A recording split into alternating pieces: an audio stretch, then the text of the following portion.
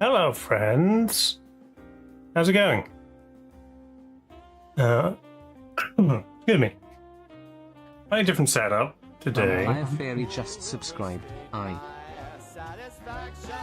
Hi, that's a good test to see if things are working. I don't think that came through the mic, which is good.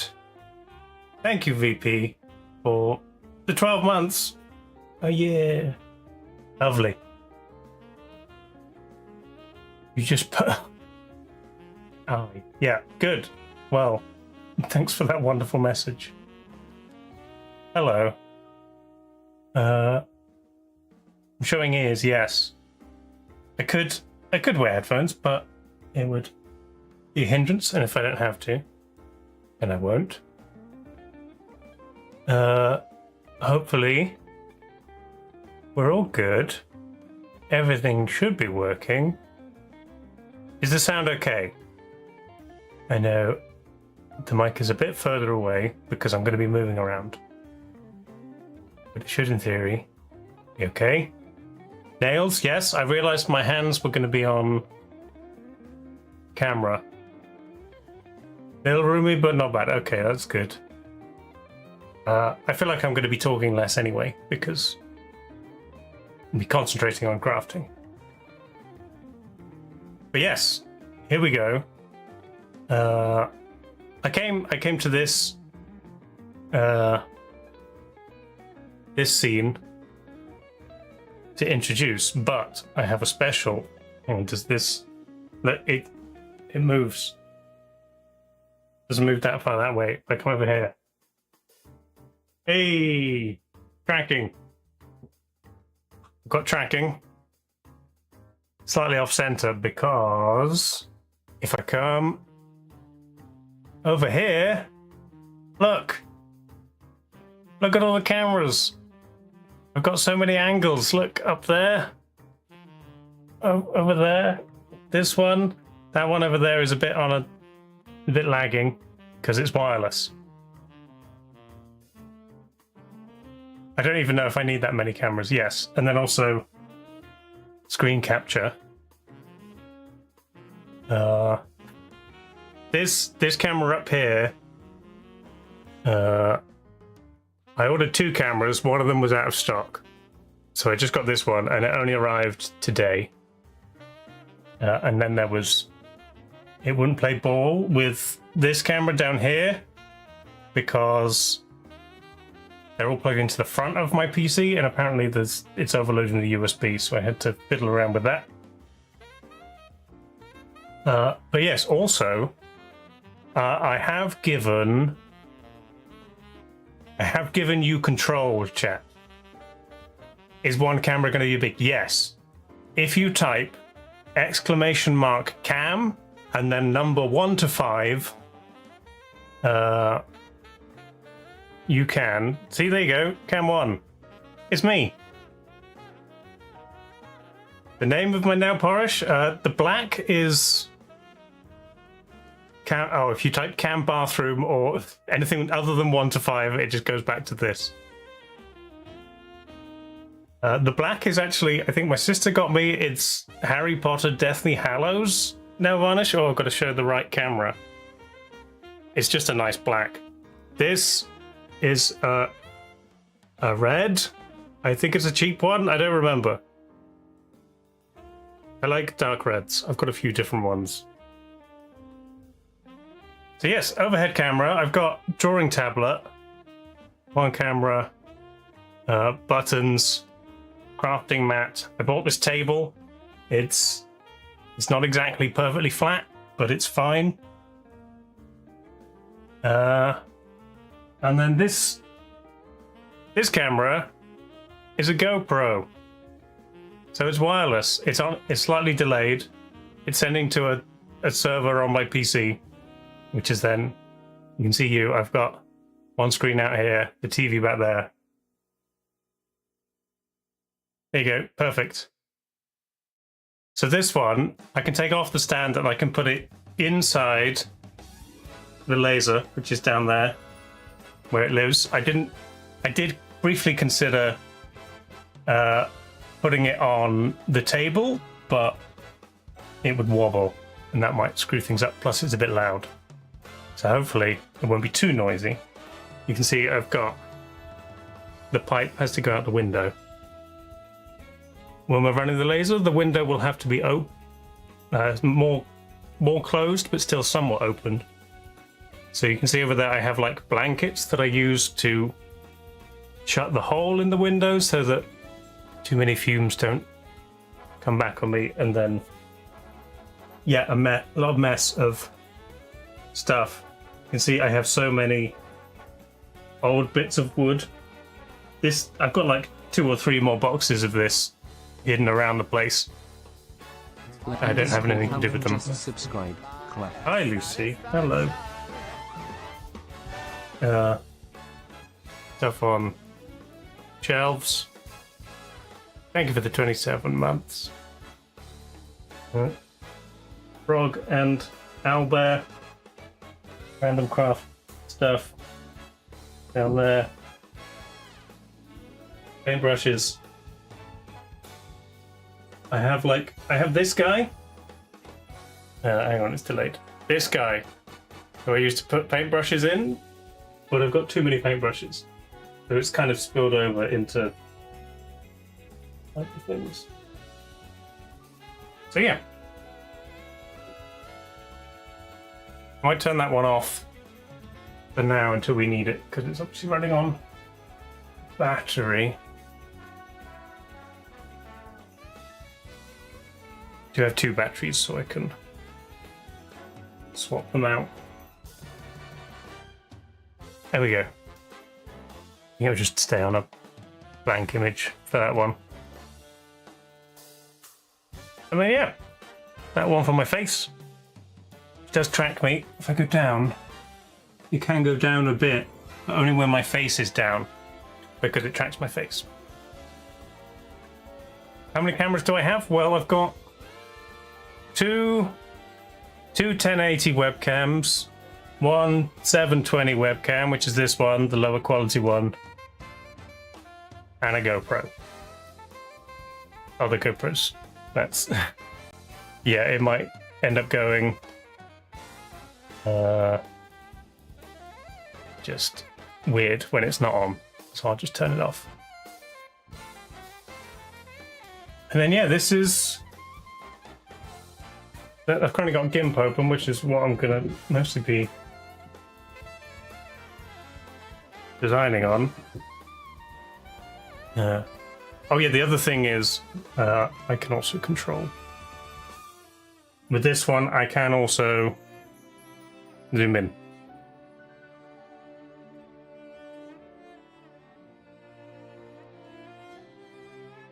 So yeah, this is the tablet I got not too long ago.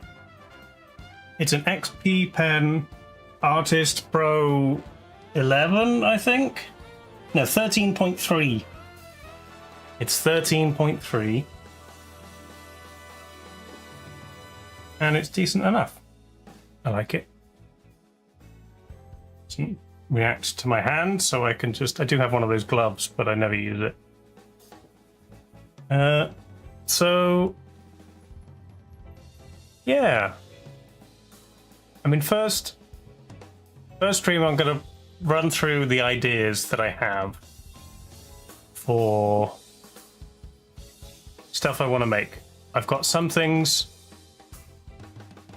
I definitely want to make. Some things maybe.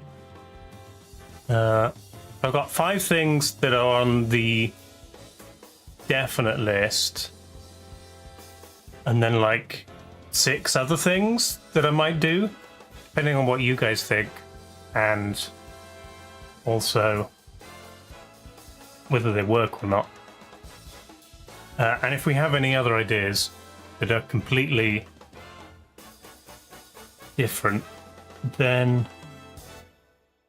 we can go with those.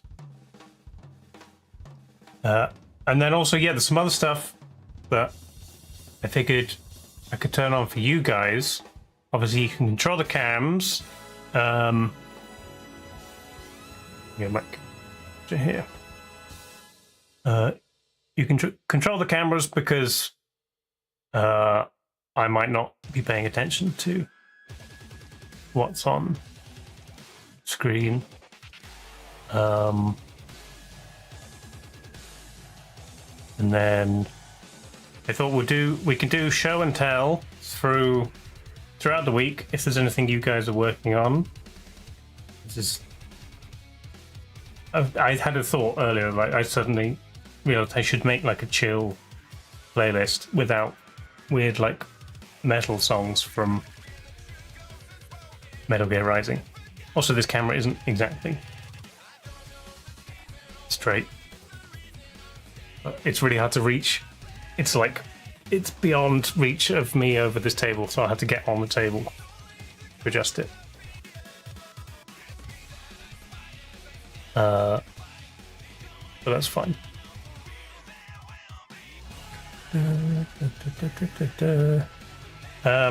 Yeah, show and tell. If there's anything you guys are crafting or have crafted in the past, we can go through that and enjoy those things. Other things we've done in the past that we haven't done in a while. There's the whole music thing. You remember when we on stream made a whole bunch of different music elements that you guys could then control and put together? Is the music a bit loud? It's quite hard to tell based on the speakers. If I turn my speakers up, then I'm more likely to know when it's too loud. There we go. With like a trumpet. No trumpets.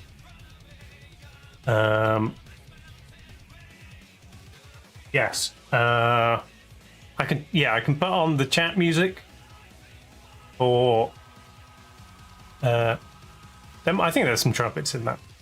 The chat music where you guys control how the music sounds. I think we haven't done media share in a while. These are probably like do on different days to keep things interesting. So I could just turn on media share, and if there's any random videos you want to play whilst I'm busy crafting, we can do that. And then the wildlife live streams that I had during the 24-hour stream, I could probably turn those back on. We could have a little window where we enjoy animals. Should be good. And then yeah. Oh, it's another lively song. So yeah. That may happen at different points throughout the week. But the things that I will be crafting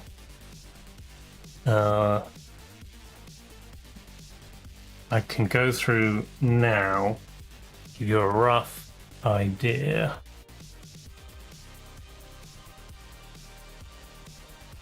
And then if we complete everything and we've got spare time, or if I become disillusioned with the crafts and need a break, or you can't even think anymore, I need to do something with less thinking, I do have the Lego thing, the big Lego ship that you all ordered. So we can start that, probably not finish it.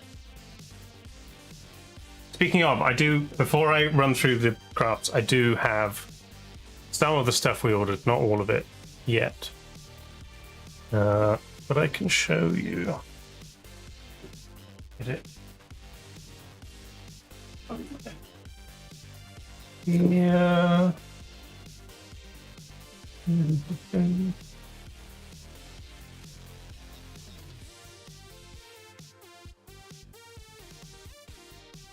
Okay.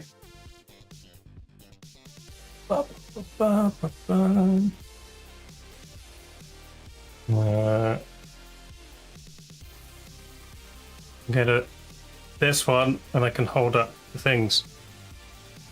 Mimic dice. They are purple and glow in the dark. We'll have to see how well they glow.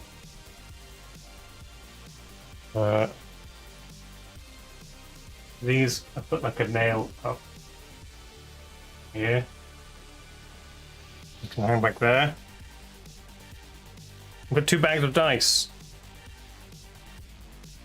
from Fennec and Finch. Let's see if we can see. This is. It is set to autofocus, but whether it can or not is a different thing. No. You can kind of see there's an owl in it. I'm trying to move my hand in the right direction. It's kind of an owl. That's a nice set. These are like the clay dice. Got skulls in. Ah, I got one. Hang on, let's try this one.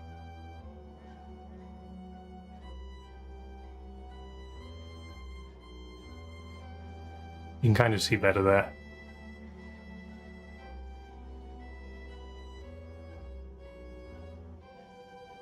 And try the owl again. D6 is probably best. Owl, there he is.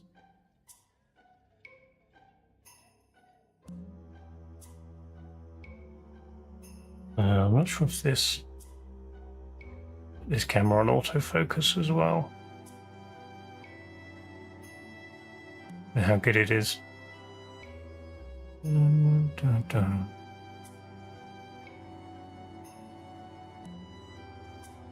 I had a thing for it somewhere.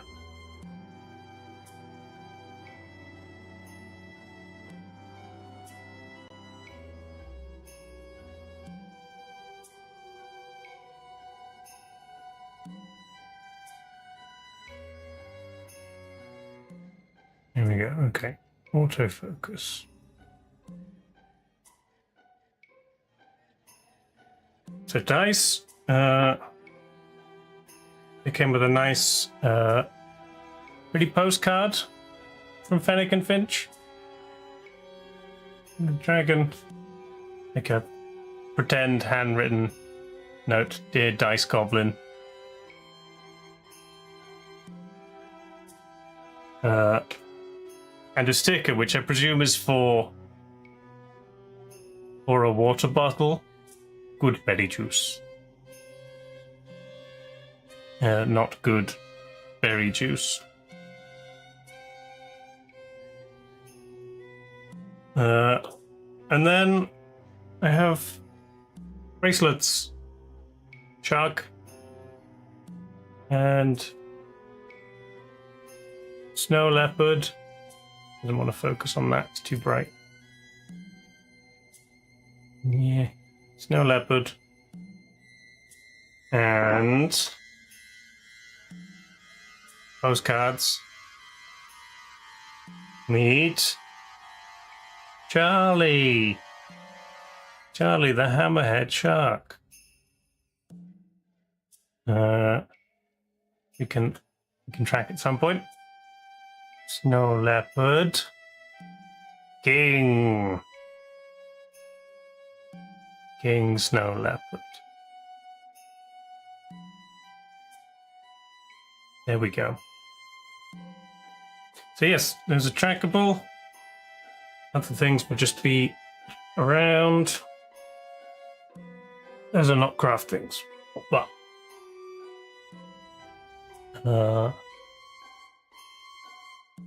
and then, so yeah, that does kind of tie in to the first thing on the list of That one. That one. First thing on the list of things to do this week: crochet. We can make a little owl.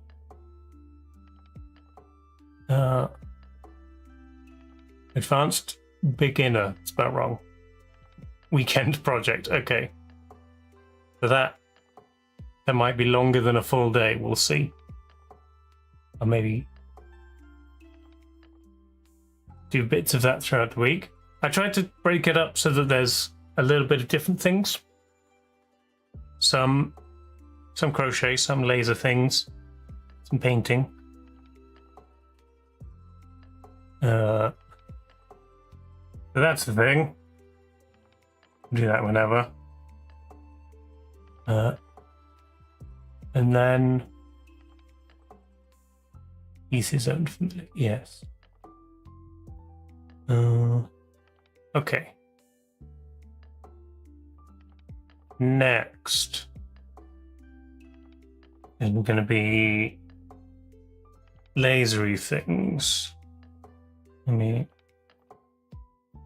get nice big canvas. Okay, canvas. Okay.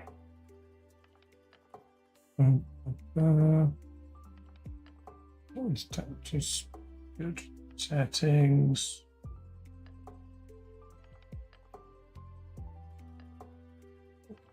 Okay.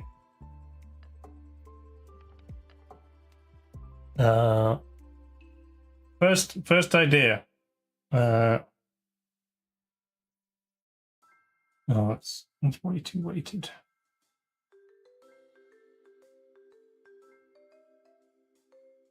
And oh no, I should just turn off the smooth stroke. Okay.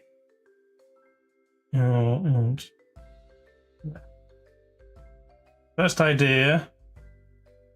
Oh, now that looks terrible. I need a middle ground of the smooth stroke so that my handwriting doesn't look terrible.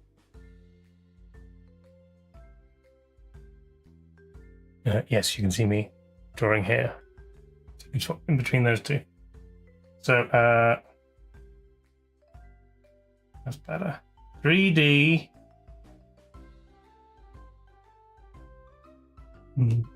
Bob Ross paintings.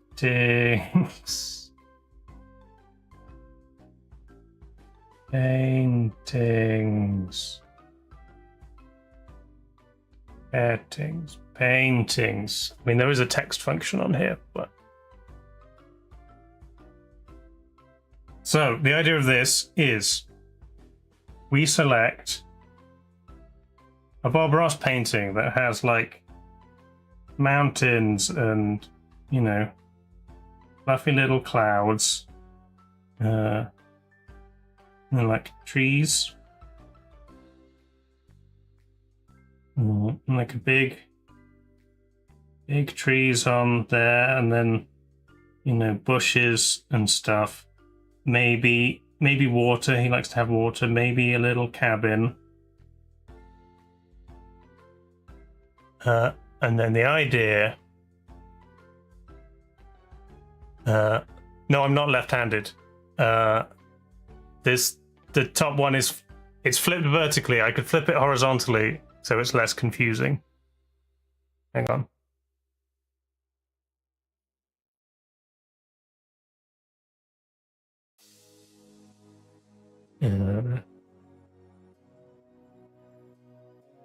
There we go.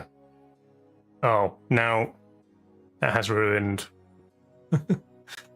Has ruined the zoom. Hang on, I can fix that too.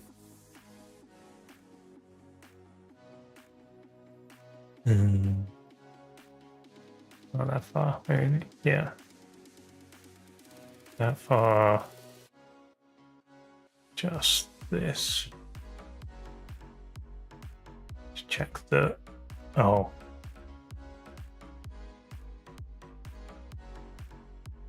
And then it's going to flip it. Okay, hang on. X minus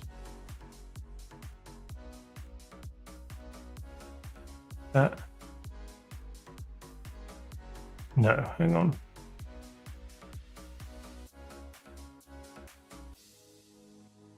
No,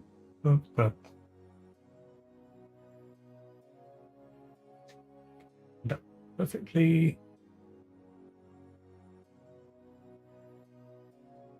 There we go.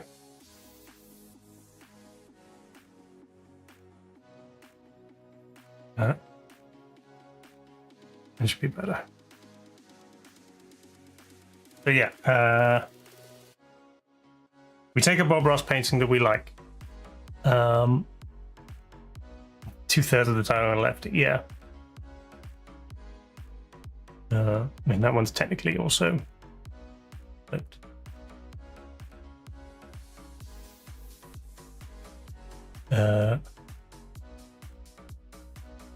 What am I saying? Yes. And then what I'm going to do is break this down in... I'm probably going to make it a square to start with. We're basically going to like pretty much redraw it. It's Bob Ross style, not specifically Bob Ross paintings. But we're then going to break it into layers. So we say like sky, and it's obviously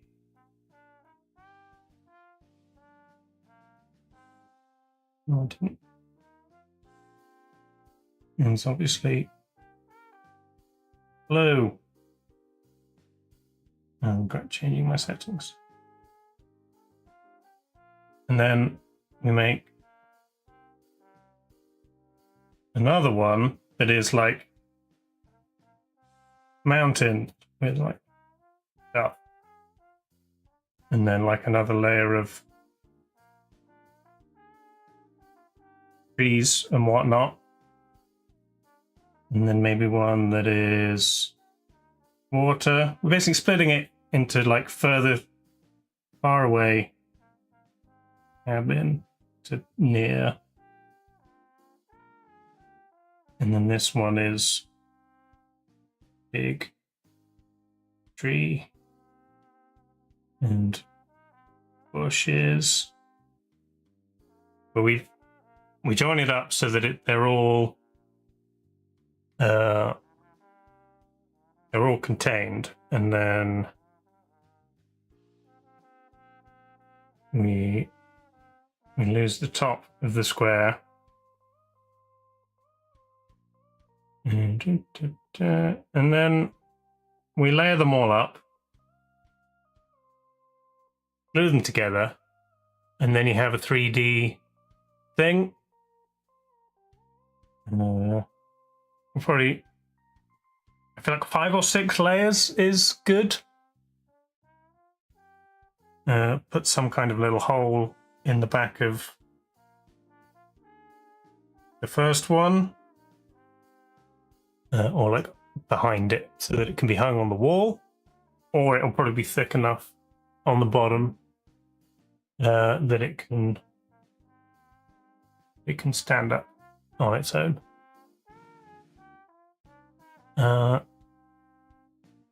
And that's simple. So what I will probably do, I think will work best for clean lines, is we do the design. I could maybe do 2 or 3 different designs, but we'll probably just make one to begin with, proof of concept, make sure it works. And then I'll take like the outline, say it's just, you know, the mountains, and we sketch that onto a large piece of wood, and then I paint it using Bob Ross's methods. I've got some palette knives to do his thing. I've got some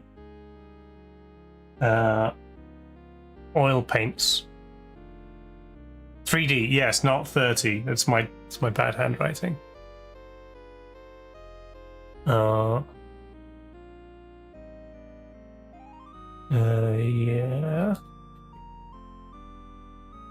Somewhere over the rainbow.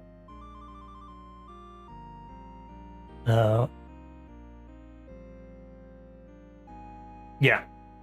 Oil paintings, which I hope work on wood. I'll have to check.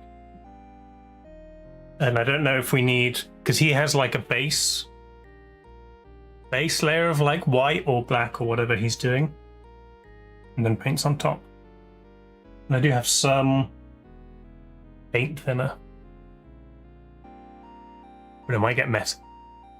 Make sure I'm wearing something. I'm gonna sneeze. I'm not gonna sneeze. I'm going away.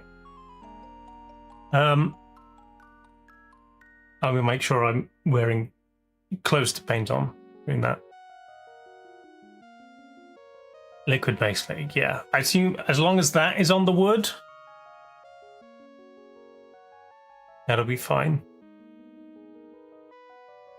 Yeah, I don't know if it comes with much. This is the oil. Oh, that one's. I should flip that camera as well. Flip all the flipping cameras.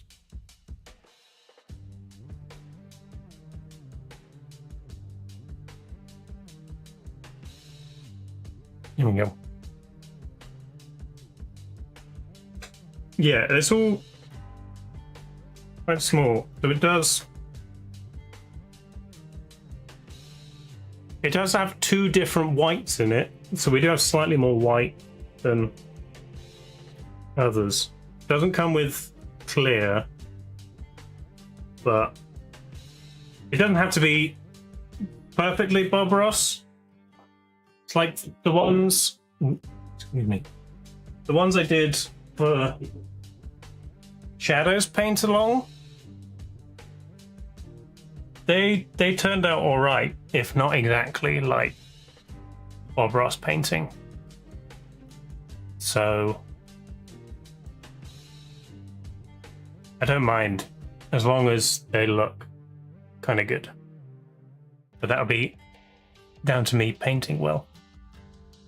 But yeah, paint, let it dry, then recut it out, stack them all up.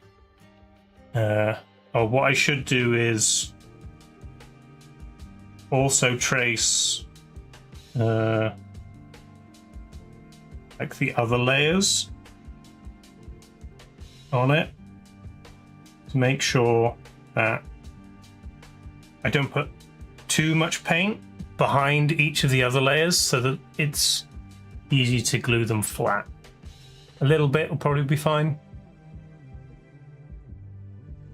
And I can always like chip it off. So yeah, that's fairly simple. Actually, the first thing is finding a painting we want to do it with. Then tracing the layers. Prep the wood, and then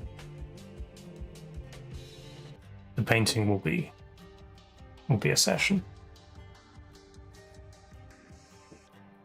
And then leave them to dry, like maybe even a few days before I can stick it together. I'm not sure. So maybe that might be a good one to start with, either today or tomorrow. But that's that. Okay, next. Back on this one.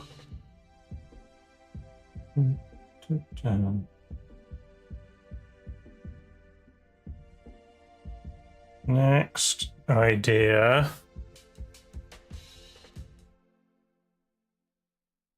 is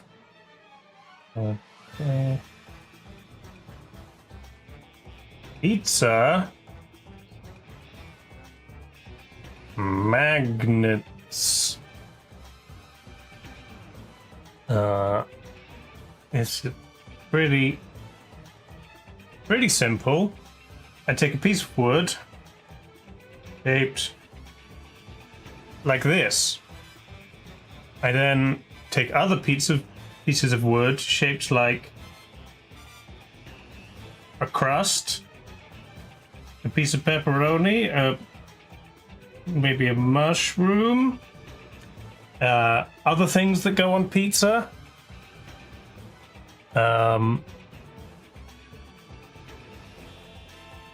Small, like maybe small things. I don't know how small I can go. A piece of pepper. We'll find things. I mean, cheese I'm not sure about. But you'll see. So basically, this, I'm gonna paint it.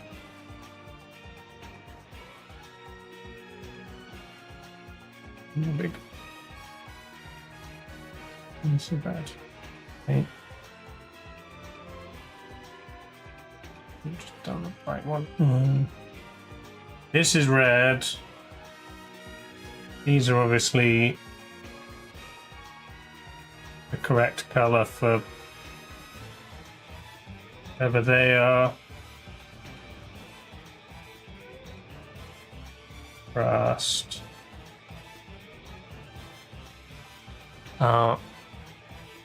But what all of these have embedded into the back is here I have a tiny box of tiny magnets, 2 different sizes. There you go. This is just like a stack of little circles, but they're quite powerful. Like even one of these smaller ones can hold up like a piece of paper on the fridge. But I think I'll probably use the big ones. And then I'll probably need some more magnets if I'm going to sell them, but we've got enough for now. So, in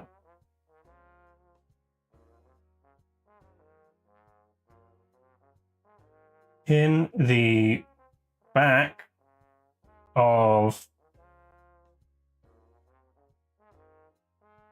the main piece of pizza are magnets that I think they will have to line up with the same spots on here.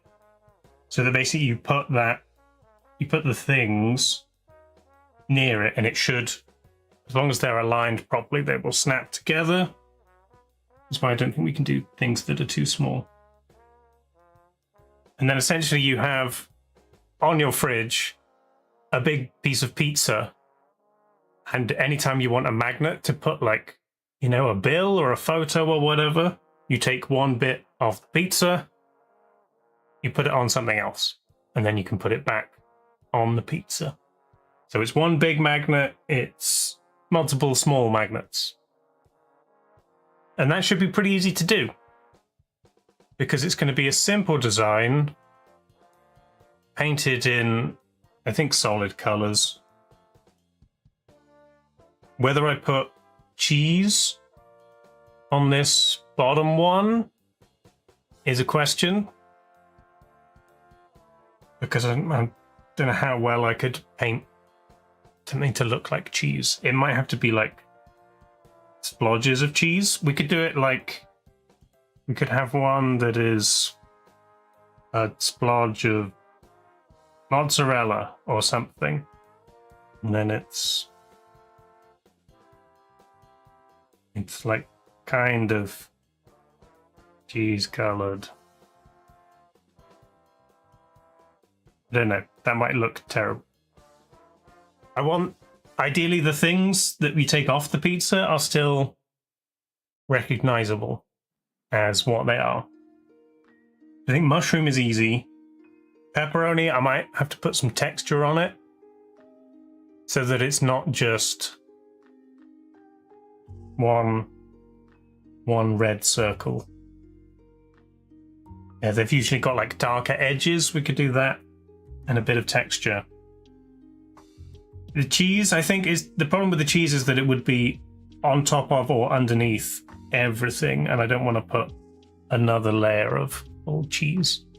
So we either forget cheese altogether, we do little splodges, or we just paint like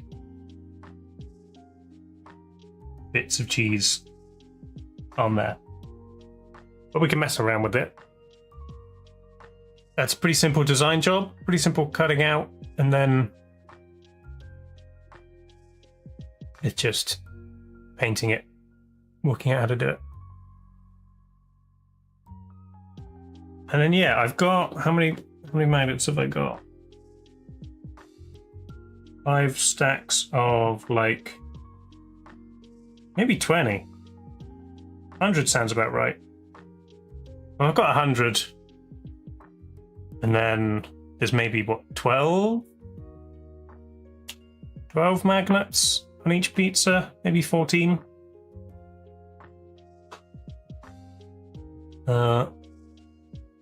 That's nice and easy. Okay, next.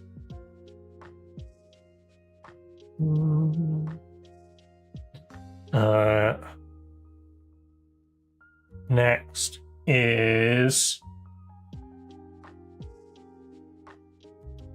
the Bug Hotel. So I'm sure most people have seen like bug hotels where it's just like lots of hollow sticks and things in like a wooden thing. But I had the idea to, what we do is we make a box.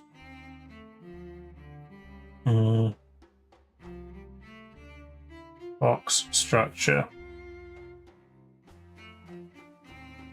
It's like this, maybe that size. Size doesn't matter too much. Yeah. It's like that.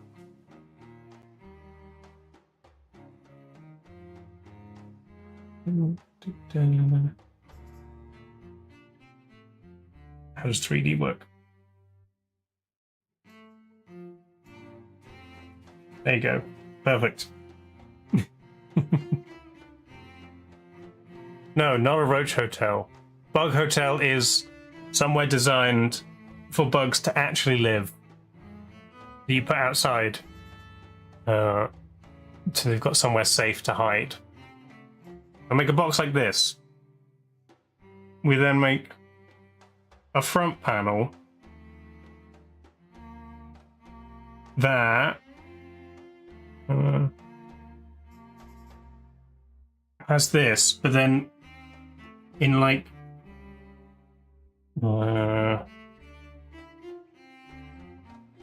it has like layers. So we have, say, like a little lamp, a chair, some kind of design element that makes this look a little bit like a room, as a, I don't know, toilet, something like that, in like in room elements that basically overlap slightly on the back structure, and that's one solid thing. Dollhouse for bugs, kind of. And then the front panel, which is on a hinge, is like a front, has like a front door, a sign that says hotel, but then into each room you have a window that you can kind of see in, but it is mostly secure.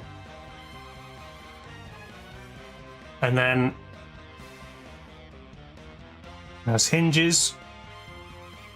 Ideally wooden hinges where you get like a circle of wood and a kind of arch thing, sand down the edges, and it should, in theory, work. But the idea is that you take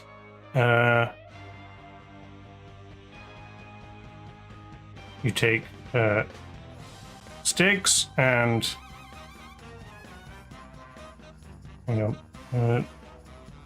leaves. The leaves look like, and like hollow bits of log. You put it in here, secured by the front, and again, like the Bob Ross thing, we put like holes in the back so that it can be secured to something. And then you take things from your local environment, put it into the rooms, and then it's a bug hotel for local bugs to live in. And then I want it to be as natural and non-toxic as possible, that it's good for the buggos. Yeah, the windows, the bugs can get in through the windows,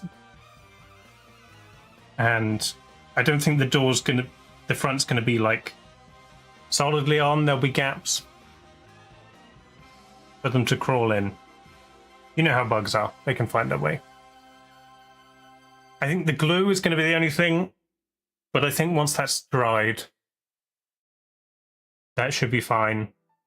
I've got some linseed oil and some beeswax to try and weatherproof it slightly, but I think I'm going to recommend it not be like just outside in the elements. It should be undercover if possible.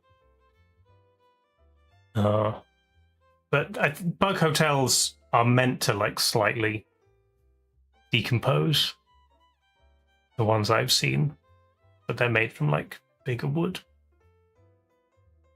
So yeah, hopefully that works. And again, that's mostly a design thing, and then we draw it up, stick it together, make sure it works. So that is Bug Hotel. And then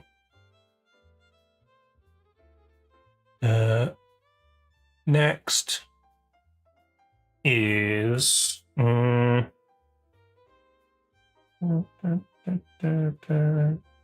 Forest Spirit. These are the cute things from Princess Mononoke that have a Japanese name. Not Tanuki, those are the raccoons. The forest spirit things that look kind of like this. Kind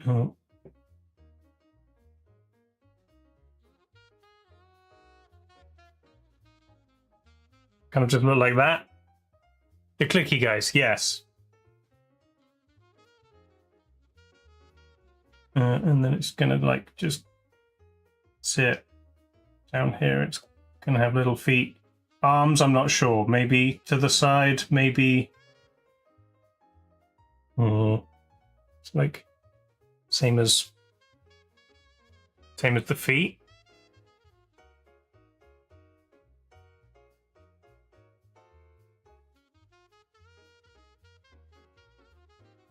So kind of made up of layered wood. Kodamas, yes. But one thing that they do is they kind of twist their heads and then they spring back and rattle. So You pull them like that way or that way, kind of like a wobbly head thing. So the idea is that these are secured by springs, probably one on either side, attached to the head,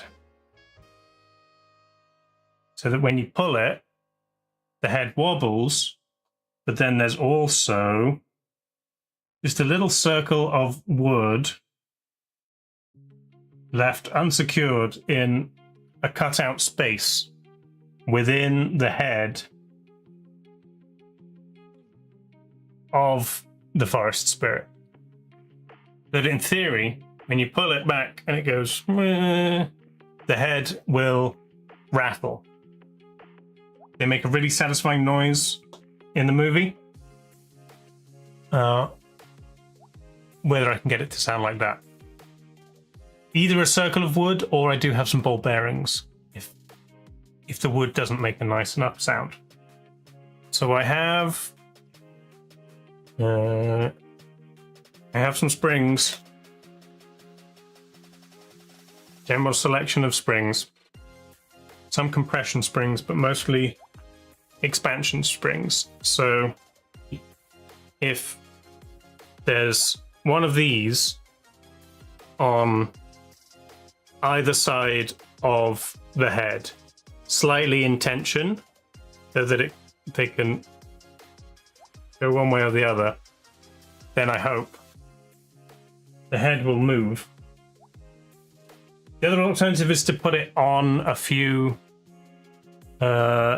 expansion springs, and then it'll naturally just kind of be wobbly.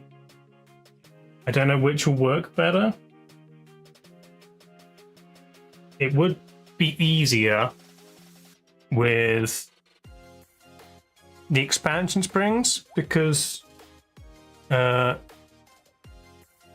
this one there will need to be a hinge point in the middle that the head can rotate around, which I thought of doing with wooden dowel,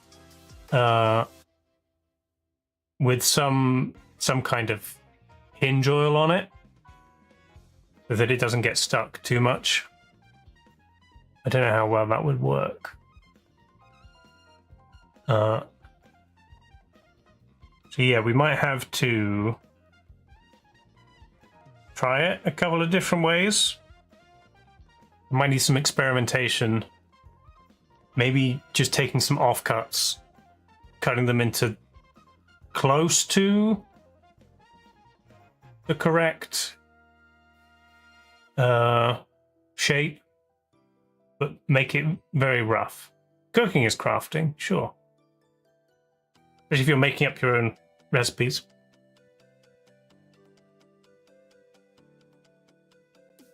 So yeah, those are the 5 things I think I'm definitely going to try. See if they work. Forest Spirit, Bug Hotel, Pizza Magnet, 3D Bob Ross, and Owl Crochet. And then my other ideas. Good week, yes. Well, other things. The thing is, I have a list on my phone of craft ideas that is maybe 100 different things at this point that I don't know if I'm ever going to get around to. Some of them occasionally do. This is why I force myself to do this, just to make myself get through some of my ideas. Next. Dragon. Dice. Roller. It's another spring one. We get legs. This is going to be a really bad drawing of a dragon. tail. They look like a weird horse. Dragon. This is not the important part. And then dragon head. Dragon. Oh, that's bad. Hang on. Gonna look like a weird dinosaur for a second.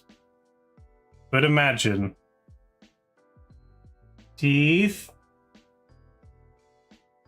The idea is that the mouth can open, or basically is possible to fit any number of dice into the mouth, either because the jaw is articulated or the jaw is fixed and like the teeth are designed in a way that they accept the dice. I don't know.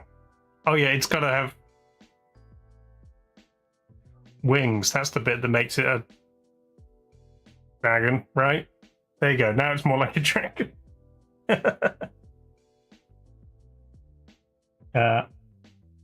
But yeah, the idea is that you put a dice in the mouth, you pull back on the head, it comes backwards, and then when you release it, it spits the dice forward.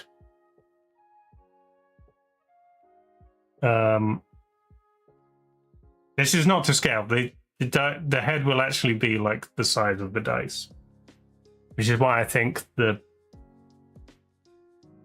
jaw will have to open. But yeah, so this one I'm not quite as sure how to do it. Maybe the hinge pin there, a spring down that way so that it pulls forward. Only one dice at a time. Yeah. It's an individual. I think as long as it can fit a D20 and then the others are like a bonus. But I haven't thought about what kind of mechanism makes it release the dice when the head comes back forward. Something about this. Let's say that's maybe there's a compression spring pushing the mouth closed. But that all moves with the head. The head pulls back. When it goes forward, maybe just the momentum fires the dice out? I don't know.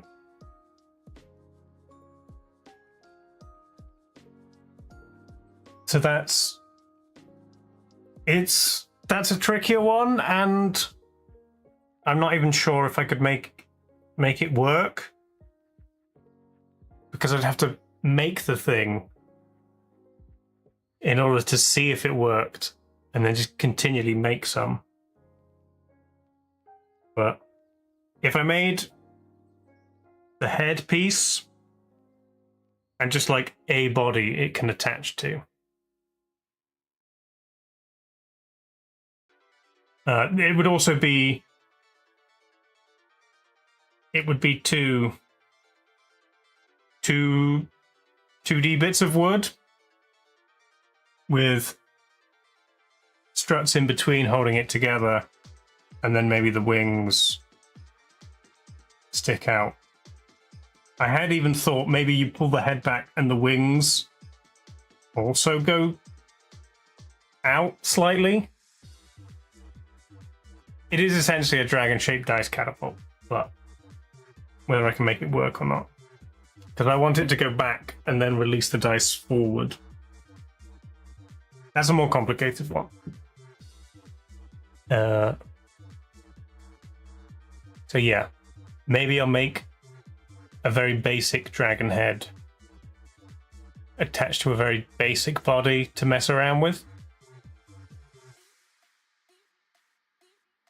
And that maybe not for this week.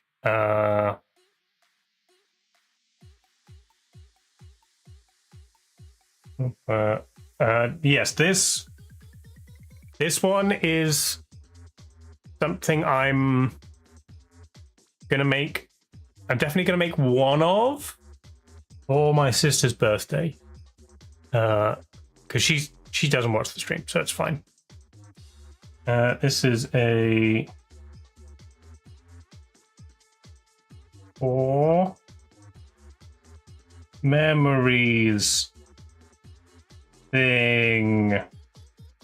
This is from Inside Out, which is one of my sister's favorite movies. There is a thing that comes up out of the ground and holds the core memories of the girl in the movie. So, and they're like these different colored. Oh, hang on, let's just.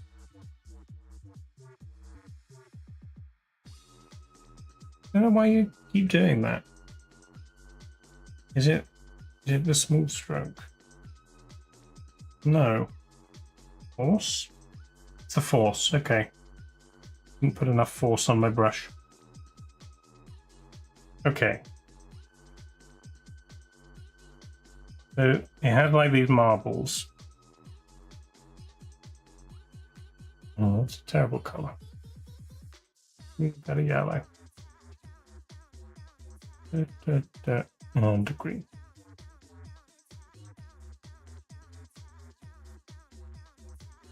So it's basically it looks kind of like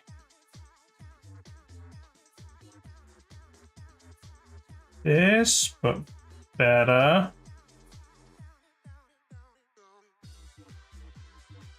And then it's white. So I have hang on, this camera. I have marbles. These like matte tumbled marbles of different colors. They're quite nice. And the idea is to just make this thing that you can put marbles in. In the center will be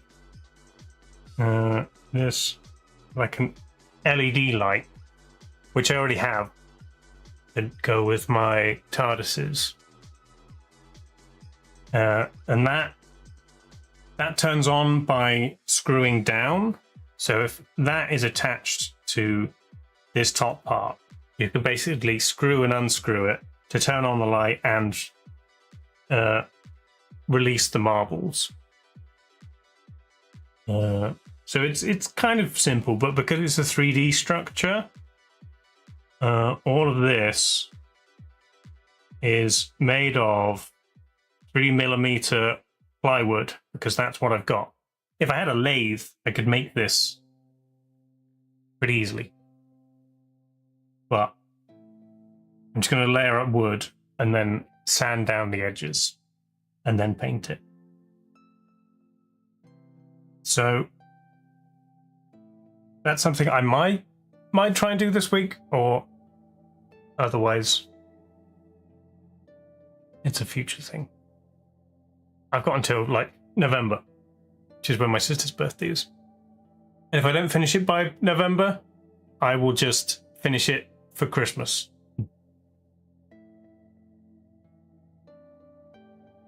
And that'll be fine. That's a possibility. Oh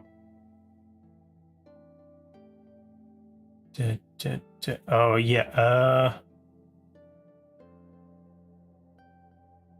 This one I've had for a while. Oh,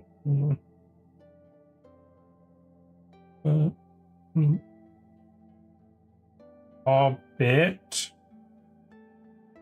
door. It's just a Hobbit door. It's a circle. It's got a doorknob. It's made of like panels. It's got a frame. It's in like a dome thing. There's maybe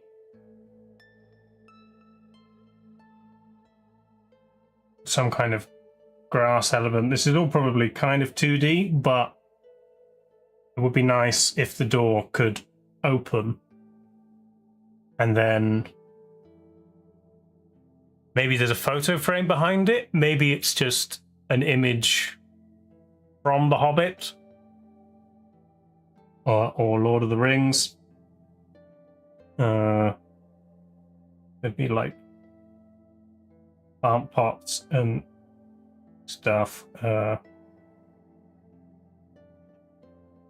Bench, I don't know.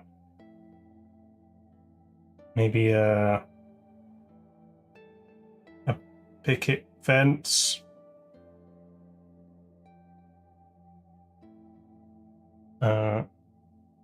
Again, some kind of hinge that makes the door work.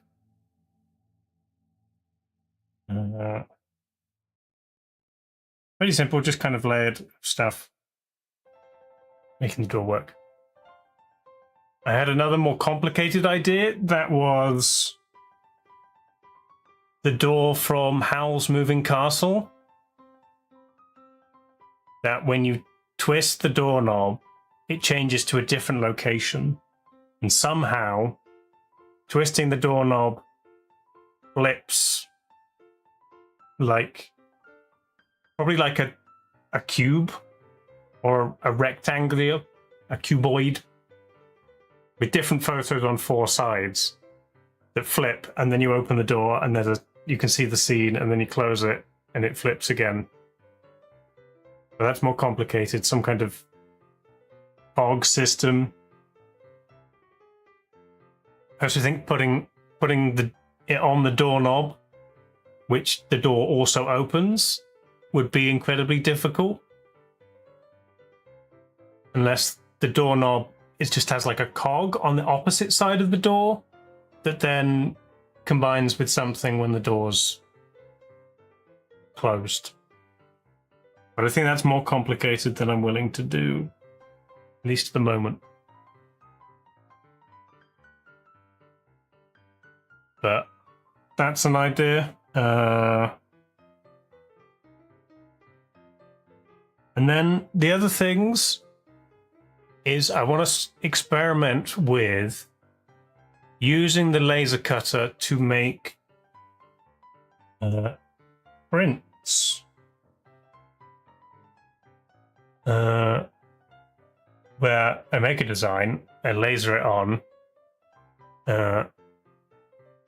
I cover the top with I've got like rollers for like screen printing. You just like roll paint or whatever over the stencil and then try doing that kindly. So there's one idea I had where I get a piece of paper that is, in fact, a page from The Lord of the Rings, which I have an old secondhand copy, beat up, full book of all 3 Lord of the Rings books. But then onto this paper, we make a print. Maybe, I was thinking maybe 3 different prints, but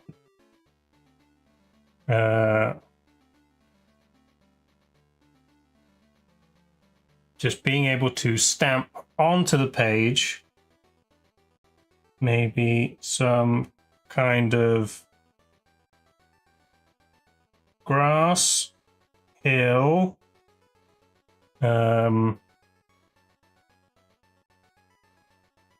then like what this comes up? The figures of the Fellowship. This one's got a pointy hat. That's Gandalf. Here's Bill the Pony. And then maybe on this side there is Mount Doom, or the two towers you have. You have one on this side with the big eye. And this one you have. What's Sarum? Is it Minas Morgul? The Minas. No, is that where the Witch King comes from? Saruman's tower. And then, I don't know, something in the middle, maybe Ed's. Who knows? The Sears Tower. Yeah, that one. Or Thank. Isengard. Yes, Isengard. But yeah, something for the 3 different ones. I did a few tests of things. It kind of works on wood. I do have some. What's it called? Where did I put it? The stuff that people do carvings on for prints. I can laser directly onto that, but it smells pretty bad. Lino, yes. So I can either like do outlines using the laser on the lino, and then do a bit of carving myself, or I can just try it on wood. And then the other thing I did, I also have fabric print that in theory I was wondering if I could do onto shirts, but it's not like the neatest thing. But I did find some canvas bags. The lino in lino print is linoleum, yes. Use like carved designs into it.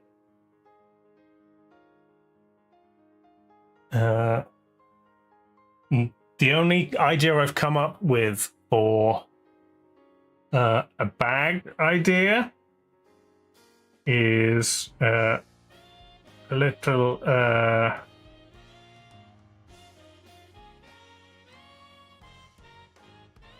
a little hand coming up, and then it says on the bottom, Baggins, like when Gollum's being tortured. And he says, Shire, Baggins, and his hands, like, which is a little dark, but that's literally the only idea I could think of to put on a bag. But if we can come up with something else, we could do that.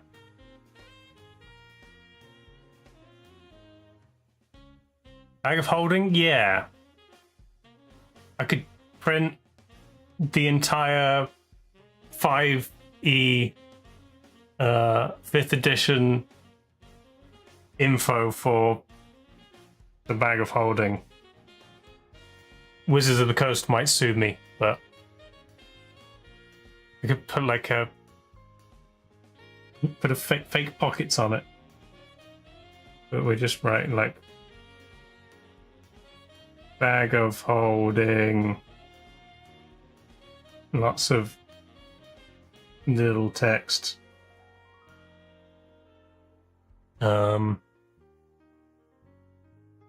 What's it's got in its pockets is, yeah.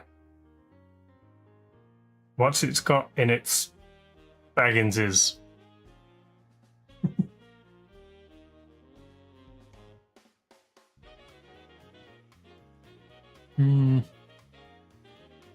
But yeah, prints for that.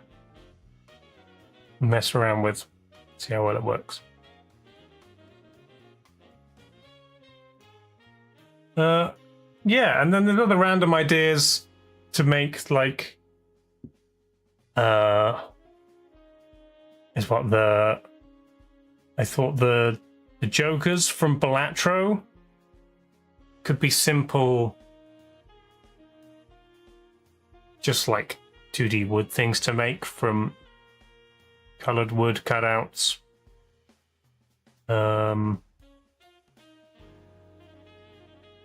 I had an idea for ages that was I've seen people with like fighting games where you get two like little wooden people attached to the board, and their like limbs are loosely tied so that they like move, and you have like arms with like a sword and a shield, and they for heads they have balloons, and then you fight trying to pop the other person's balloon.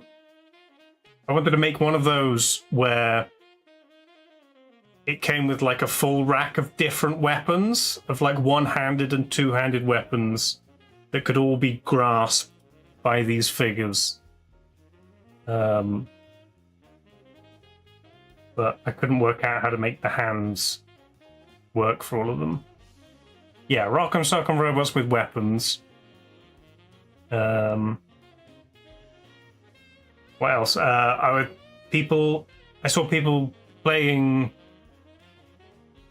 making their own like big versions of Catan, like the hexagonal plates, and I wondered if I could put like little sheep, mountains, trees. So one, wool, wood, stone, clay. So how do you do clay? Bricks? Like ones of those. Again, you can put magnets in it so that they nicely connect. But that might be for another time. And then other random stuff. We said we'd make a pride wheel pin. Wasn't that a thing? Which I'm still describing all of my ideas. We haven't started crafting at all. Yeah, just, I mean, I could make a circle with pride colors on it, and don't know how to make it spin. You need some kind of pin attached to it. That might be tricky.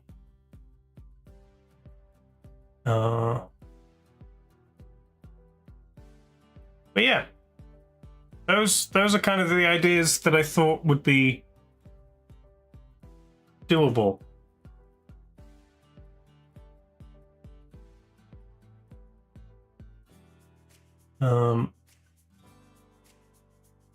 So yeah, the ones: Bob Ross paintings, pizza magnets, Bug Hotel, Forest Spirit, and the owl crochet. Long rivet, yeah. I mean, it's things that I'd need to work out how to do and then buy stuff for. So that's probably not a thing I can do this week, but yeah, 5 things I definitely want to do. So we'll start with them and we'll see how it goes. So, I guess if we said we'd start with Bob Ross paintings. Yeah, the Forest Spirit Raven is a little spring-loaded thing with something rattling around in its head, so that in theory it wobbles like they do in the movie Princess Mononoke. So attempt to do that.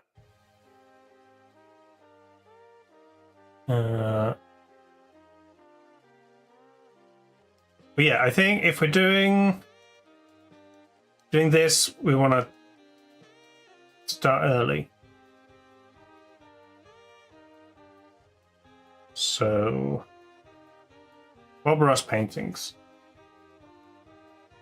I guess we find one to style it on.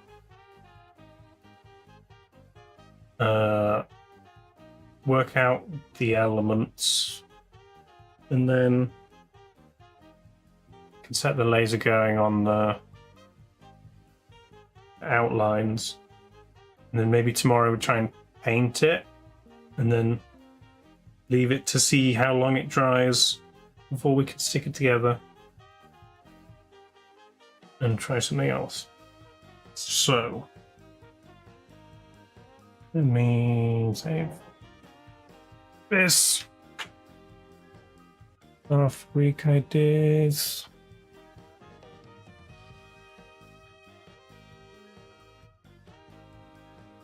Need a new one. Right. Then what I want to do is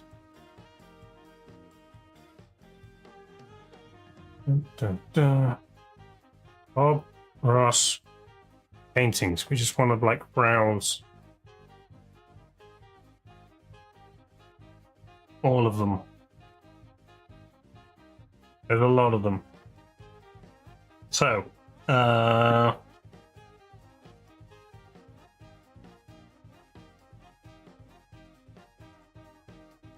see the ones that have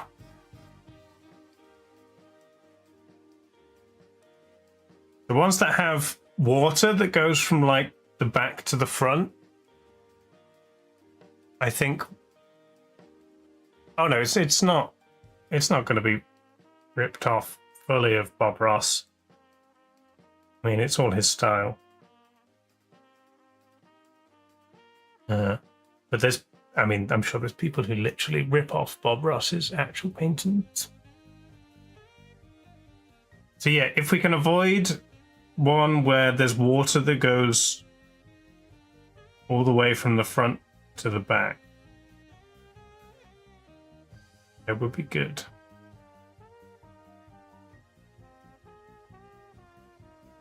I guess it doesn't matter if, say, there's water and then there's trees on either side that don't connect. Some of these aren't actually Bob Ross, they're like other people's own ones. Is there an actual website where I can see all of them? All paintings done by Bob Ross. Here we go.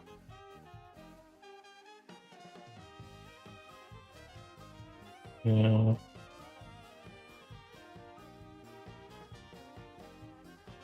So I want sky, mountain, faraway trees, near trees, and then probably water in between.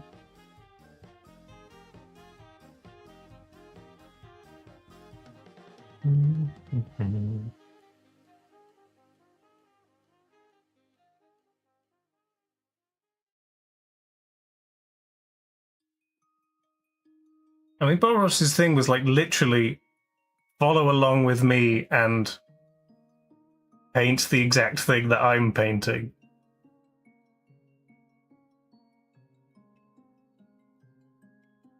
The people who own his stuff, if they're suing, that's like antithetical to his whole thing.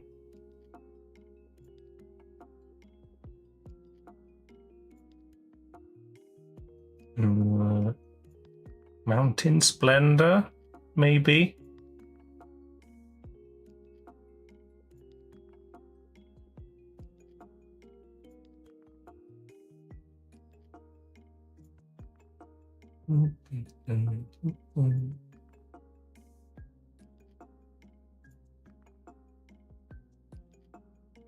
Range. I did that one. We did Northern Lights with Shadow.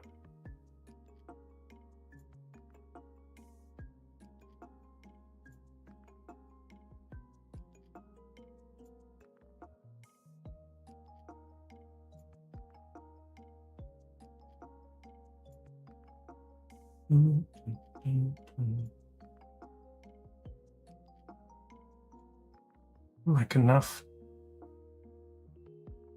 distance that it's worth layering, but not too much.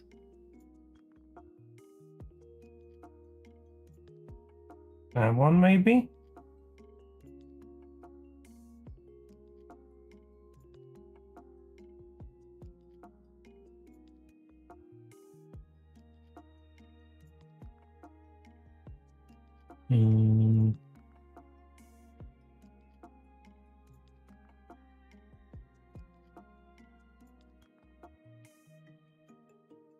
Ones that are like more cut off into layers than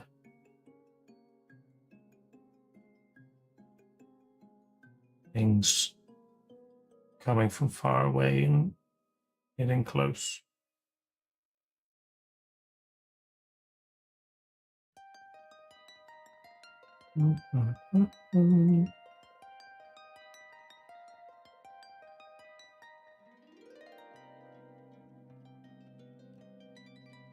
That's the kind of thing I'm thinking. I think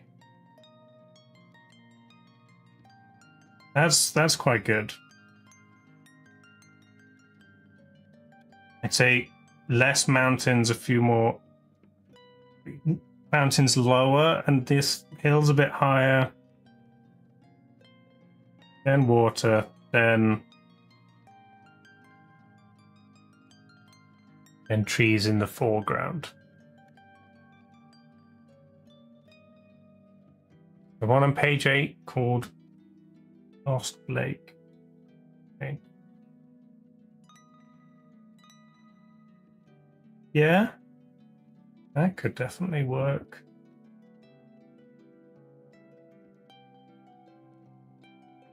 I probably change it a bit so that maybe there's something more right in the foreground. You just have trees and bushes, and a few far trees and bushes, because that would be 1, 2. You do the water with that 1, 3, 4, 5, 6 layers. Yeah.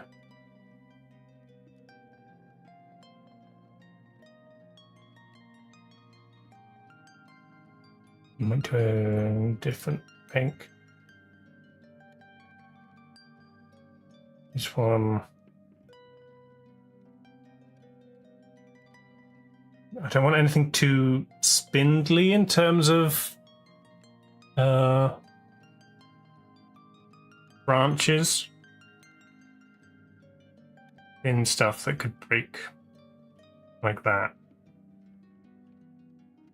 Maybe put more of that, be like that on that side.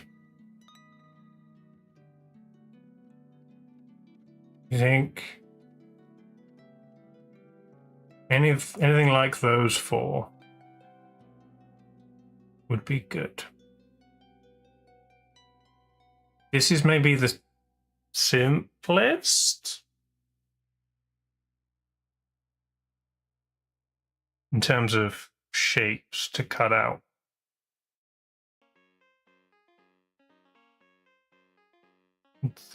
That's not the full.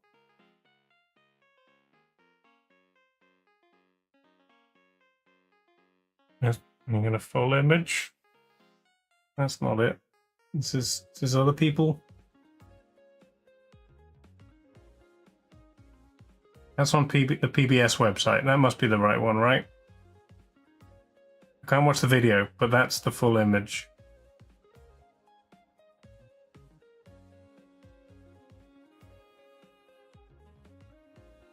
Okay. Sky, mountains, hills and water, big green trees, small green bushes.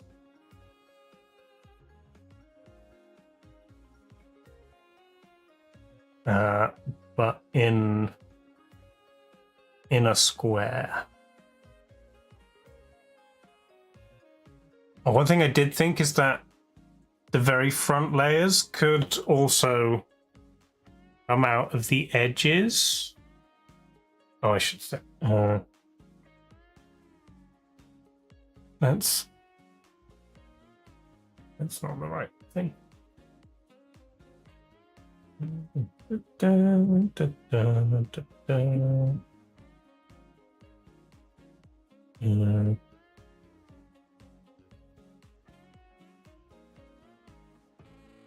Oh, I put it on this button. There you are.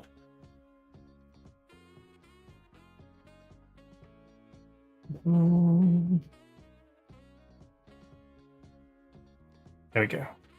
3D Bob Ross painting.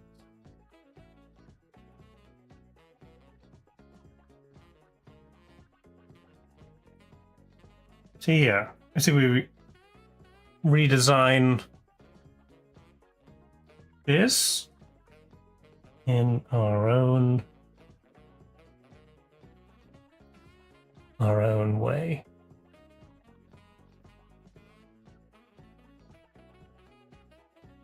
Okay. It's over here.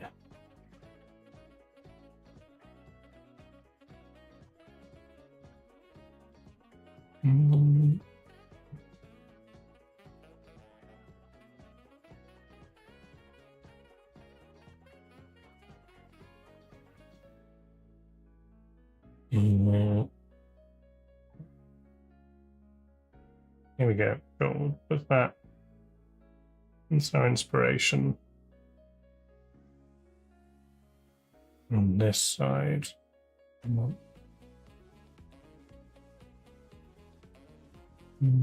Next is that.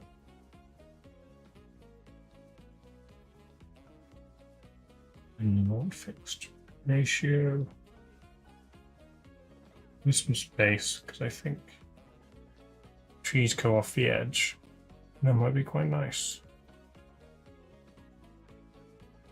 The rounded corners.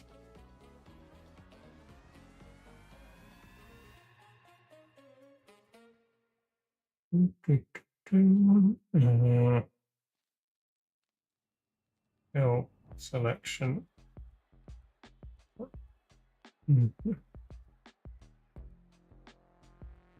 Stroke selection. Okay. You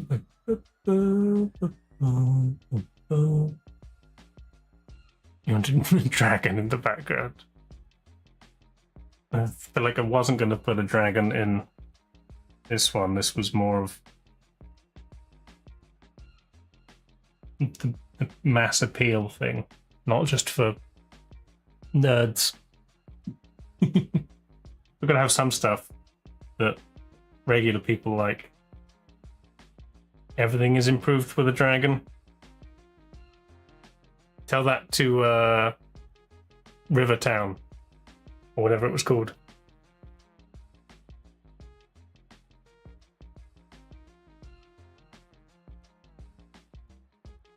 Lake Town, not Rivertown.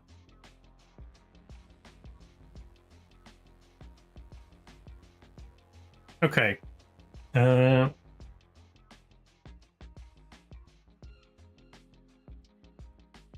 So this is where Bob Ross just does it with a palette knife. And I'm drawing it. I'm not gonna quite get like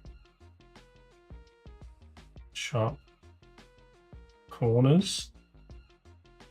Smooth stroke on.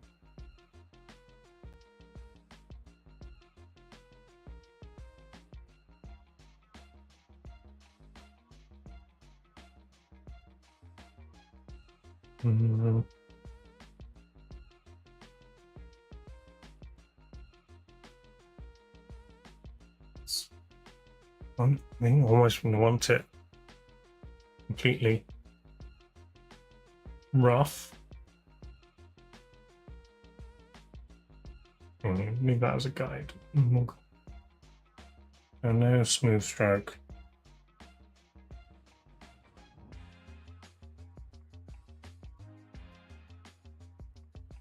That's too sharp a point.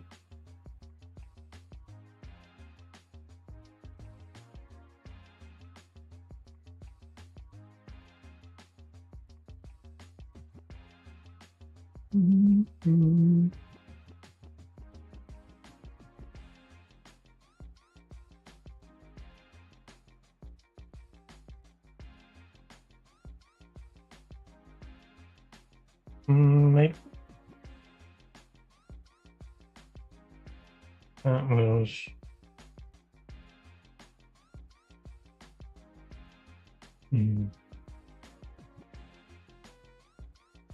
Yes.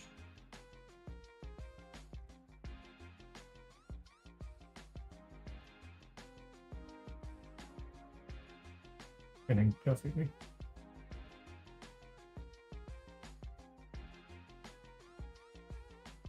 No, I don't like this point.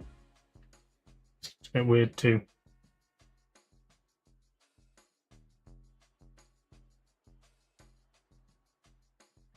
Okay. We'll go again. Bob Ross Mountains, yeah. Not dragons, yeah.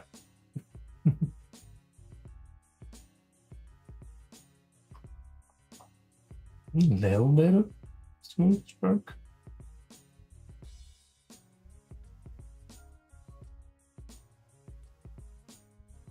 It's like when he does it with a palette knife, he's almost get more straight lines. Straight lines better because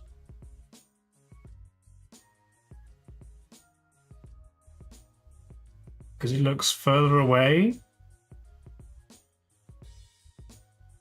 I'm getting this wiggly bit. I'll have to. When we get to painting, I might have to actually watch a little bit of Bob doing it. Okay. Go.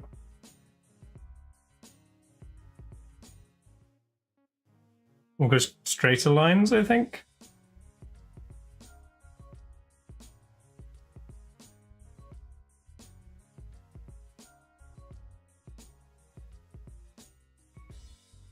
Okay. No, it's too steep.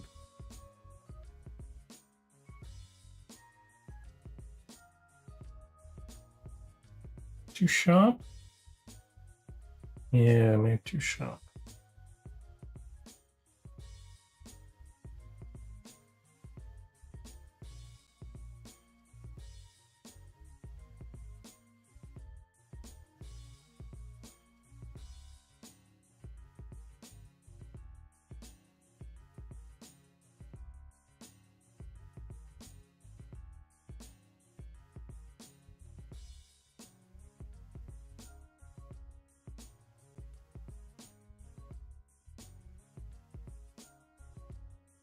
Maybe better.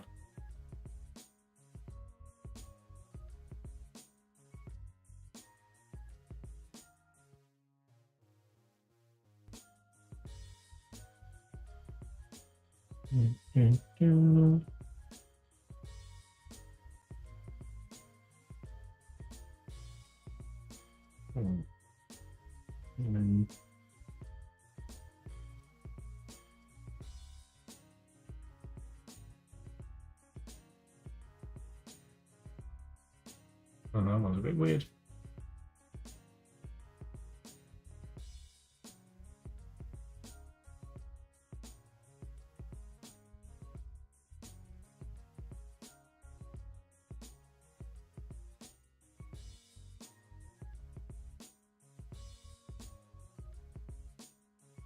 Yeah. It's weird. I'm going to be doing the paint with the palette knife, but then I'm cutting over the top of it. So I need to make sure any details that I can see are beneath the line.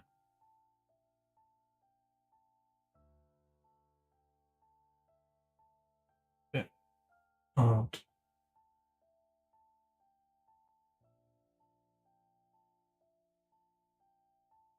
That's better.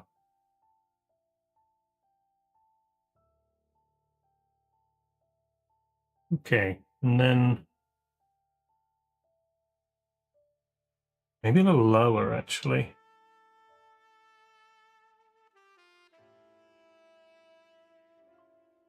There's a little bit more sky.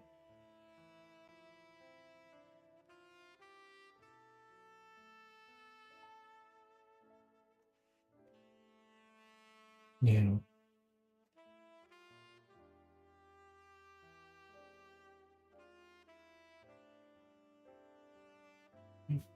Don't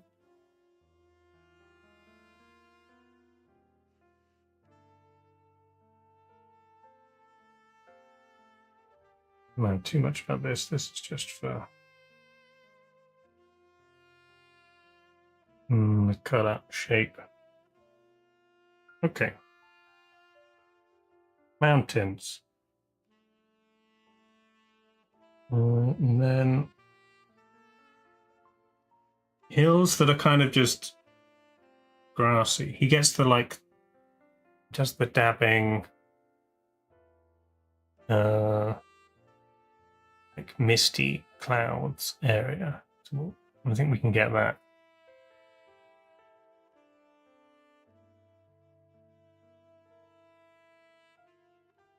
This one, I like smooth hills and combined with little jaggedy brushstroke greens. Which is going to be cut in, but then painted.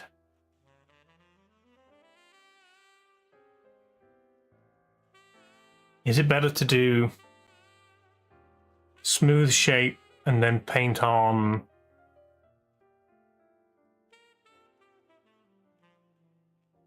that? Or you want a little bit of spikiness to the hills?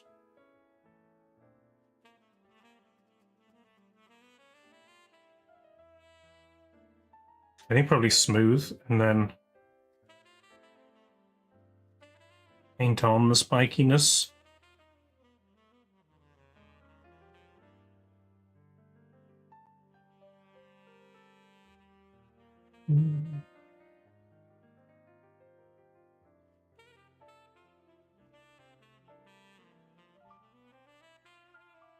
Oh, that's kind of what he does.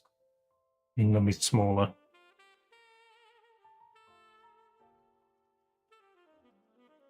One bit below.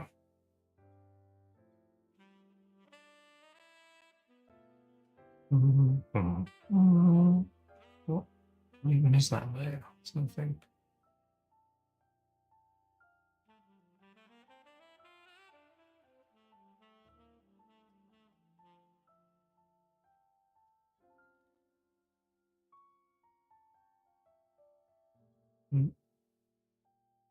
Where's my guide there?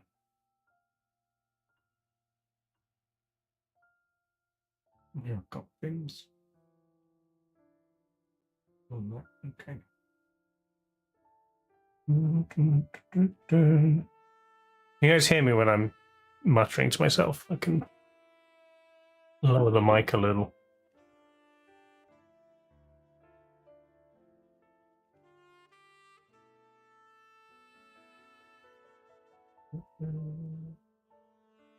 You can hear me? Okay. That's fine. It's not like I'm saying anything interesting or important.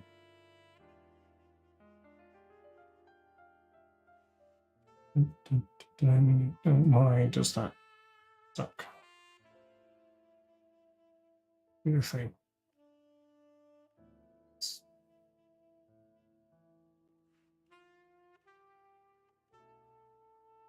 Okay.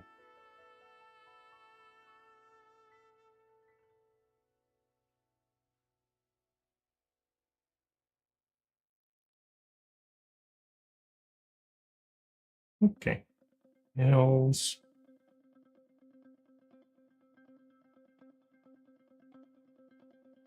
And the hills go down into the water. That's fine. And then we're doing trees.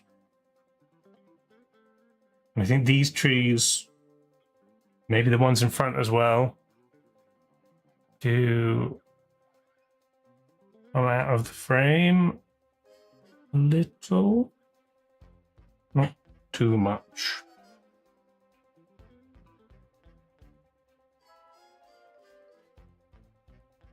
But again, I think going like smooth round where the things will be.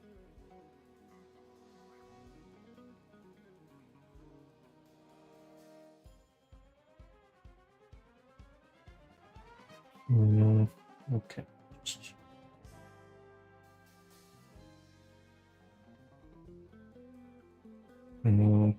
Does it straighter? Straight, but not too straight. Okay.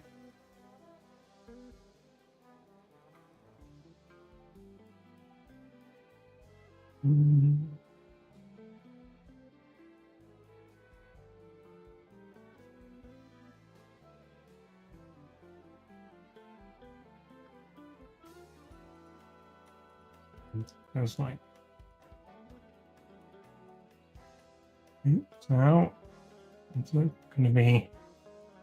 Oh, that's too weird. I need to.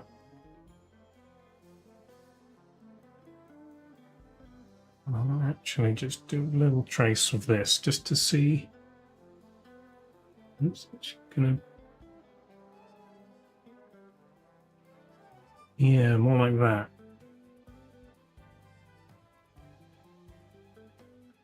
Okay.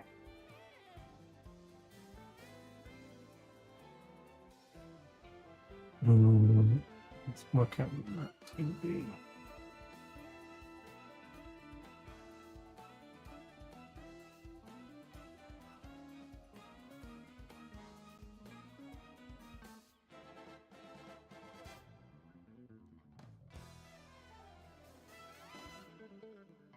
Big.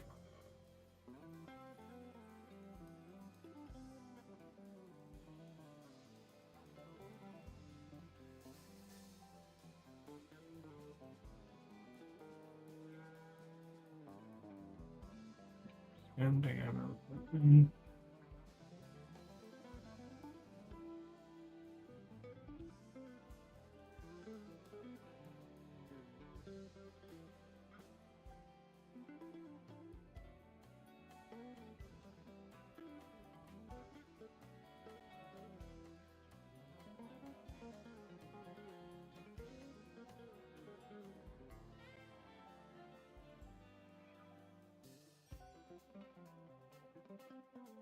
No, at some point it's going to be hidden behind a bush. So like,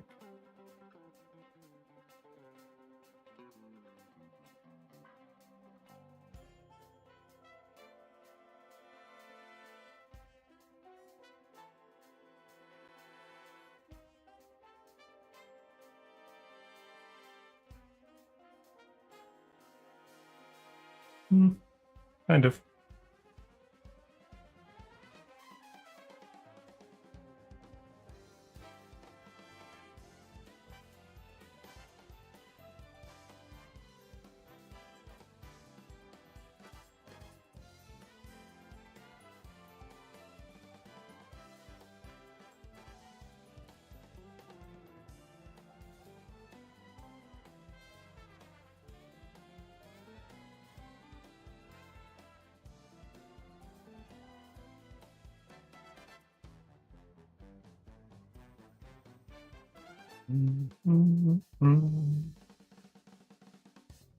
Happy little tree.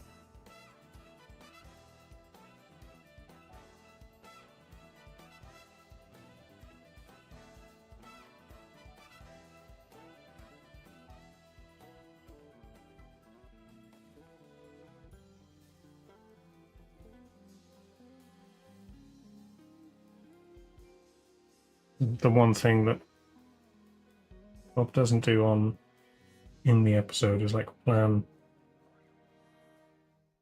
and where he's putting each limb, it's just kind of brushstroke. It's almost like the opposite way to go about drawing one. Okay, I think what it actually needs is more body around the bottom, because then that's going to be, it is going to be all like layered with brush strokes. You like my muttering? Okay, good.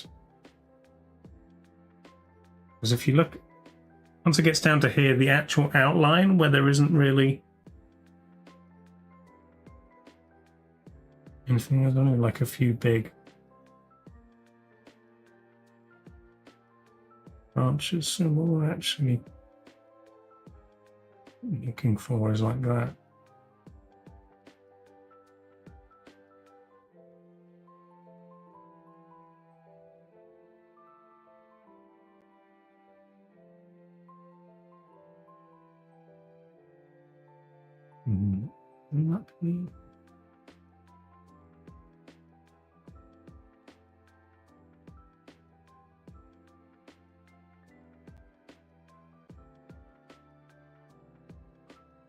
Okay, so if we fill all of that in.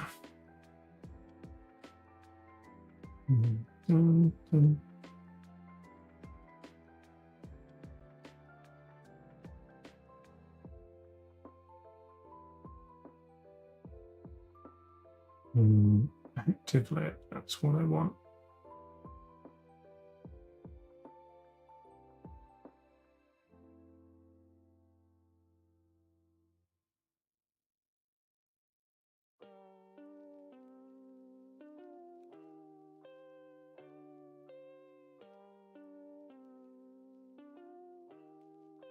Actually kind of slow and kind of bad.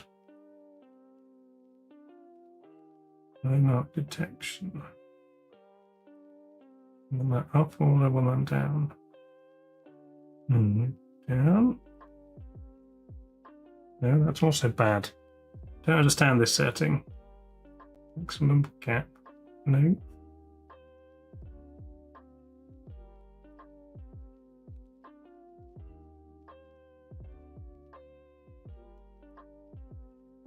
Understand.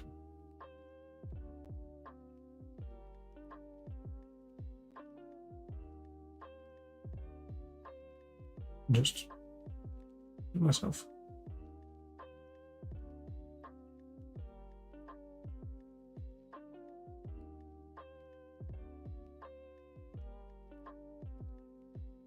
Just coloring in.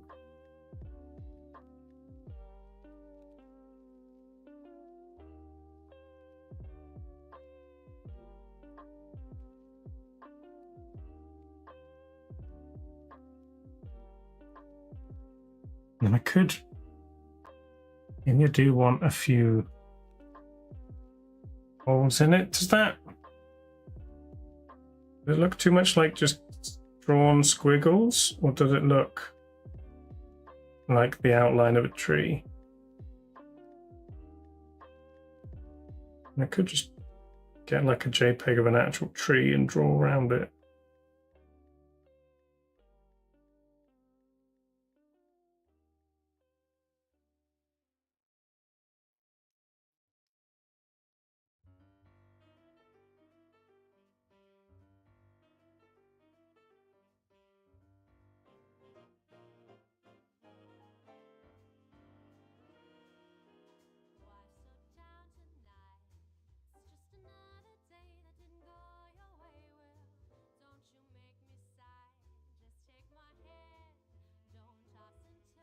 This bit of the looks like it's missing one of the log in here.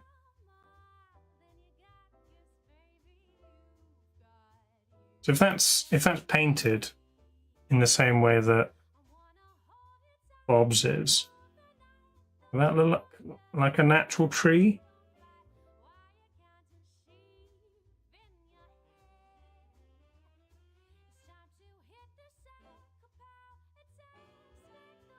Yeah, ignoring the bottom, because the bottom's going to be covered.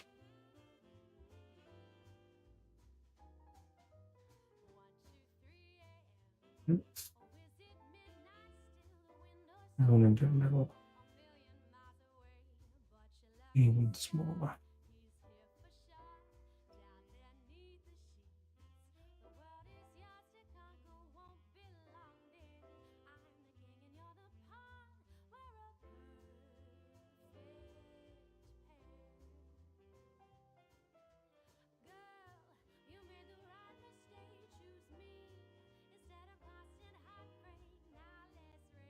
Find that west like that? Okay. And see that's where we are.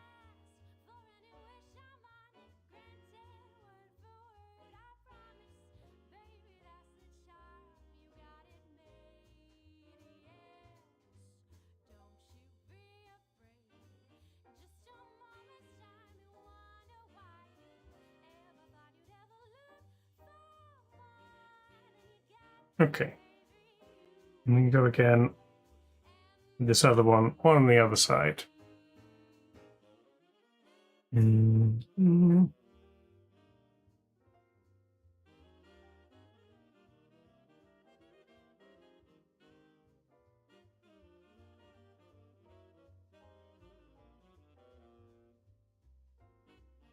Good. Trying just to start.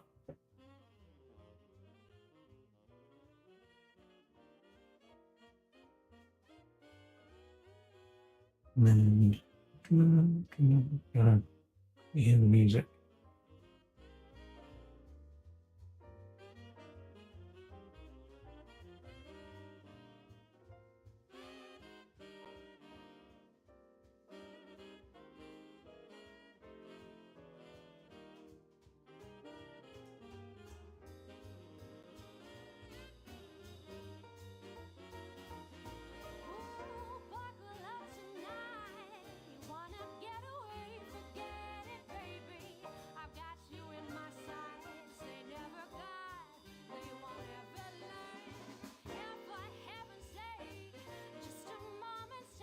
On like one side, and it goes like branch, branch, branch.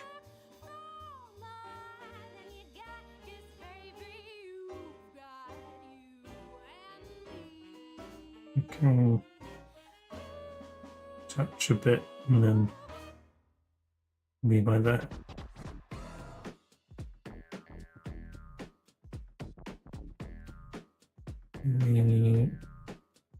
Layering, we paint it and differentiate the trees. I'm just going to colour as I go, it's easier.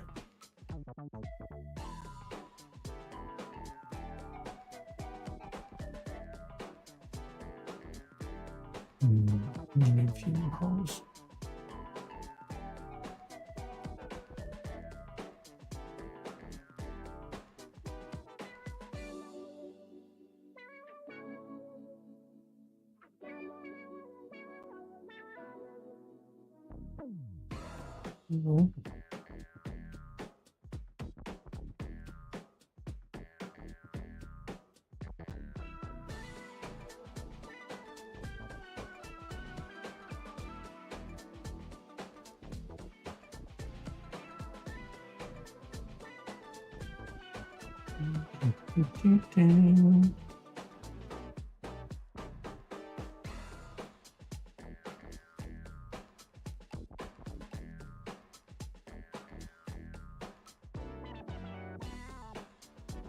These holes look better, or do those holes look better? I'll decide.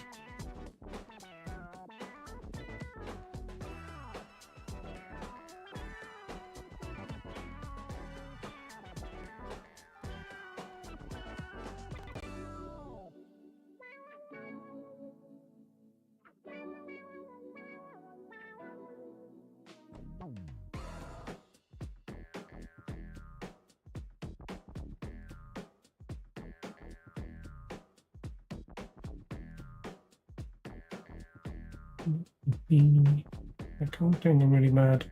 signature.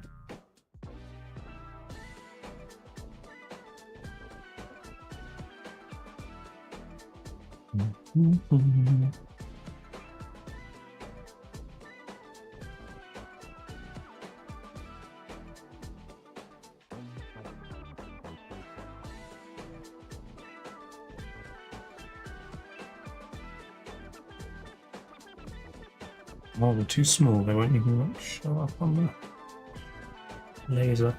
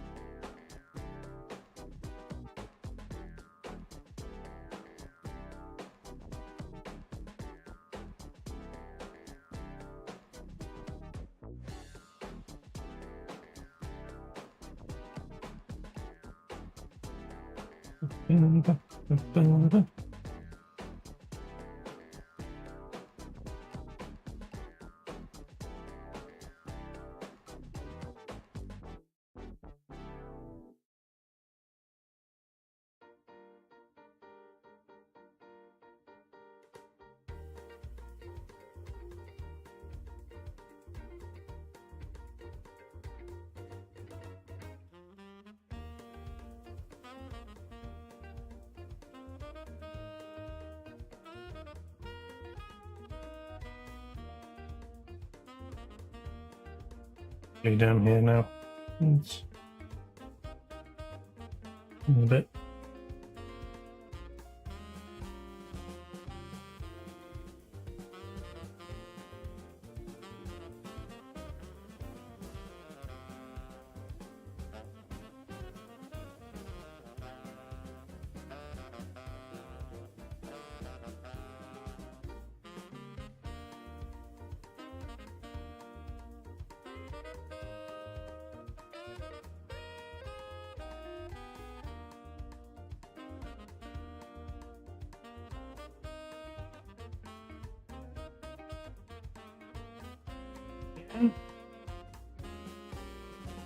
That'll work.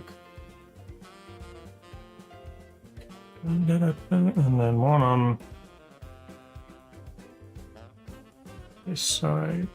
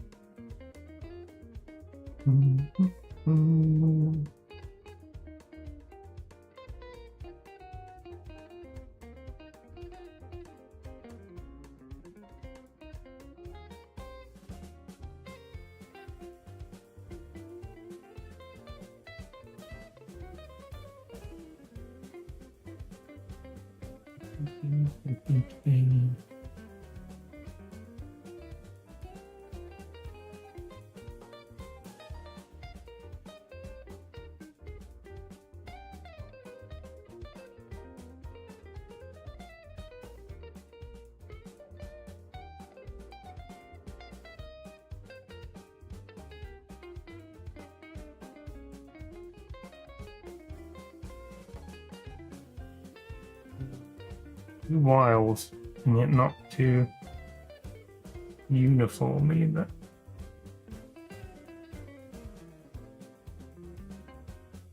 Yet it all kind of goes like the same direction.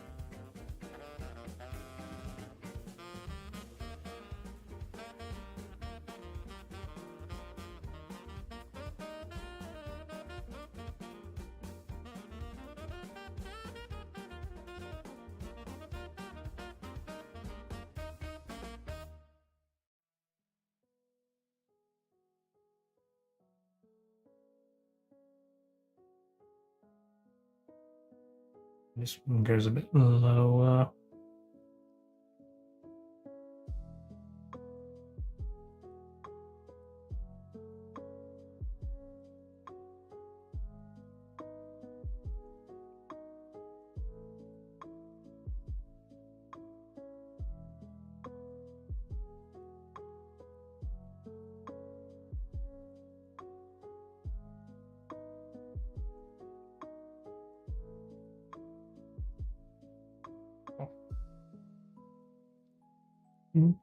I'm thinking.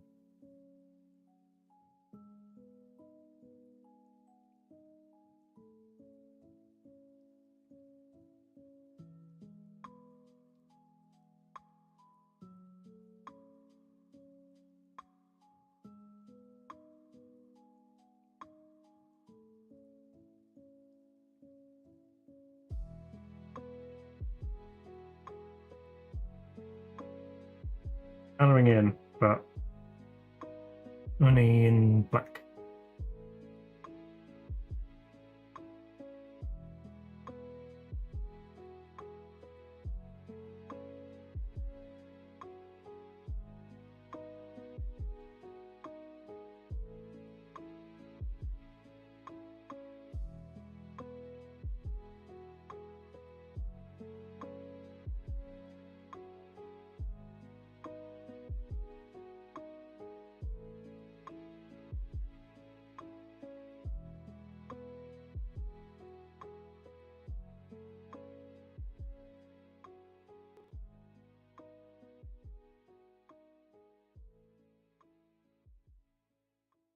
Weird.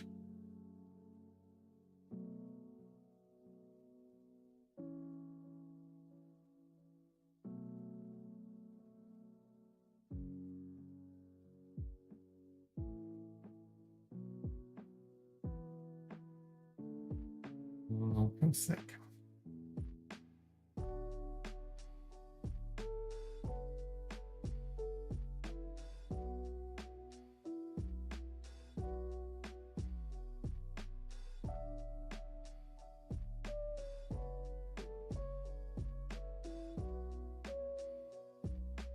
Or like the way some of these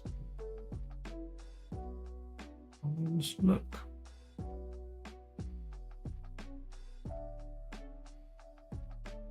Too artificial.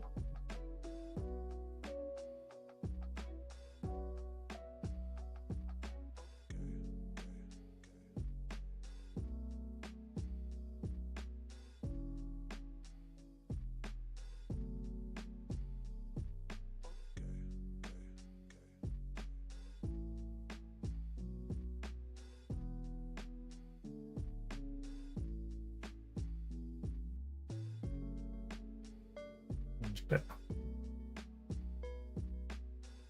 Okay, trees. And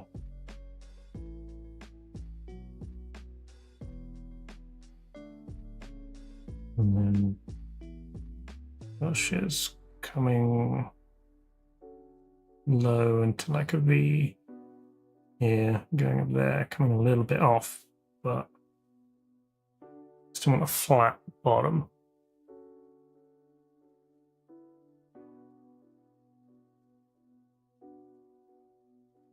Trees are good people.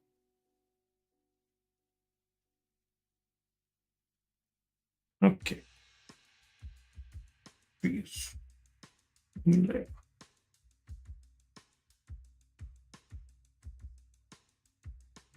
Now, how do the edges of the bushes look? It's kind of similar to the trees. It's just all filled in. These are kind of just trees. A few holes around the edges, maybe. Yeah. Just doing like a rough outline. So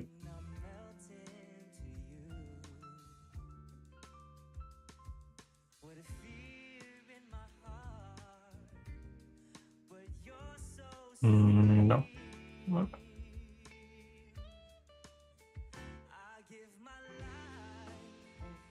Pink. One there. One there. I'm coming up.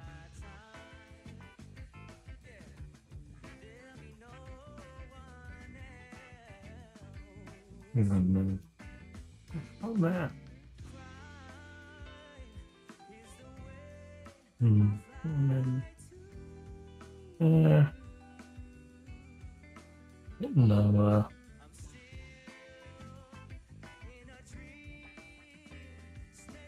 White. Higher. Olive white. Okay. It's to guide me. You small.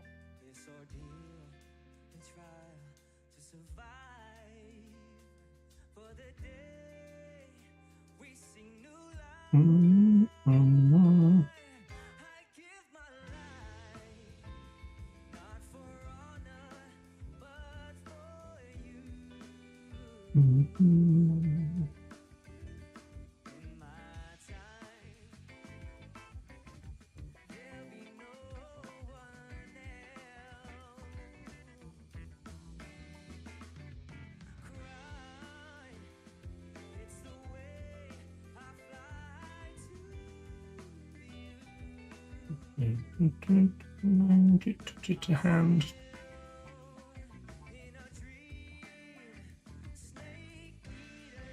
Say other things like Barbara says. If you make a mistake, don't worry. Just Control Z and undo it. There are no mistakes, only things that we've undone and you can never see.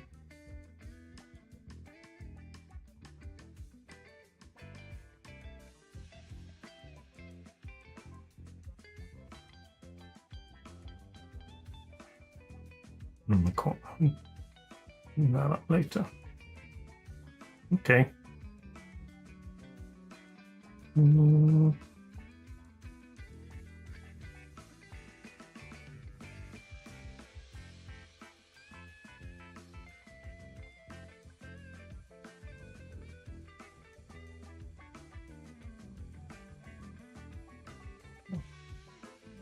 Okay.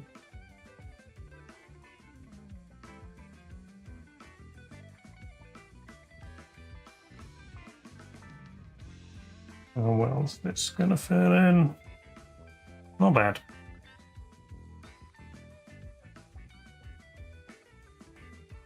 And I'll get a few.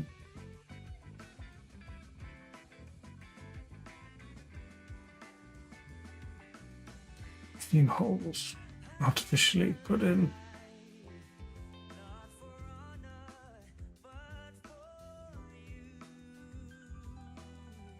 Get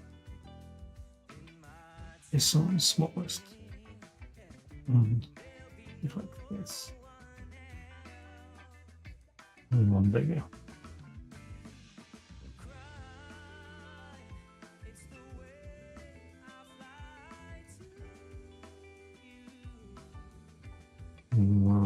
No, that one. Sorry.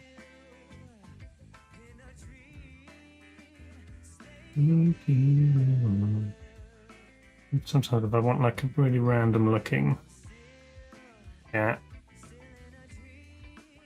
I'll make a random hole and then go back and paint over it. Seeing some of these edges when they look a bit funny, rounded, just go back over it.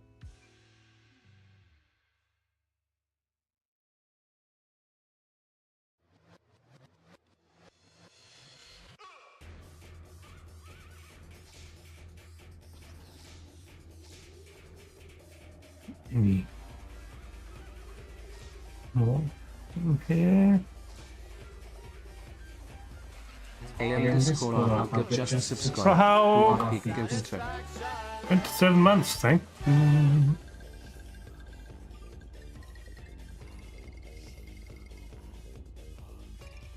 And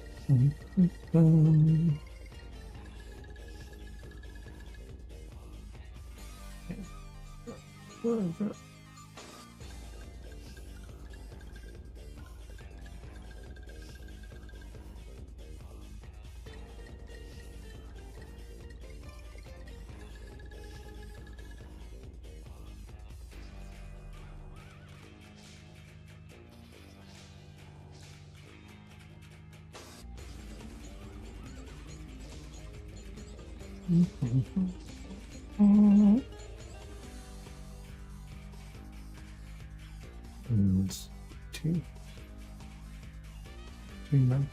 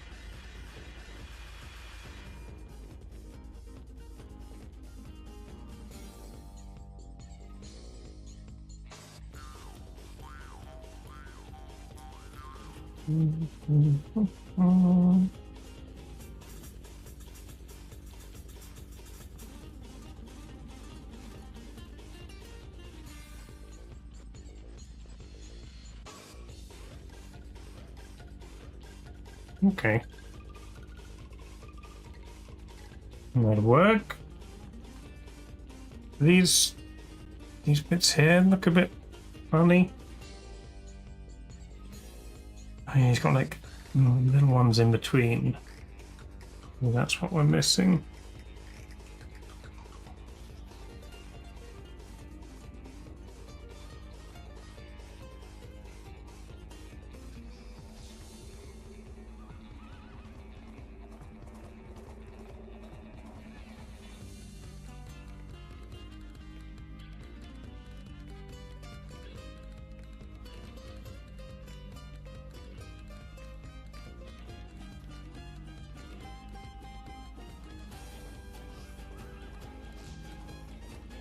Sure.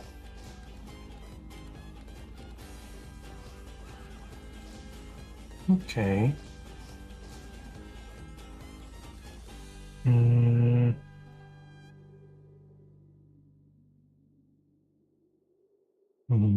Two.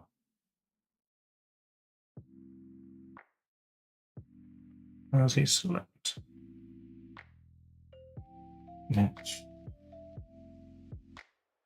This layer. Remove.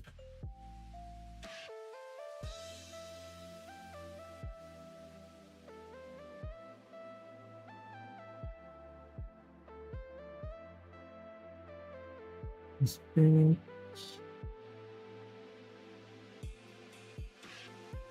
Ooh.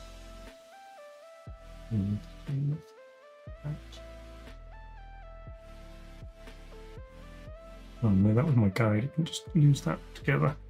Okay.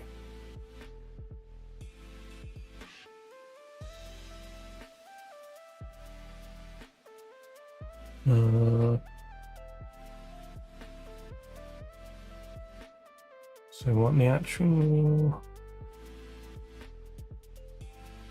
we're in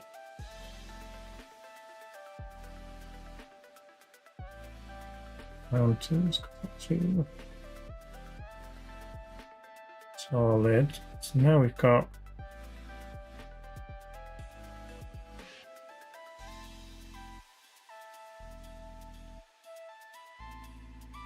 so the cutouts need to be everything below. But the outline need to draw little bits on. but slightly in so that you can't see the lines.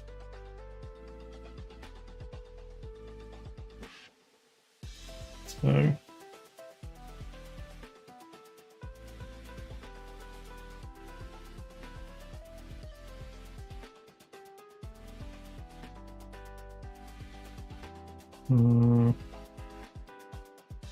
maybe a little gap.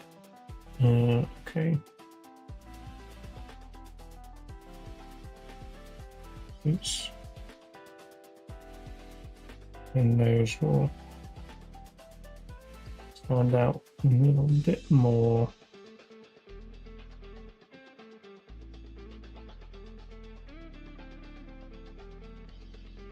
And that. Okay. And then in the middle is water.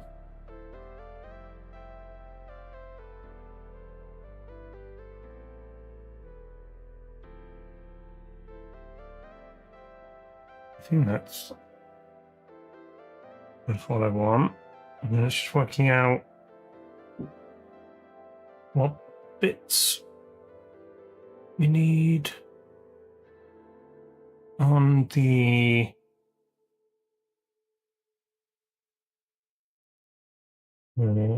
outline score.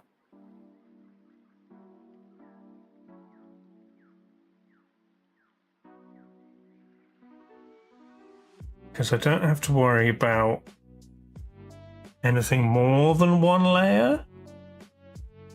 So the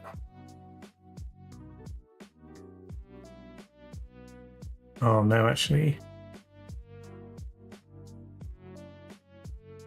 you know, the stability of the trees, because currently they're only glued up to the top of the hills, and then there's 3 millimeters behind them to the mountain and 6 millimeters to the sky. So what I might actually do is add the trunk to the hills and the topped mountains. What's the hills? Okay.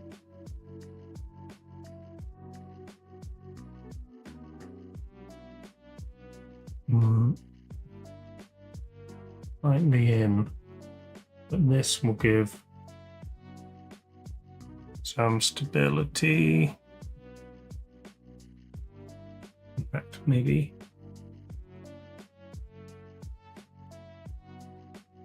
to some of the branches as well.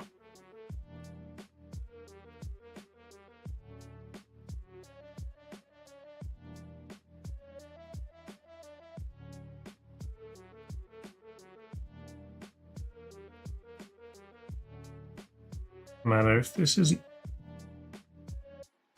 unique, because this isn't going to be seen.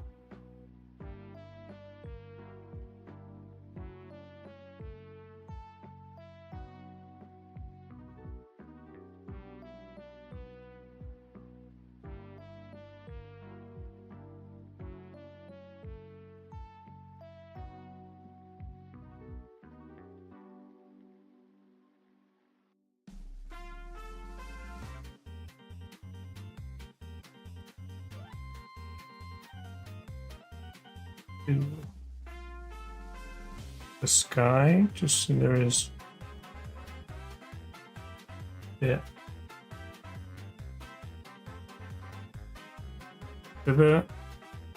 tops of the trees need to be pointier. This is very pointy.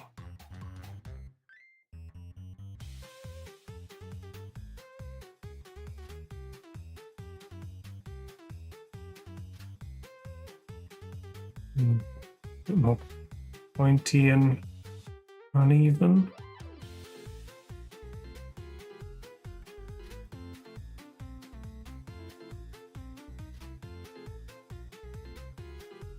Like that. Not so much on that one. It'll be okay.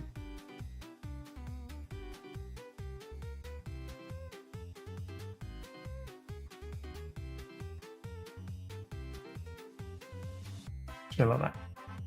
Okay. Which means that. More.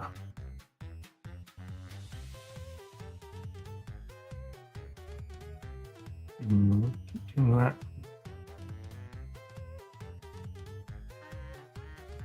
What we can do is size, but that doesn't actually work.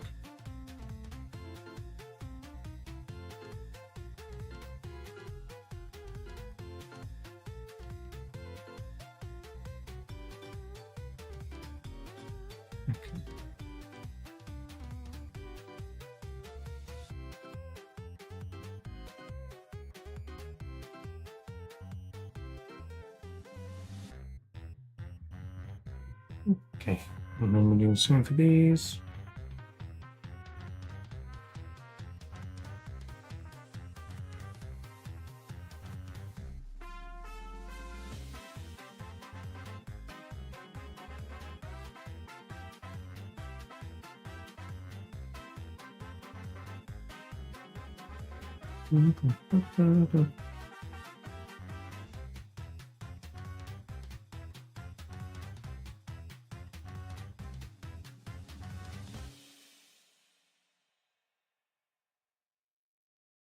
Okay.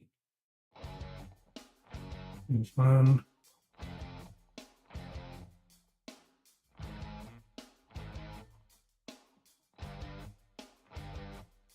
Hey yo, my homie told he can run real fast. Hit you with a plant, he done ripped out the grass. Got a health meter unlike in the past. Catch him in subspace after shattering glass. Short, strong, and ready to go. I don't know if it's a hat or a mushroom throw, but the thing that I know that he's always down to go. With the blue vest on, he gon' hit you with a bow. Kinda chubby in the middle, high strung like a fiddle. Always doing big damage even though the cat is little. Rockin' white hammer pants, choking out a bezo. Taking out the enemy is easy like a free throw. Sniffing gonna sniff him, but I jump him like an eagle. Mouser got his bombs, but my button skills are lethal. Knock the shades off his face, cause he's a little rat. Throw his bombs back at him, make his ass go splat. We make them all drop when we hit the pound block. We make them all drop when we hit the pound block. We make them all drop when we hit the pound block. We make them all drop when we hit the pound block. Make them all drop when we hit the pound block. We make them all drop when we hit the pound block. We make them all drop when we hit the pound block. We make them all drop when we hit the pound block.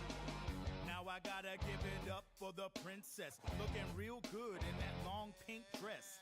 Crown on her head, earrings blingin', snatching up some ninjas, leave they ass stingin'. Float a little when she jump, man, she's real fly, and she knows how to get crunk with a shy guy. On a magic carpet, don't want sand in her heels. Blonde bombshell, quick to tell you how she feels. Plus the fury in the trouter, can't go on without her. In the land of dreams, flexing her Nintendo power, stay gone on that juice that will put you in the land of money. Crossing pyramids and heights just to save her little dunnies. Want some kind of funny at the bottom of a barrel.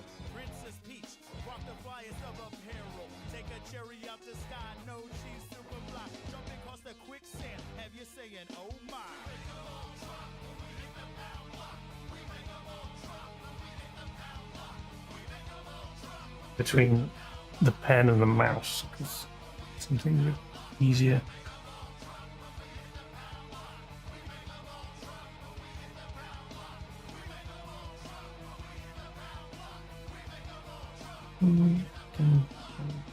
Now I gotta give it up for Luigi, dressed in all green like his ass was weed eating. Plumber by trade, now he's a sidekick. Float a little when he jump, man, he's a light kid. Pull a plant from the ground, form into a spaceship. Take him up into the clouds, higher than a tie stick. Bullets coming out of cannons like he's fighting pirates. Catch him every day, eating mushrooms of the finest. Nah, I done taught him everything that he know by picking up the bad guys and giving them a throw. Knock 'em off the scene, it's foe against foe. Overalls look mean. Now that Now, you take that away. You've got. he be looking real mean, stepping on Wart's toes. Gotta get 5 Oh, cherry well. pits, how the star goes. Ain't no way that you could ever think to mess with my bros. The tree layer actually needs a lot more in this section.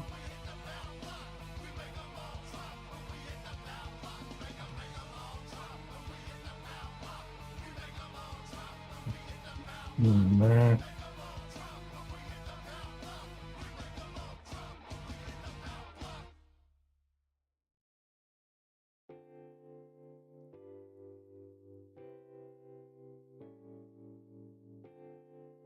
Okay.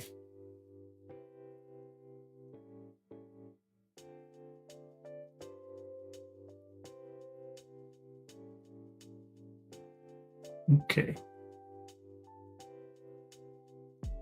So that's the bushes. That's the trees. That's the hills and the water.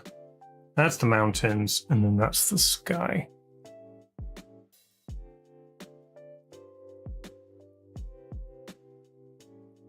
Yeah. That's okay on its own. That's got it all filled in. There. Move that up slightly.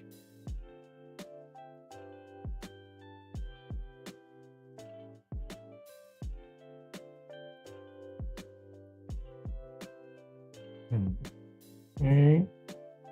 That one's good. That one's good. It's got.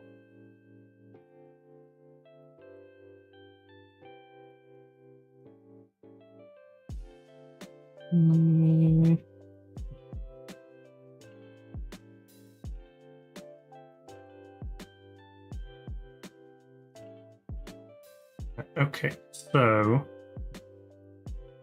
now what I need is the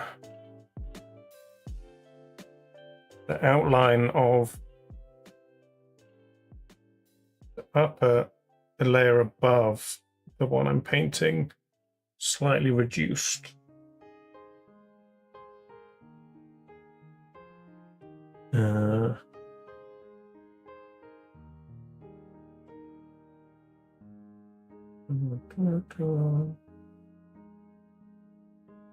So these are good for cutting, but I should export these, then make copies, edit those to be the scores, because that's easier. Okay. I'm gonna go to the bathroom. I'll be back. Everybody enjoy the beautiful Bob Ross art.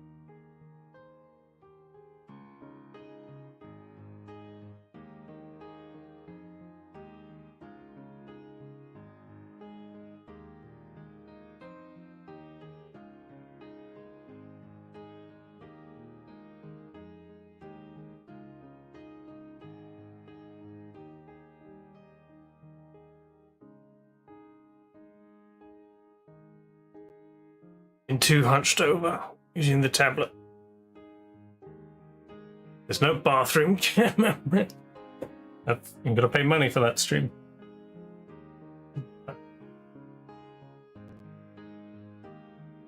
Okay. Yes, everybody get up and stretch. This is good. Stretching is good. What time is it? 7. Okay, we're moving the 3 hours. Spent too long explaining things, but that would and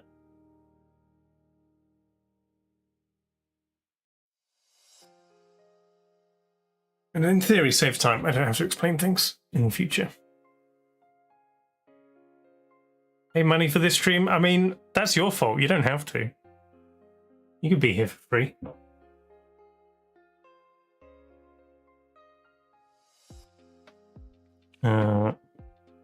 Okay. Get rid of this.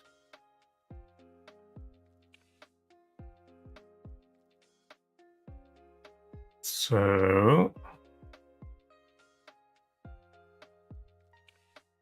now we go. In fact, that layer.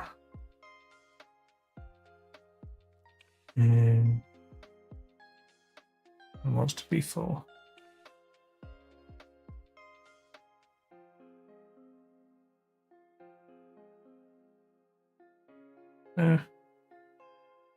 Still got a line. Hang on.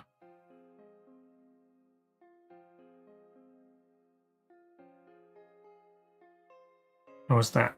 That shouldn't have a line. Screw up.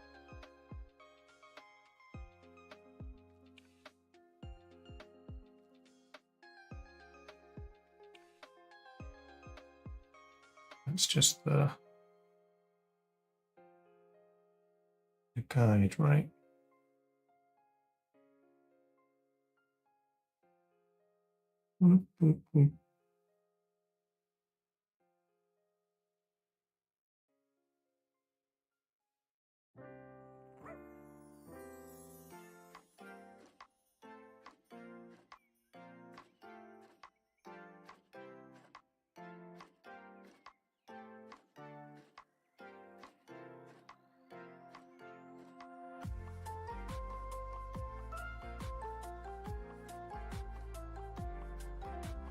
Now,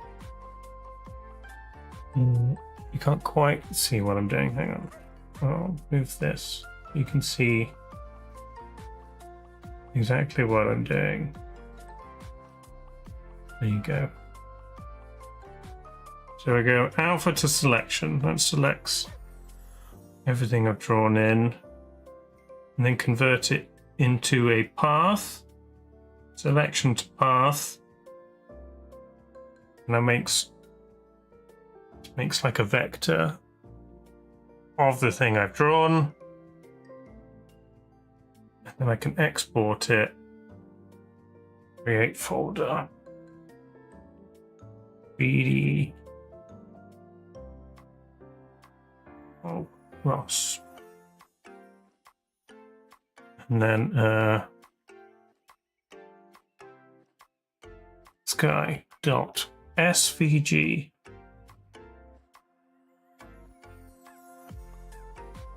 And then next one.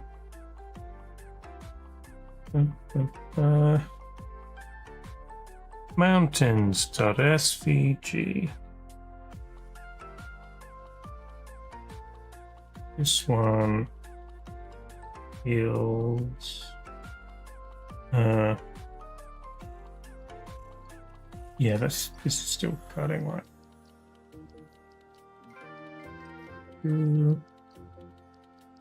Sport hills.svg.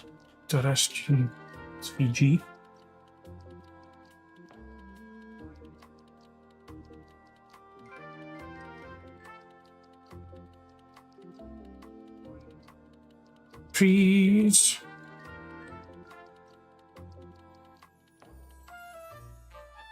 And bushes.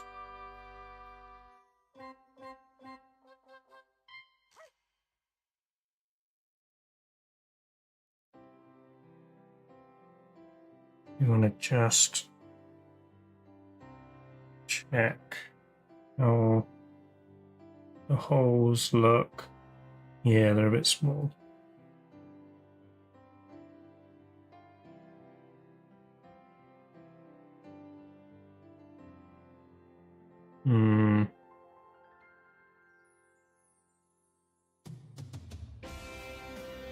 can do fix that is that works better. Scale the image up by a large amount. Let's do it by 3. It makes a massive file. But all I'm doing is doing this to... So now if I go alpha to selection, make a path. Then we look at this one. It's followed the holes slightly better. Still not amazing. Some of them are still a bit too small. That's right. See how it turns out. So I'm going to export that one as the bushes. And then I can undo until it's makes it back to the beginning again. I'm a professional, yeah. Kind of. Okay, so that's my cut group. Sometimes I label things, sometimes I don't bother because I can just see what they're going to be. Okay, and this is going to be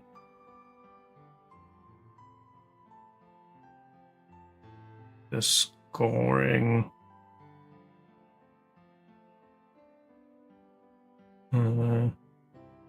That one's just going to be the same.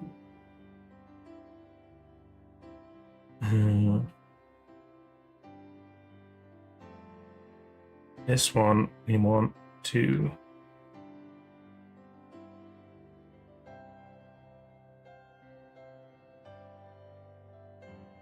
make an extra line but in, so I'm going to shrink that by 10 pixels.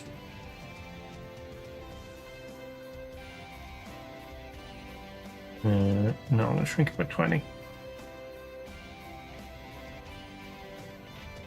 And then this will tell us the line we're not. I'm avoiding painting to warm up.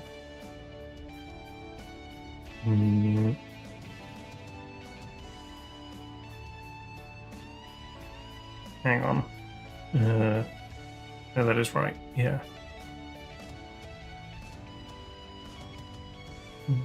It's going to be covered by bushes.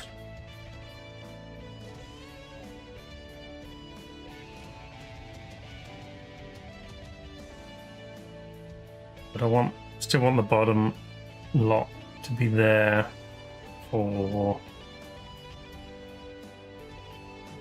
spacing purposes.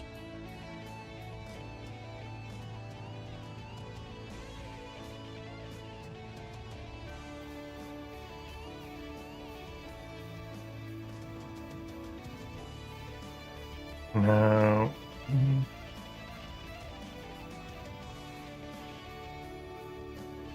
export this one as freeze score. .svg.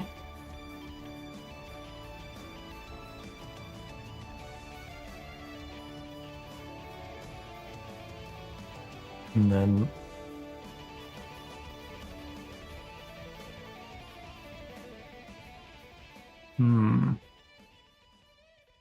it's gonna be a little tricky with the trees because I want to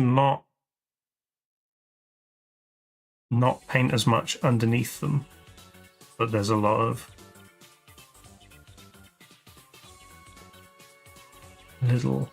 little bits.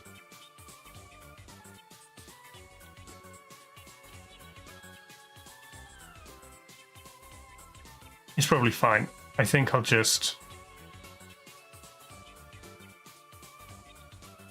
keep it there, but mostly just for avoiding. You'll be fine. We're shrinking.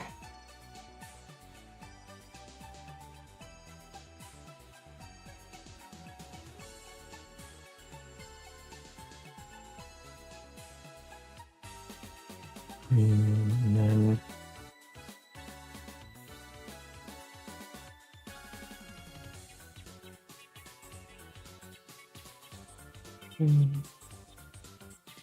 and all that.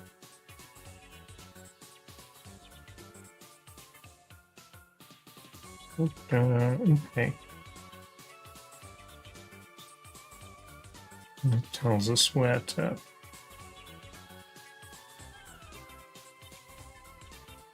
paint and where not to.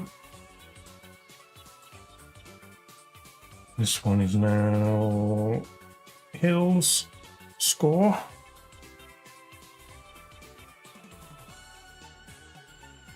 Third SVG.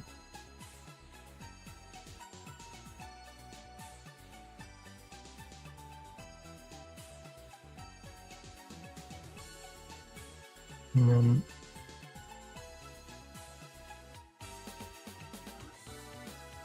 same with mountains, but no, I want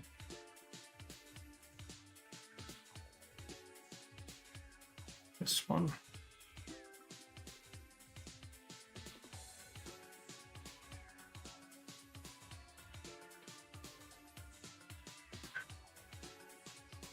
I think 20. We'll only do 10 for this one.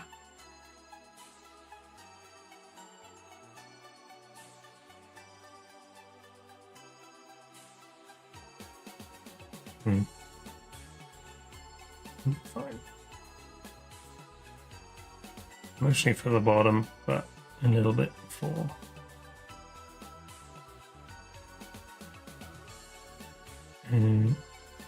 where the trees are.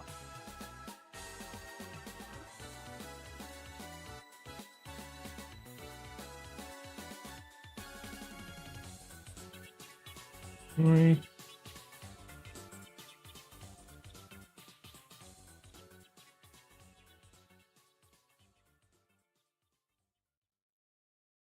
There we go.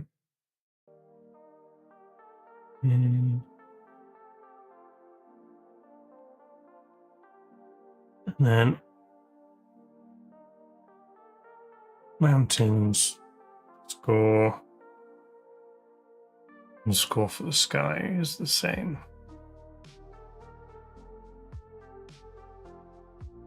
Okay. Because I haven't saved this file at all since we started. Barbaros, what was this called? Majestic salad. Majestic mountains. Majestic peaks.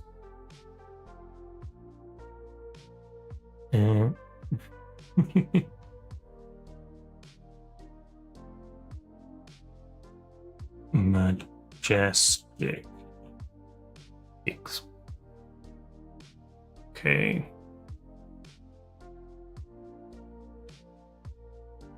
It is some kind of Hungarian fort. What am I looking at? Windows. Tell me about this picture. UAE. The Al Jahili Fort.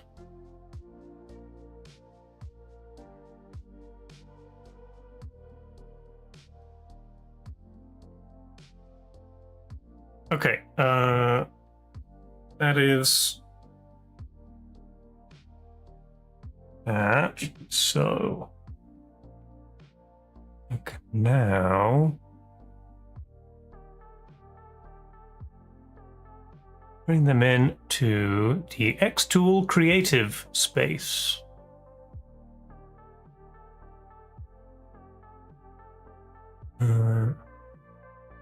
Turn the laser on so that it gets detected.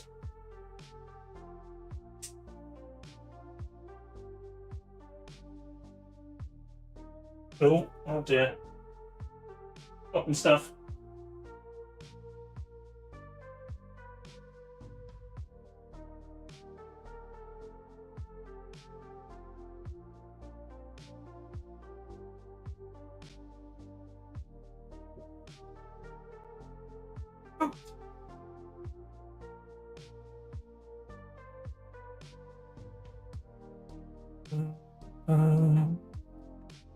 Here we go. This is the inside of the laser. I might turn this camera back on. Get it set up in the laser so you guys can see.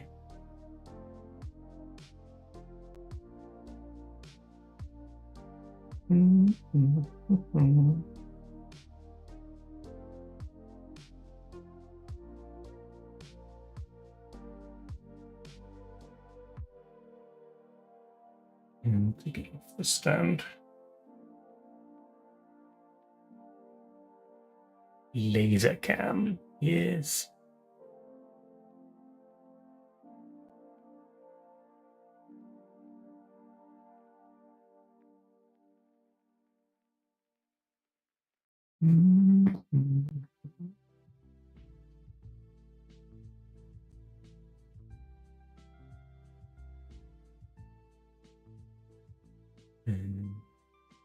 Go.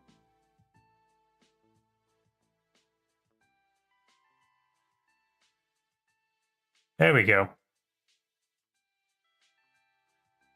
So, there we need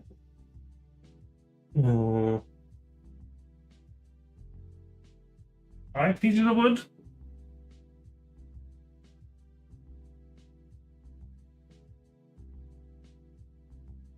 This is my 3mm thick pine plywood. Need a bit.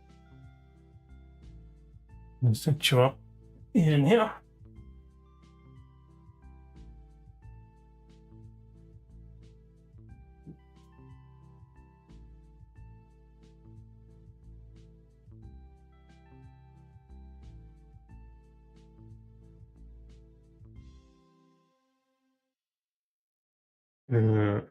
Right.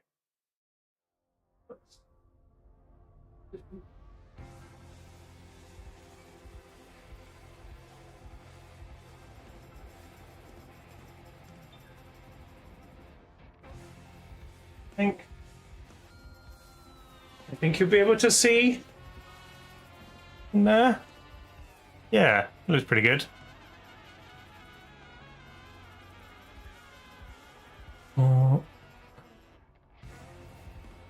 So, back in here, you can see there's now a piece of wood in there, and there's a laser on 2 motorized axes, so it will move around, auto measure thickness, and then what I can do is just drag and drop all of those SVG files that we just made. I labeled one of them with a comma instead of a full stop.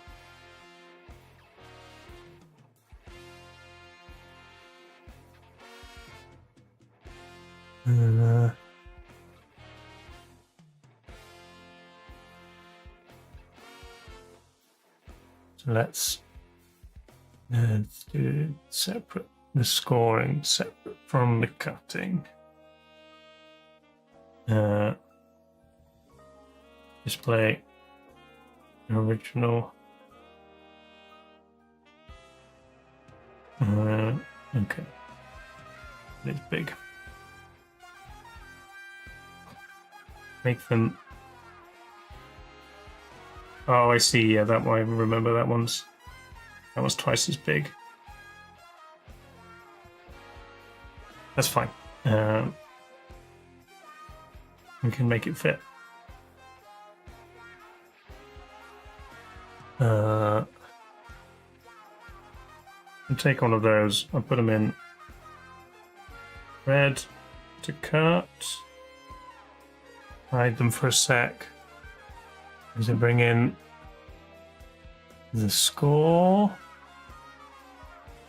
We also need a repeat of the bushes and the sky.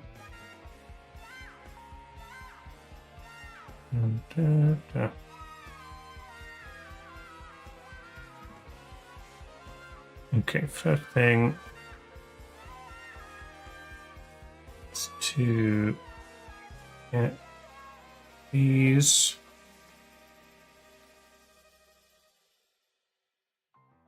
lined up. I'm going to resize everything.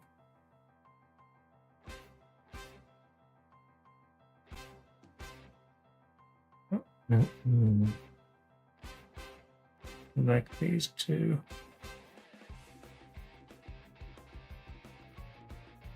Be able to still line it up with the bottom corner of one of them.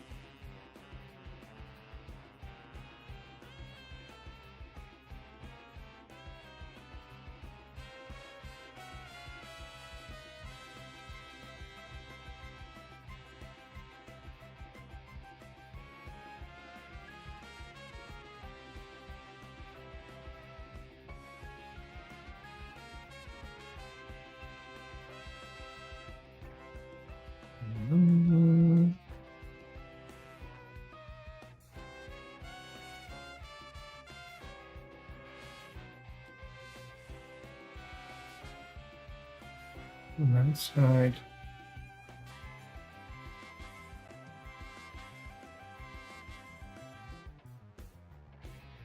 Okay. So now they're all the right size, and then we just want to get them all everything lined up perfectly. No, I don't actually need it to be lined up perfectly. No, I need them roughly lined up. Although we do need the score and the cut lined up perfectly. Let's just line everything up perfectly.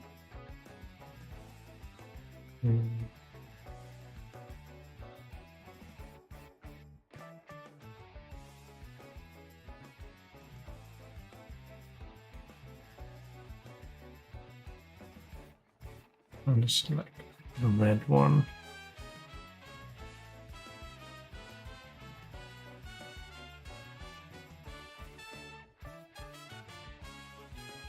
Go.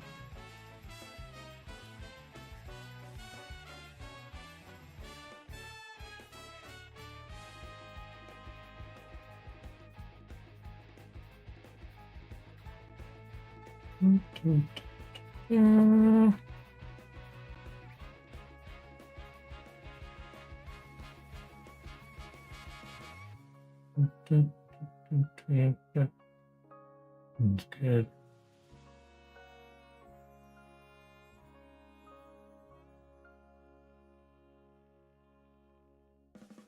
Notice that to the bottom and then just shuffle them in.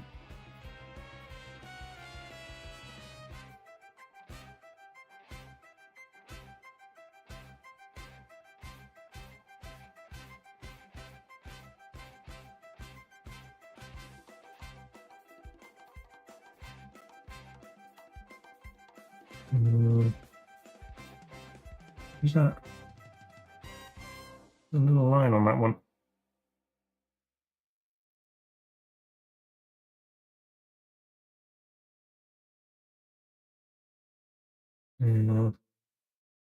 And do is just edit it, just delete it. Is it there on the other one? It is.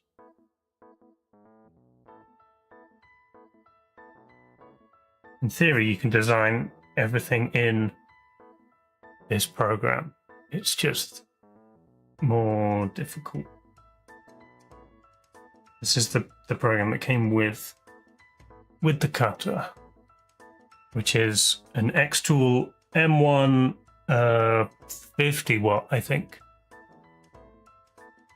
If anyone is interested.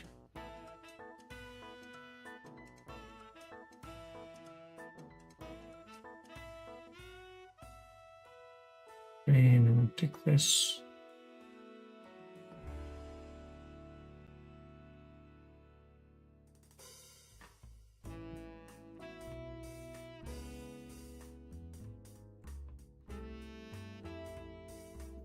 Good enough. Okay. Now scale everything together so that they're all still the same and it fits in the wood. The alignment isn't always perfect.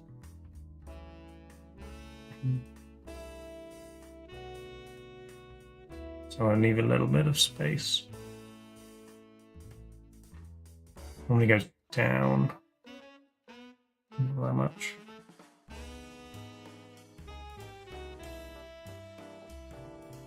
Okay.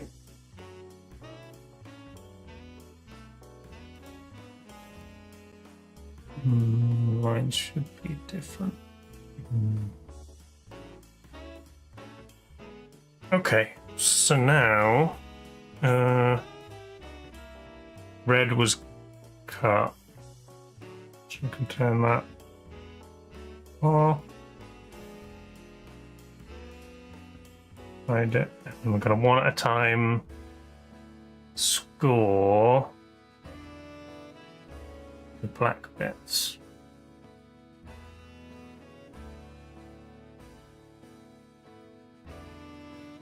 So I think it's worse because only 2 of the layers are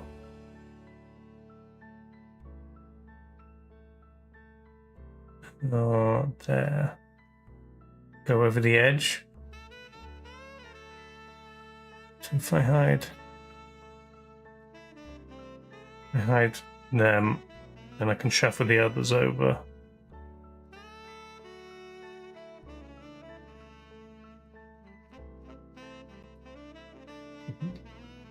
Just give myself a little bit more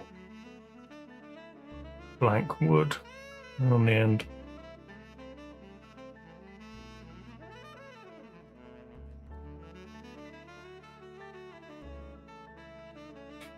Okay. So we set the power of the laser.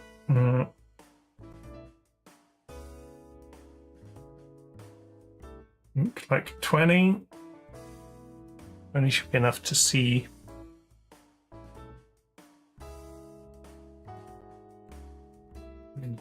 Yep.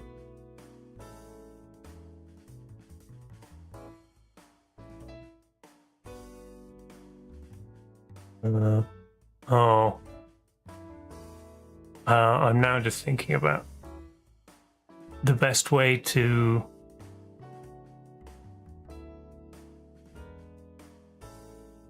maximize spare wood would be to maybe rotate it 90 degrees on the ones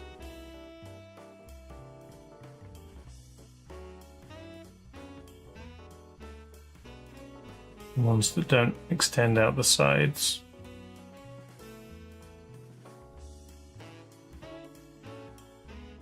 But that would change the way the wood grain goes. Let's not do that.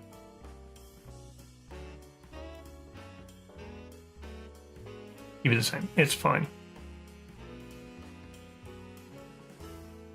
And then we just score these one at a time.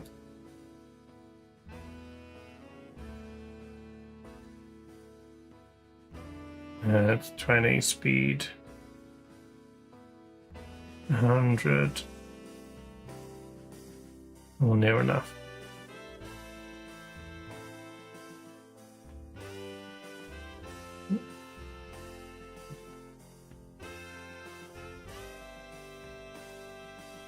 Okay.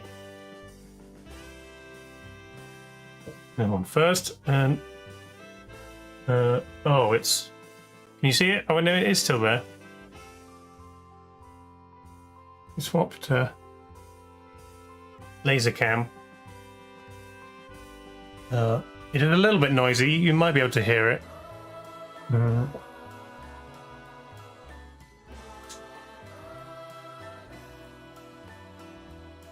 Is it? It's blue. Oh, it hit the camera. I don't think it ruined the cut of the score. It's fine. I'll move it ever so slightly.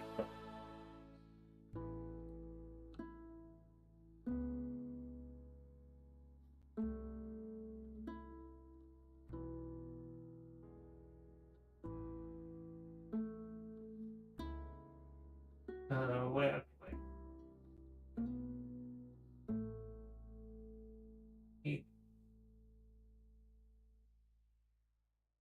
Did you see there?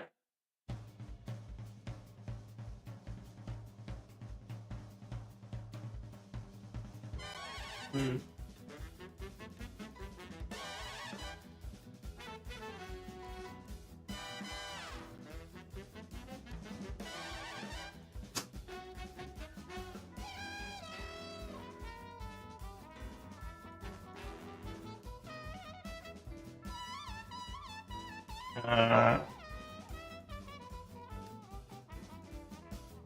Problem is, goes. I boot up. Goes. There's like the air feed pipe kind of sticks out. If I turn off the laser, you save this.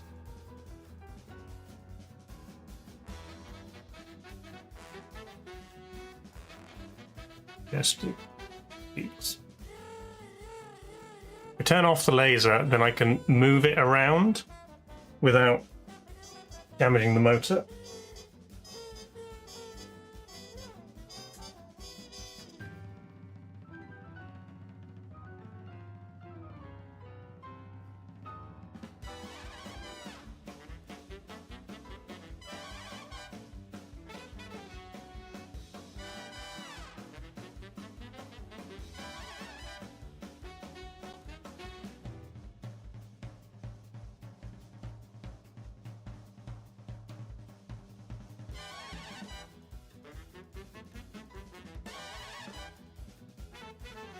Right in the corner.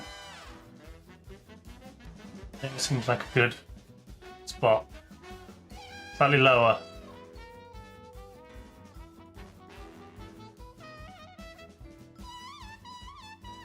You still get like a glare from the lights.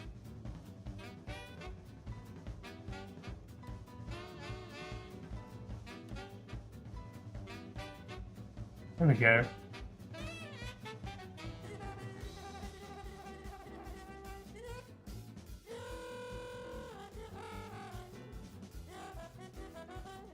Okay.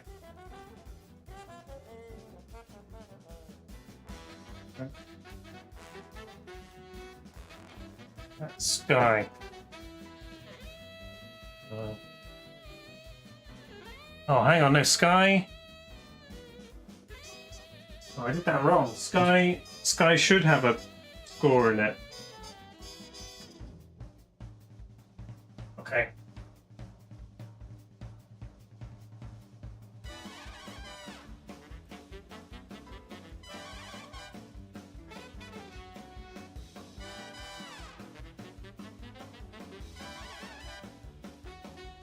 Okay, what I realized is the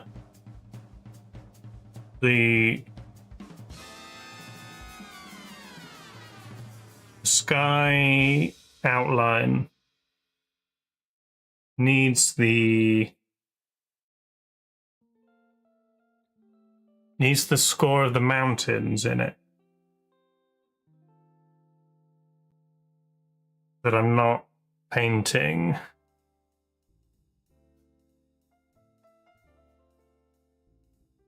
Underneath there. Do a shrink by 20.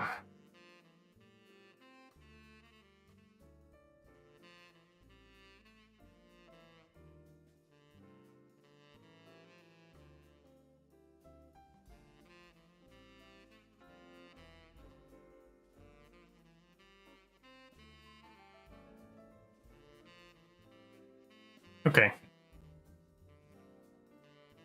Now that one is our sky score.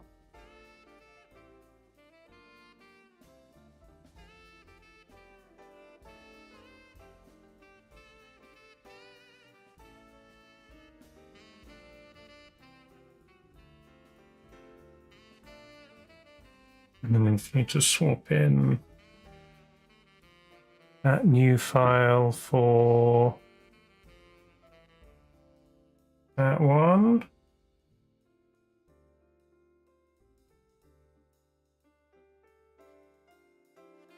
And then we'll see that one. 205.49.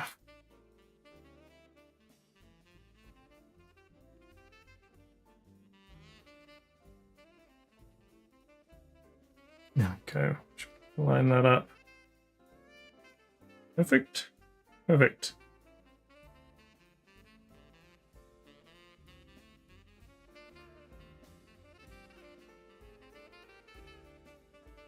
I'm gonna make that one 19.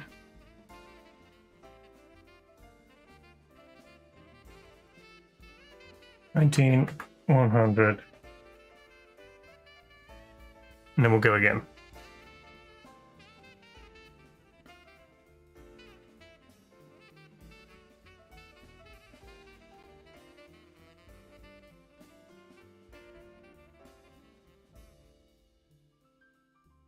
We go, oh, you gotta watch it.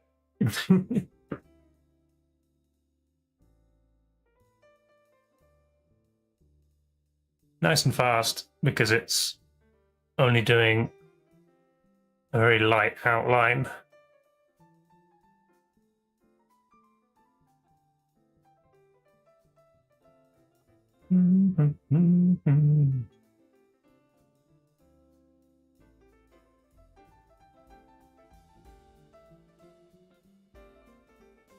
I don't think TapeBot should be taking a break.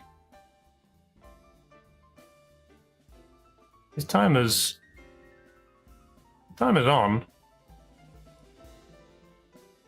If he's not talking, I don't know why.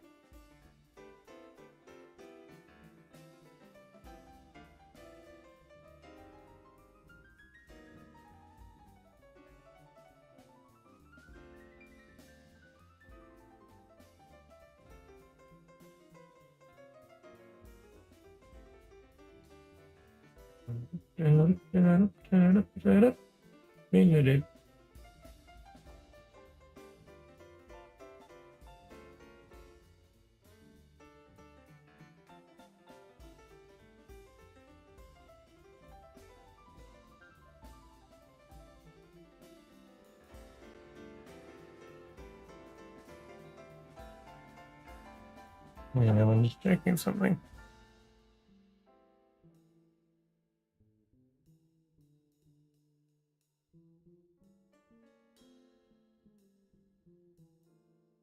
Yeah, that's fine.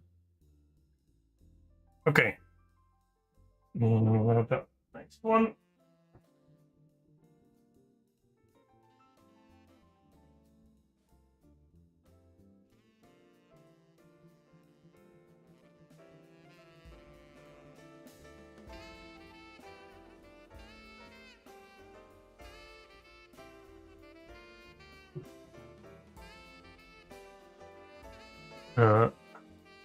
Let's see on the top down.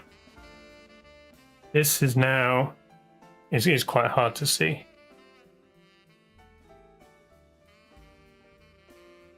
Yeah, you can't really see, but there is a very light outline of the outer bounds that's going to be cut, but also where the mountains are slightly in.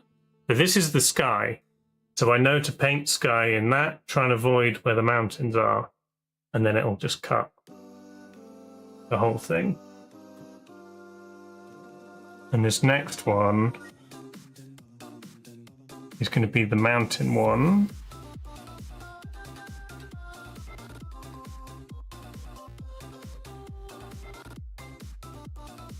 With the outline of the mountains, but also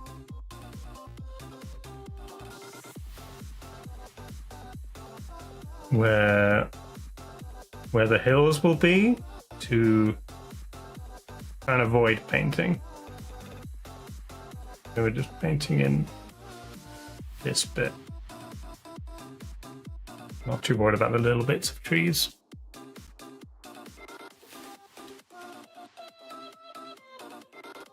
Okay, so that's turn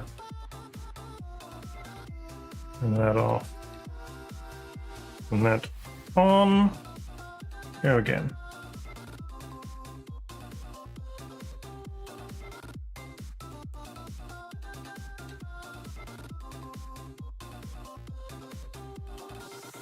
So if I load everything up via the computer, but then I still have to press the button on the laser.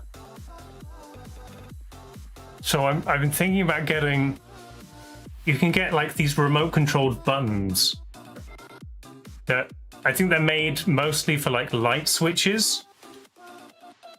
You just press a remote and a little thing goes click.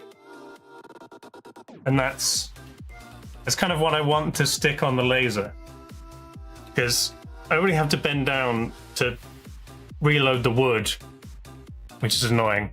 But then I have to go back to the computer and hit start, and then I have to go hit the button on the laser again. So if I had a remote control, I'd only have to go for the wood.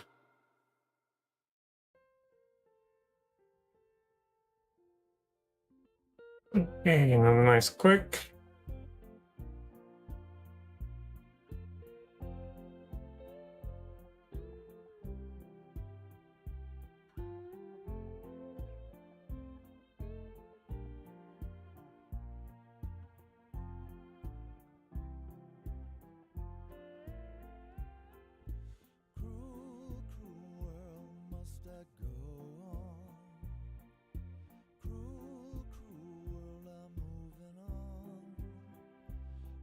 And now we're doing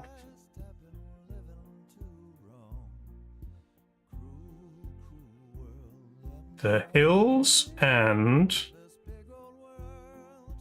the water.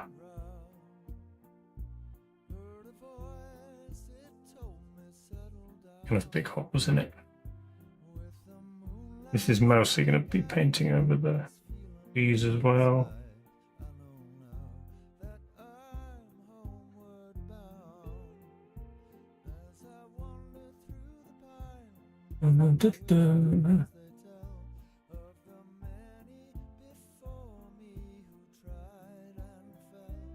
I'm slightly lower down in my chair,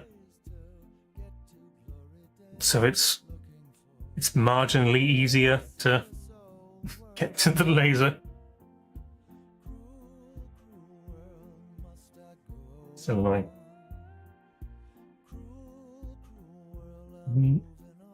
These are just quick ones, so there's not much point doing anything in between.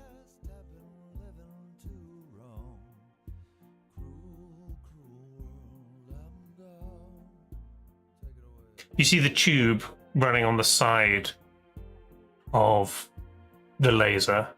That's attached to an air compressor that fires air into the laser that like blows out at the exact point where the laser lens is, which stops dust and smoke from getting into the lens and burning on it, which then ruins it and you have to get another one. And then the laser unit itself has fans to keep it cool, and then there's an extractor fan on the back, attached to the hose, which goes out the window.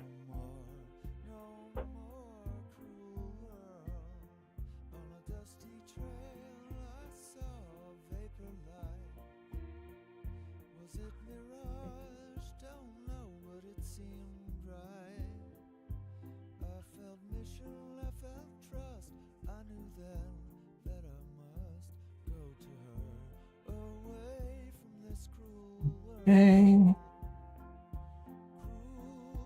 That was hills and water. We now need trees.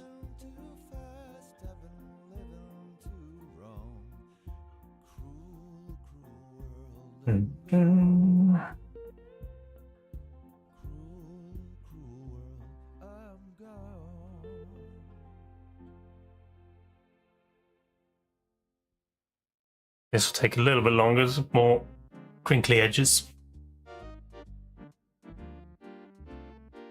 In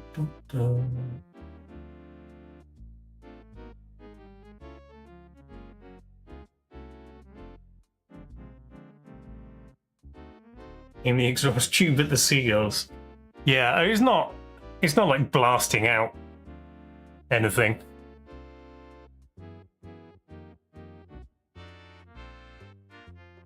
If it's doing like an intensive engrave where it's like going backwards and forwards in lines to do like full images, then I do find if I'm in the same room as it, even with the pipe out the window, I get a little bit of a headache. But that's for like being next to it for like hours.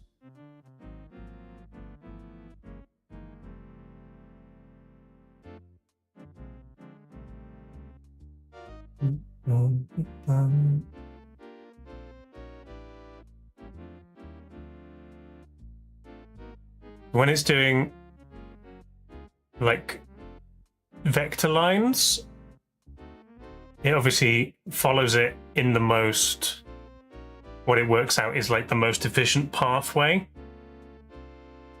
and like does long lines all the way around. When it's doing engraving, so like doing, basically taking out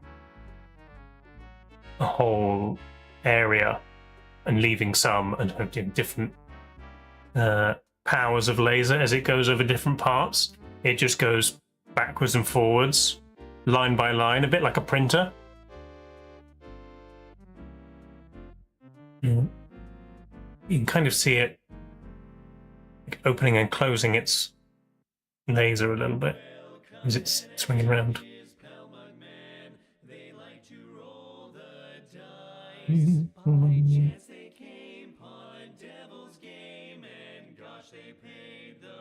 Okay, and the last one. And now they're fighting for their lives on a mission fraught with dread. And if they proceed but don't succeed, well, the devil will take their heads. Oh, I knocked the dice down. Okay. No, that wasn't the best. Hang it on.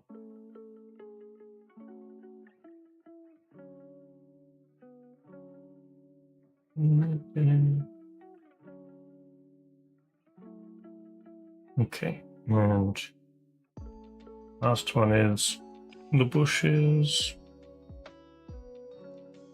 which is just down the bottom. Smaller one. You have to use the rest of the wood for something else.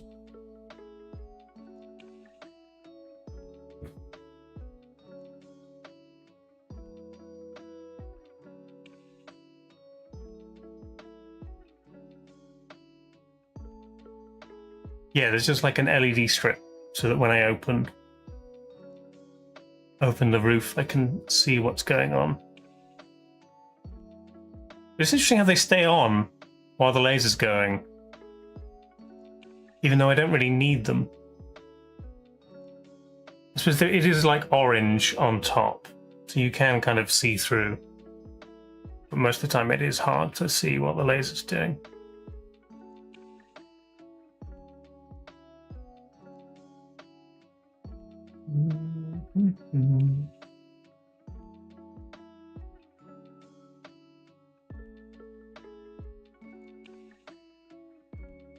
It's doing the little bits, and it's done.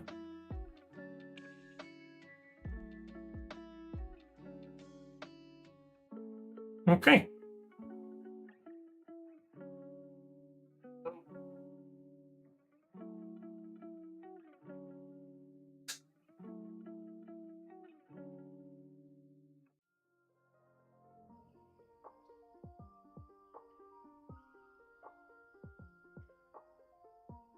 Why do they even drop? Oh, the dice. Where do they go? Oh, here they are. I need to find something else to hang them off. This mimic. And they can. On the tongue of the other mimic. The Lego mimic. See them? That works. Mimics supporting mimics, yes. Okay, so I now have 5 bits of wood with a very faint outline of their layers. So I can just go bit by bit. I might look up overnight before tomorrow best way to paint oil on wood, specifically in a Bob Ross style, and see what the internet says, and then we can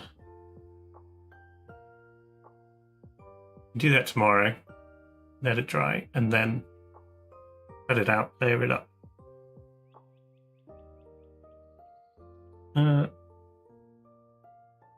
So yeah, I know I said like one thing per day, but it's obviously going to be more.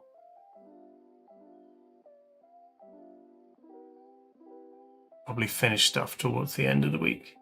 Trying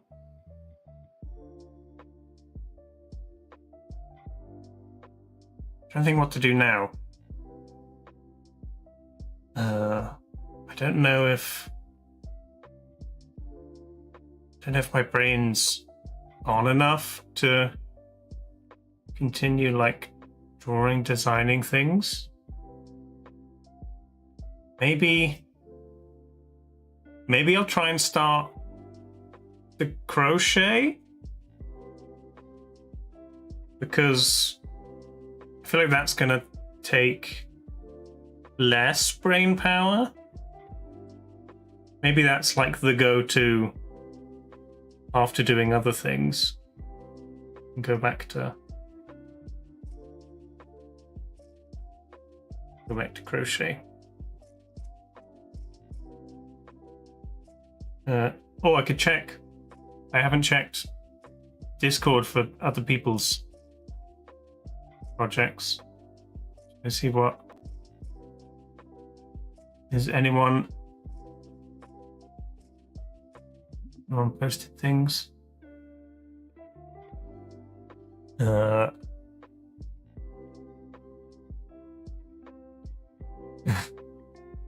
some. Okay. Quack's doing phone autopsy taxidermy.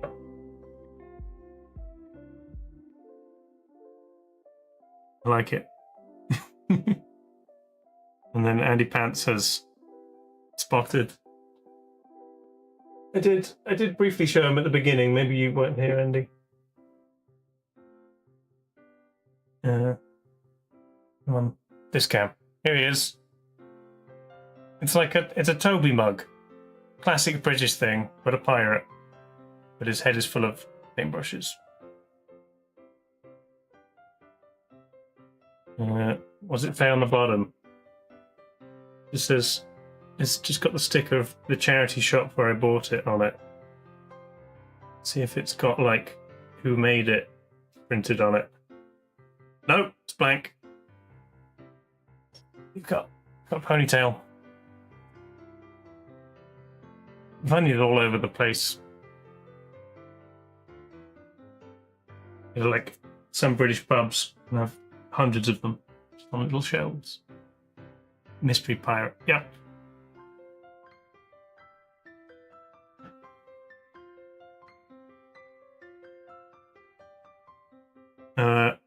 Okay. Well,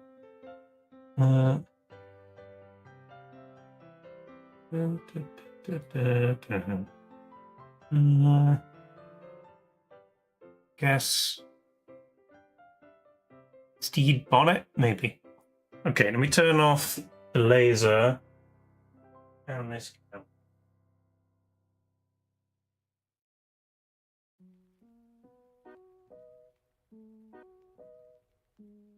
Come on, turn off.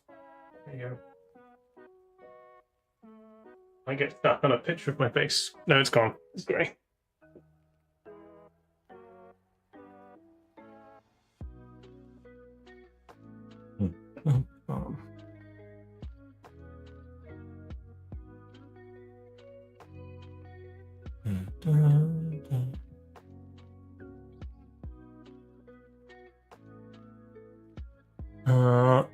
Yeah, so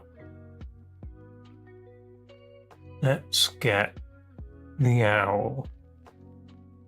The other good thing about having a nice big table is I can just dump half-finished projects all over it.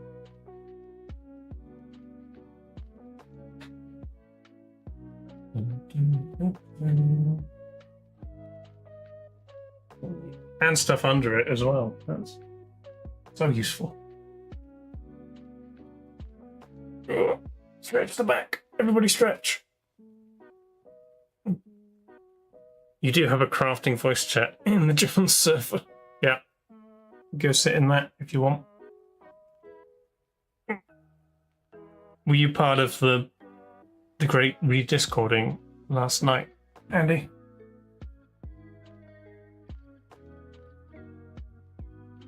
I kept kind of checking in on it. Nothing really seemed to be happening. All the old channels were still there, but I guess they're just in an archive folder now. You know, the thorn in the side that made it happen. Sure. Okay, let's make a start on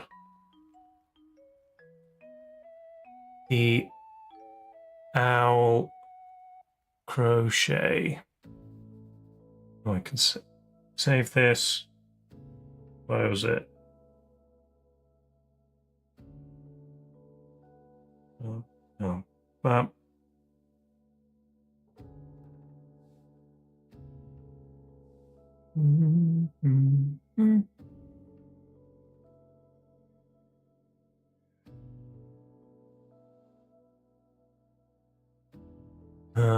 Okay, I guess I'll do it just here on the table. I'll, like, prop this up. It's got a stand, but it's mostly like drawing height. What can I prop it up on? Super fight.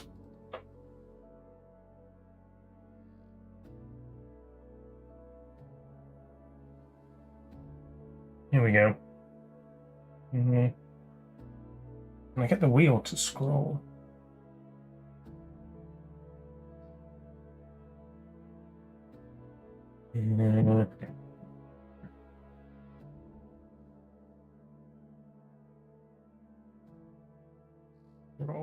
Yes, perfect. I can make a wheel. The scroll. Great. Okay. So this is what we're making. It looks like the body is all one color, but we want it to be smooch. So I might try and swap between dark brown and light brown in order to make it more look like smooch.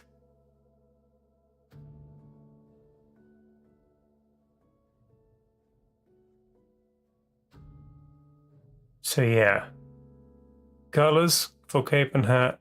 I mean, I'm just doing whatever I've got. Crochet hook, 2 mil and 3 mil. Tapestry needle. There's a lot of spelling mistakes in this. Suggestion instead of suggestion. Either made by someone whose first language isn't English, or just not proofread. But that probably means it's not made by AI. It says spelling mistakes. And you have the same thing. Okay. I've got stuff, and I've put it in this bag. This is like my current crochet project bag. I put in this bag. My happy face bag. I think this is like official Grumpy Cat merch.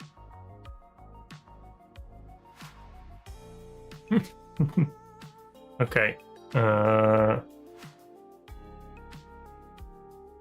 Let's see.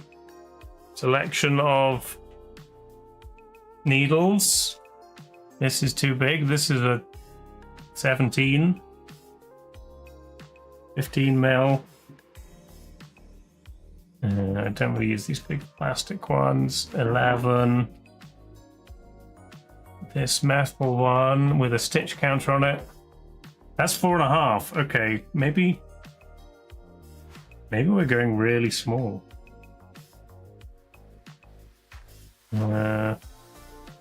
What's got one wooden needle? That's a 6. Okay. I thought I had really small needles. Are they so small that I've lost them? I thought I had a 2 and a 3. I might need to dig through other stuff.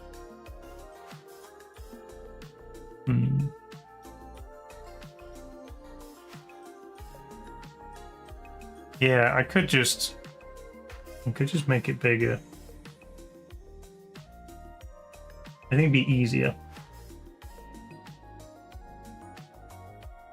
Instead of 2 and 3, we could do 4.5 and 6. I think that would be fine. I don't want to fiddle around with teeny tiny things. Okay. If I can maybe find smaller needles for the future. Okay, I've got dark brown, light brown / orangey beige, orange for beak and feet, white for the eyes, and purple for hat and cape.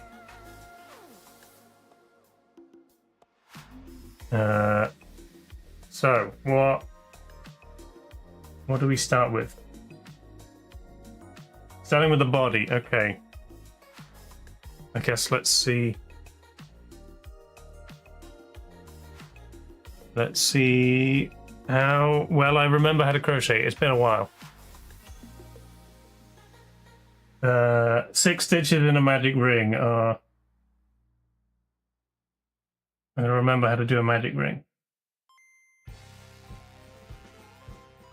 I don't know how to just crochet in the first place. I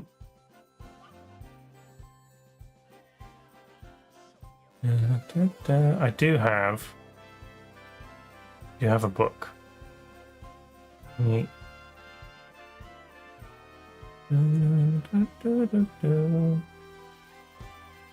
Yeah, there's some things I always just have to relook at.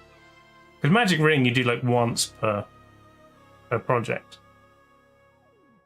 Whereas all the other things you might do many, many times.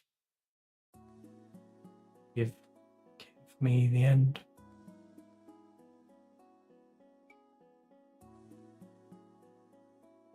What's wrong with you?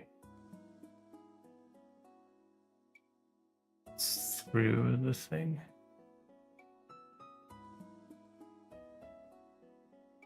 How have you done that? Okay, you're just getting cut.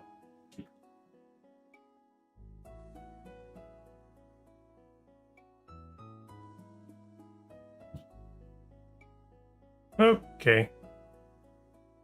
You found an infographic. Thanks. This camp.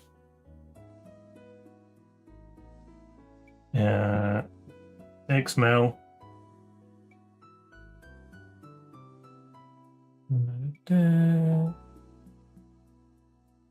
Make a loop. Which way? Which way loop? No, not now.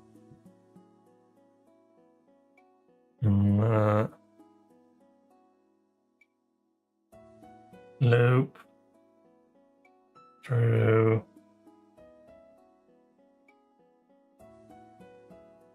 Get the loop.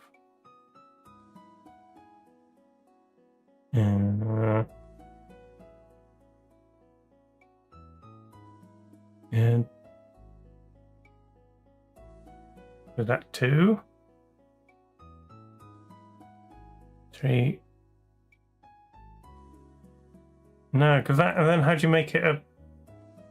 This infographic is not helpful at all. Sorry, Andy. I'm going to get the book I normally use.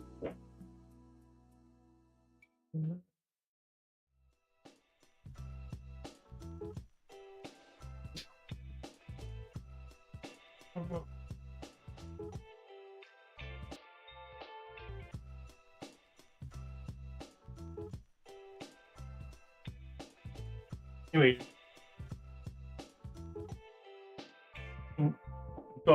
I've got 3 bags full of wool back here for other things.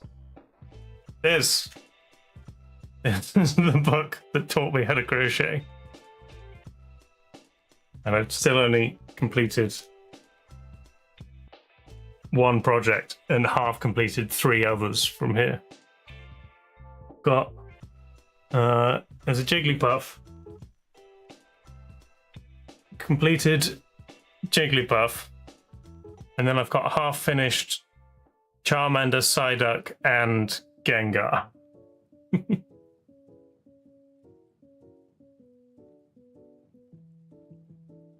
Okay. But it also has, at the beginning, things like telling you how to make a magic ring. I'm going to follow this.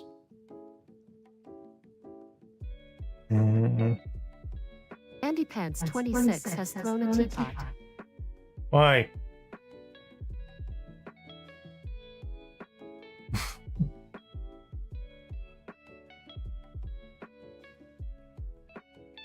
You go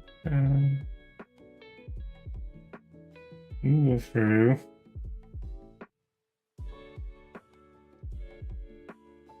You can go under there.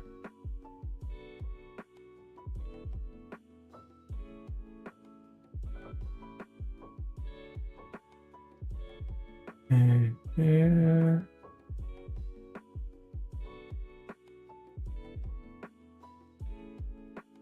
You're in there.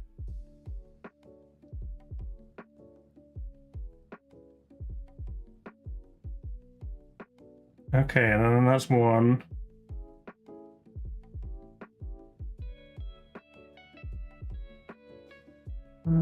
Listen! What?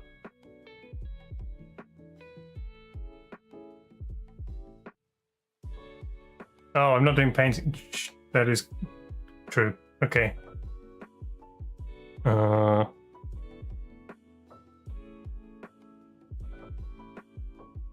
Ow. Wizard. Crochet. There you go.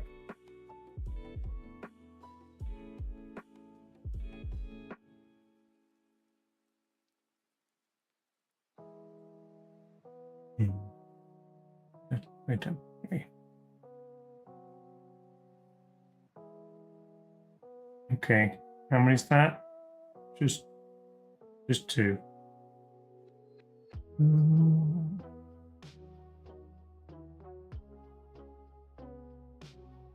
Three.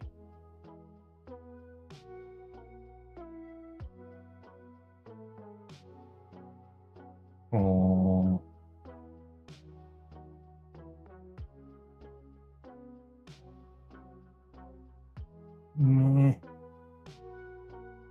Five.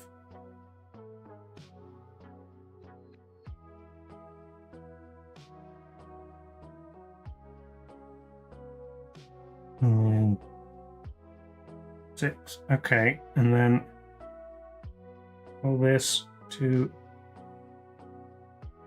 close my magic ring. There we go. Now 1, 2, 3, 4, 5, 6 stitches. I did it. I did it.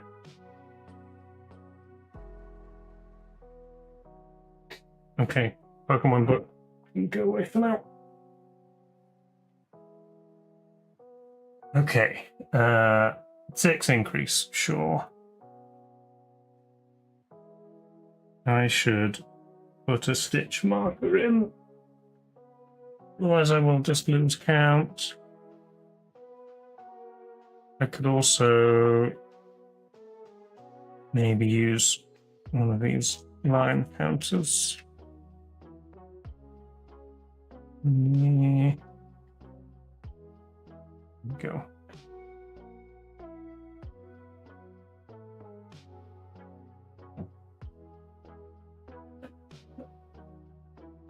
I can, yeah, fit the chair fully under the table, so I'm right up against it. Just like school.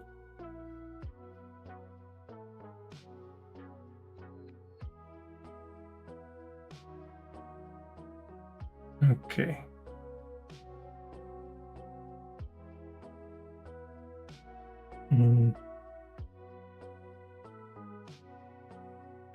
That's what.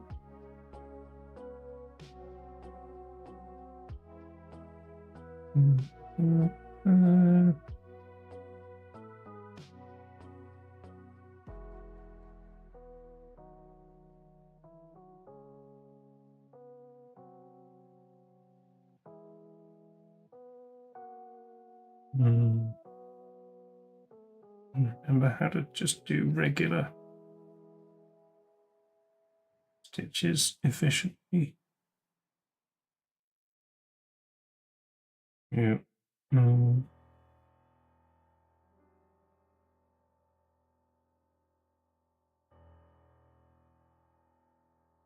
Eight more.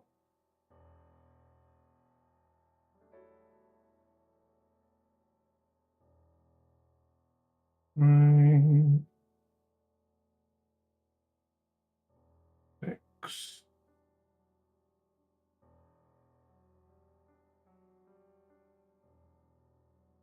7.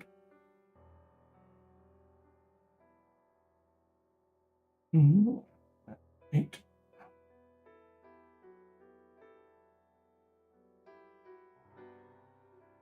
9.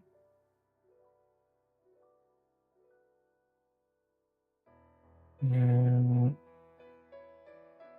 be awkward.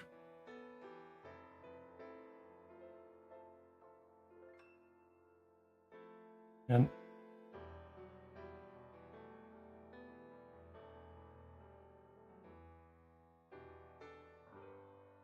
11.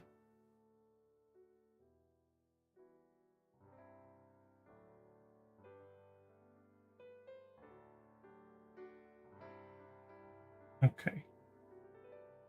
Let's get that tight. A little bit of a hole. That'll be fine.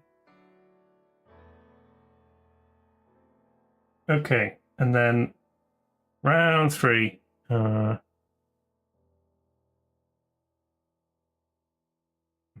Stitch 1, increase 1.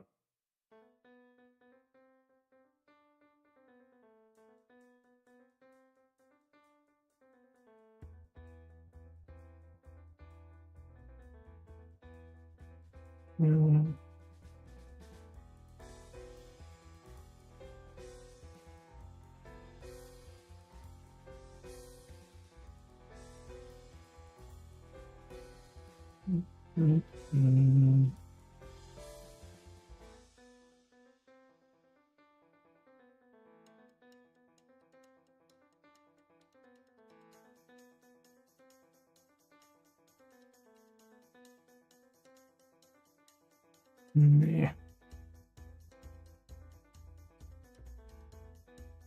Let's see. I need more light. That's what it is. And blend the light. I even reach that light.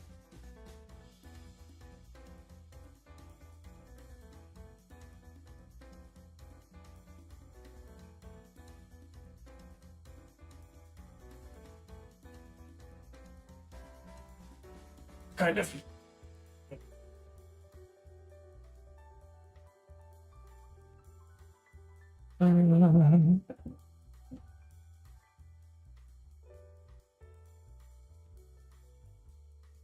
Was I on? That was 1. Okay.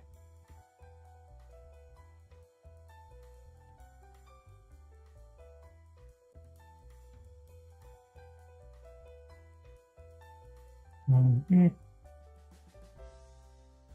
1.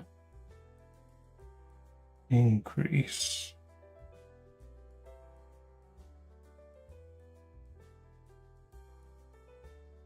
Let's get 4.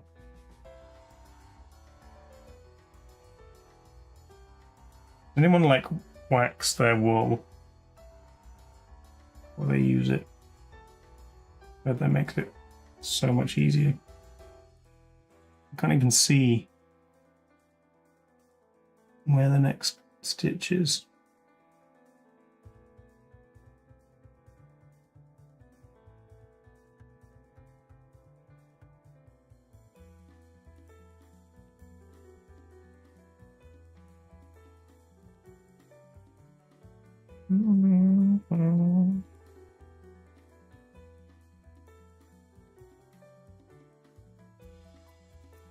What's going on there? Just loose wool.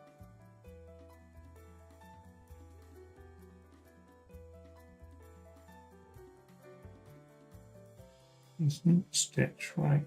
No.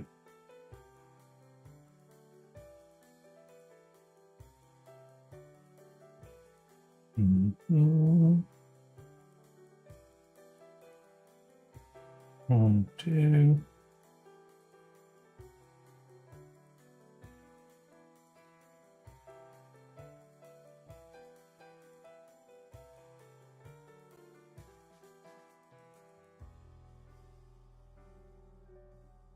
And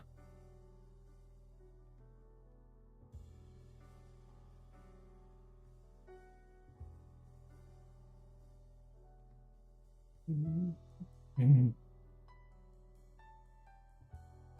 1, 2.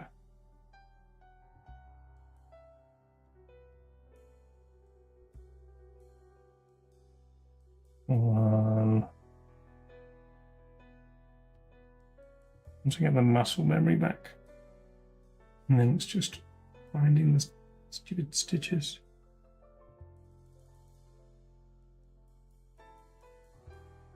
I can't even see that. Can you see that? Oh, there's one. Can you even see? No, not that one. Can you even see where the next stitch is? It's just massive brown. There's one more stitch in here before the stitch marker. It's just brown fluff. You need a pokey thing. Put some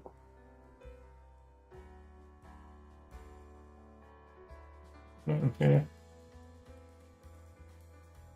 And some like double-ended ones that were good for poking. I'll just use a tapestry needle.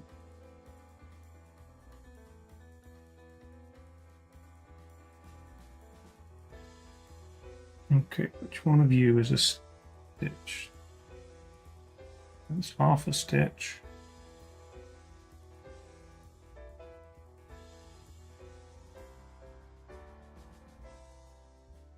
But it doesn't pull like it's a stitch. What is wrong with you? That? I'm not going to be able to get two in that.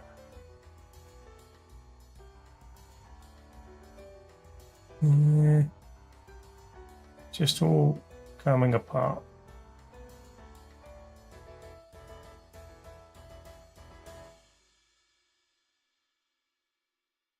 Where is it? Where's the stitch?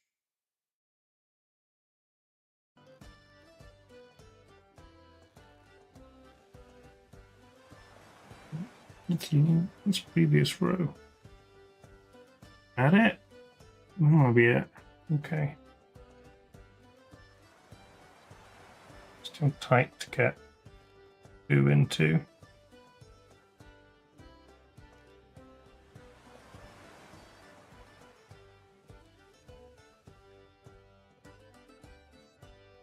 Yeah, man. There we go. Round complete. Stitch 2, increase 1. Okay. Just adding 6 stitches per round. Standard increase.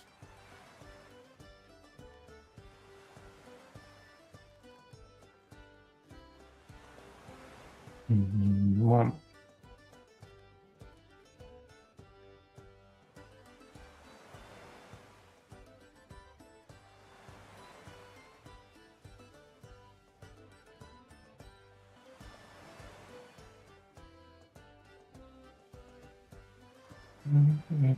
Oh, which marker fell out?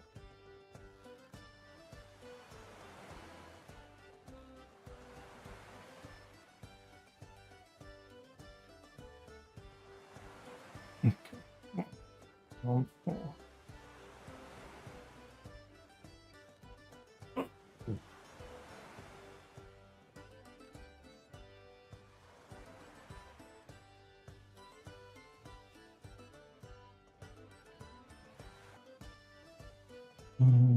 Two. Increase. Why is that so big?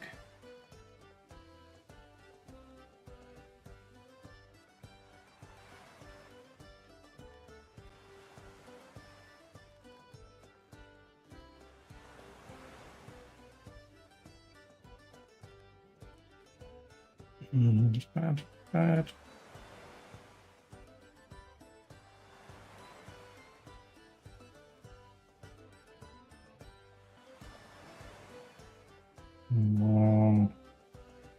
Yeah.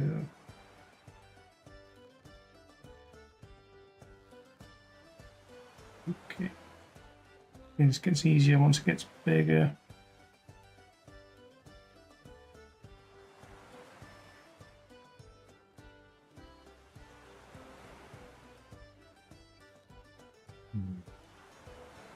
I'm so glad I didn't do this at like 2 and 3 mil. It would have been a nightmare.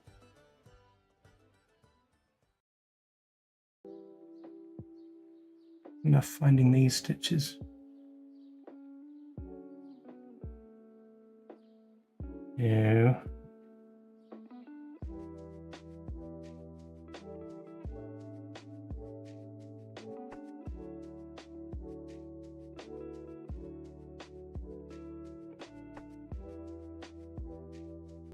Increase. No, lost. Increase. Increase.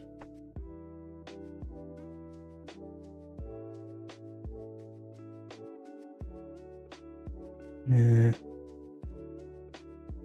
How that happened?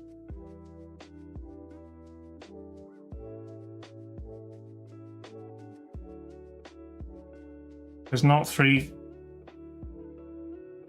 stitches before I get to the stitch marker. Dropped one? Have I put too many in? I'm just gonna carry on and pretend nothing bad ever happened. To be fair, we're not making this owl. We're making Smooge, which looks like crap. So if I do all the stitches perfectly, it's not going to look right. Did I start crocheting while longest chance of before? I think I started knitting before, maybe not before we started the band, but before we were on the road all the time. Then I stopped for a long time, and then I got into crochet instead.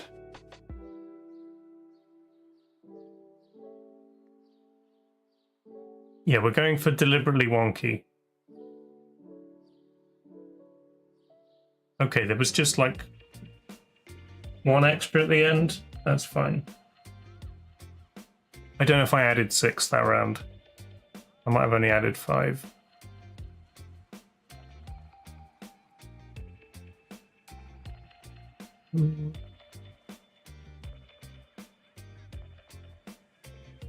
Okay, 1. It's all going to be a little off. Let's maybe count how many stitches we have total. We should have 18. 3 wings and no face. Wait, the pattern doesn't have any wings. They're just covered by the cloak, which is useful, I guess. Okay, how many stitches do we have? How many can I see? 1, 2, 3, 4, 5. Is that one big one? That's massive. Okay. 6, 7, 8. I have 18. No, we can't have. There can't be 8 stitches. I started with 6. How's it got this wrong already?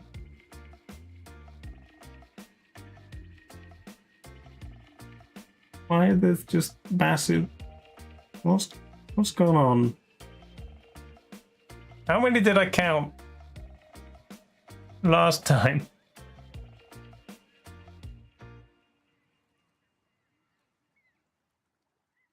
Maybe I'll start again. Leave it looser.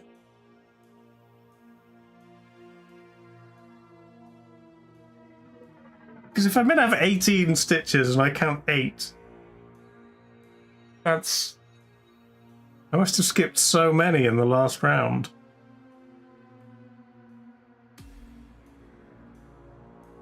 When we go again, I'll do it a tiny bit looser.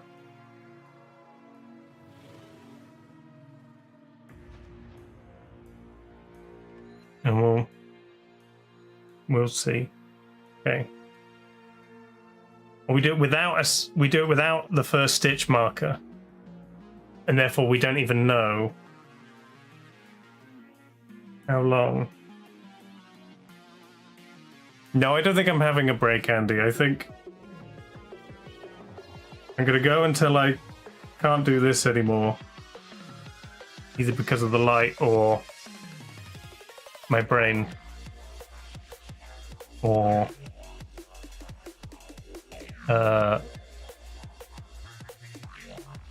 yeah, either way, I'm going to carry on and give up. It's been, what, 4.5 hours? I've got a setup for painting tomorrow.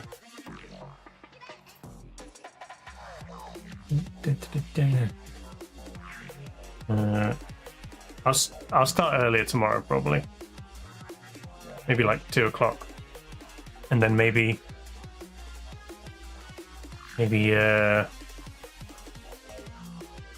paint, break for dinner, and then I'll do something else. Okay, I need to magic ring again. I don't remember how to magic ring. I need my book.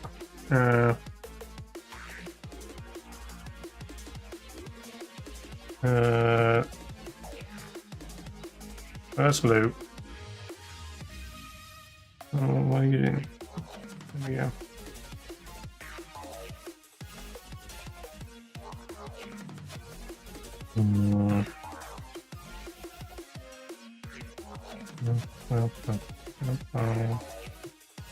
That wasn't right.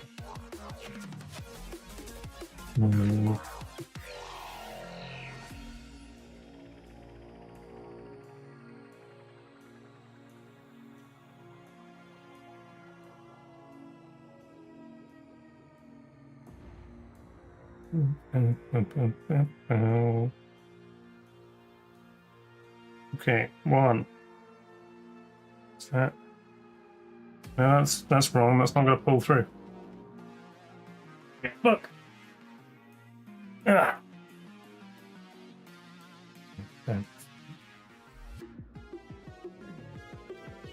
I swear I've used this page more of this book than any others.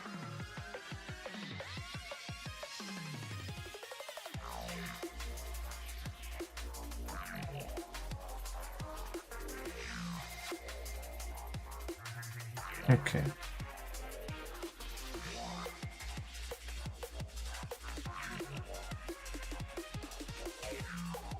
Yeah, that was wrong.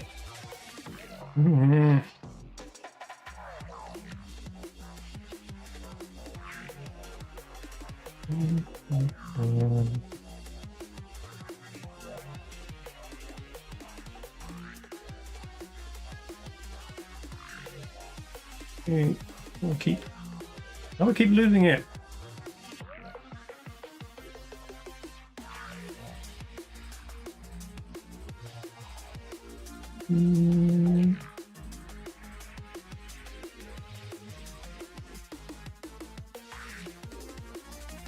Oh, I'm trying to do too many things. I see.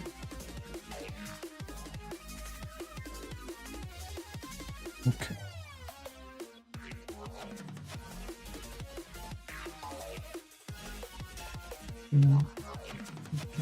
One.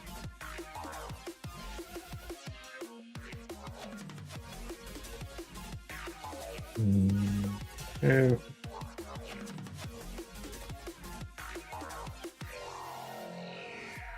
3.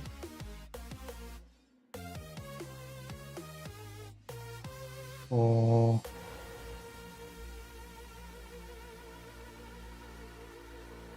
5. 6. Okay.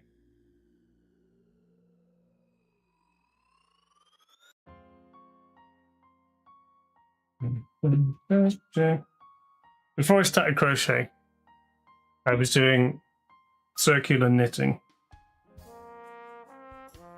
So it was kind of similar, but using 2 and using long needles to do small things.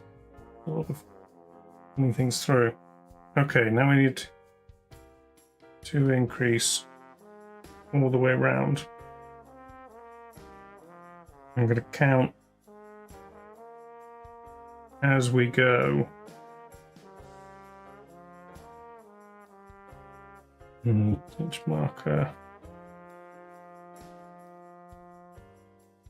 1.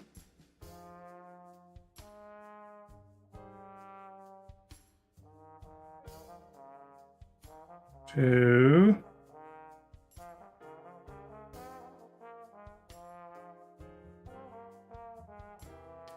Three.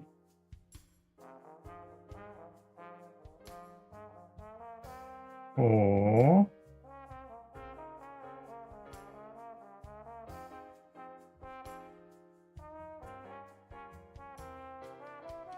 5.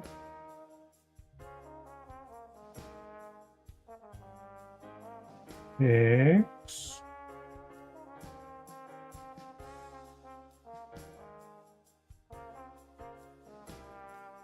1, 6.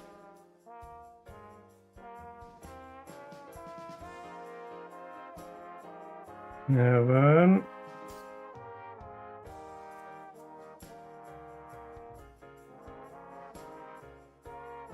8.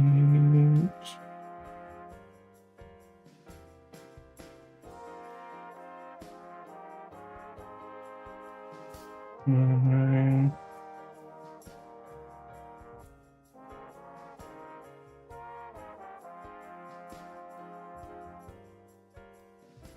9, 10.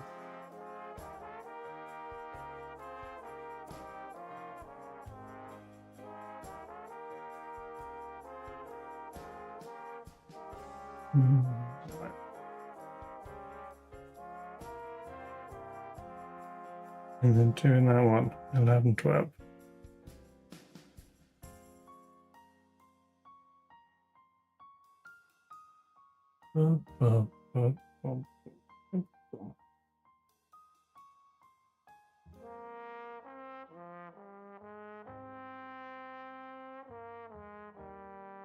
Okay, we definitely have 12 holes. Smooch's butthole is a little big. We can always put extra stitches in it later.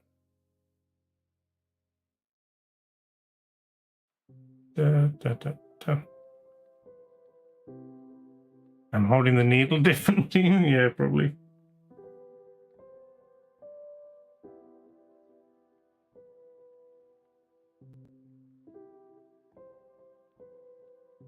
I do things the way I do things. Whether it's right or wrong. I'm not going to relearn how to do stuff. Much effort. Where the hell is that stitch?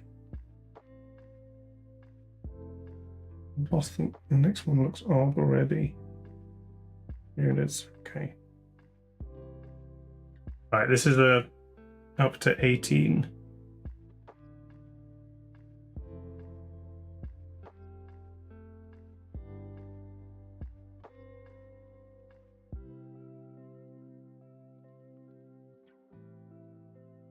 One.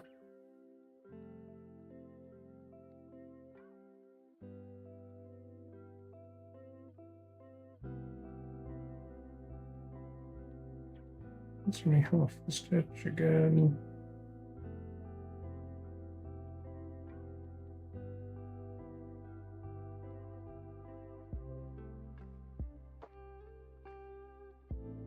Missing a thread. Butchered it already.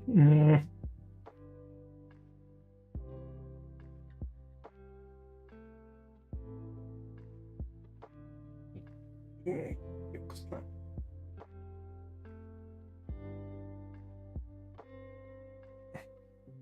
Good.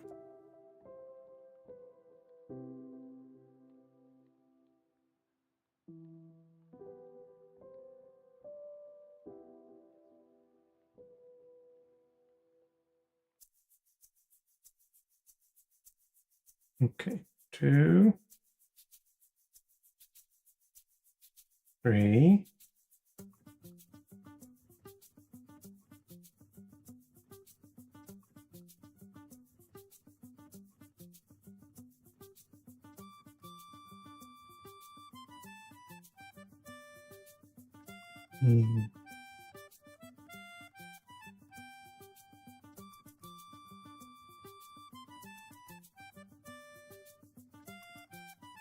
On something.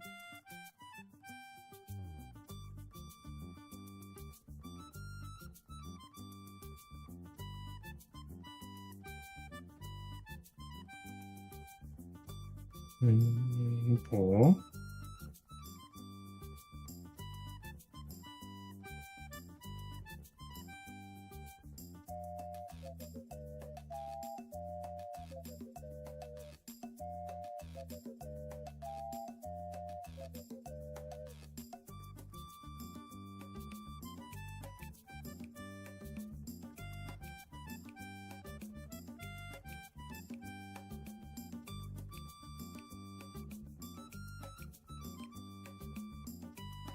Five, 6.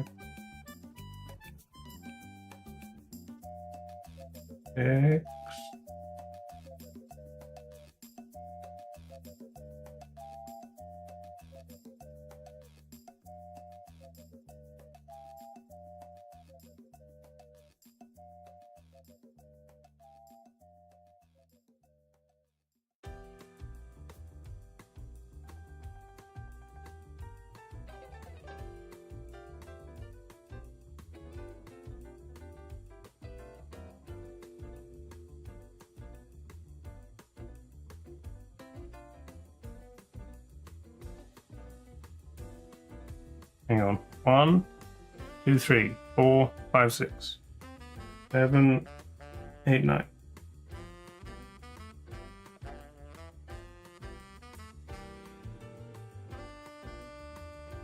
Eight. 9.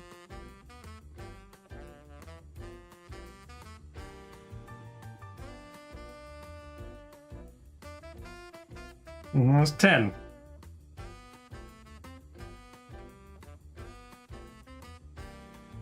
Now we got 10.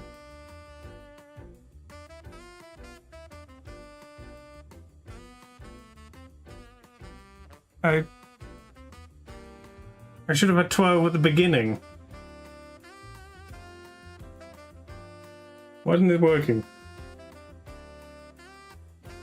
Failing to find the right stitches.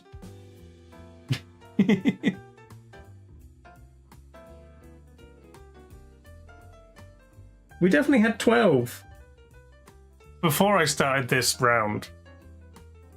Because I said 12, and we started with 6, and then I doubled.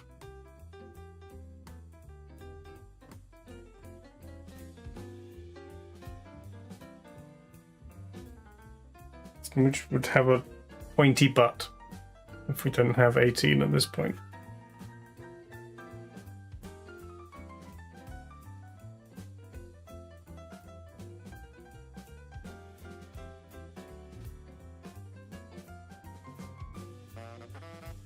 Did I miscount, or am I just not able to find these stitches?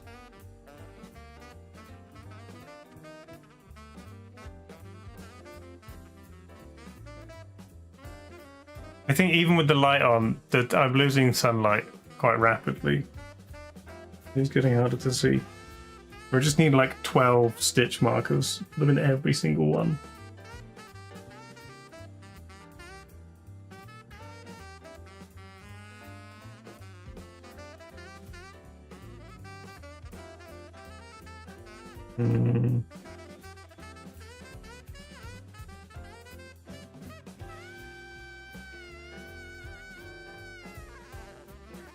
I don't know. Yeah.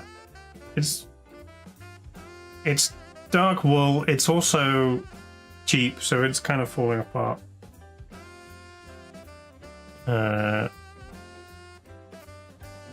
Also thinner than the other one I'm trying to combine it with.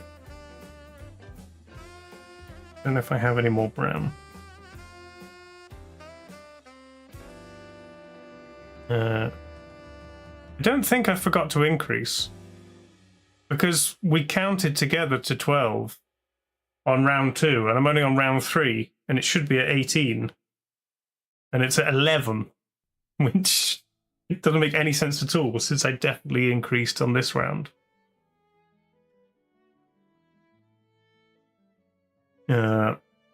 Okay. I'm going to try it with this one, and we're going to just go without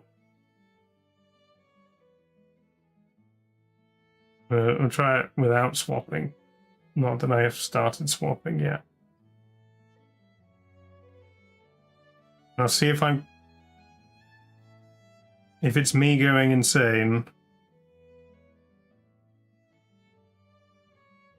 or if it's the wool. This is so much easier to see. We're already screwed up.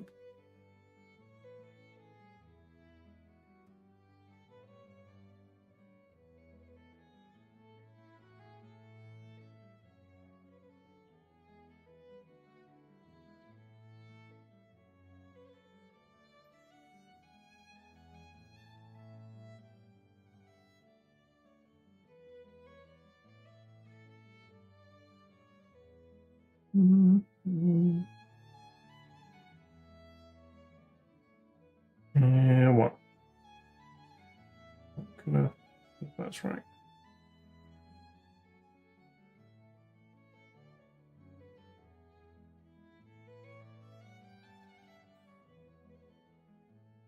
Cool.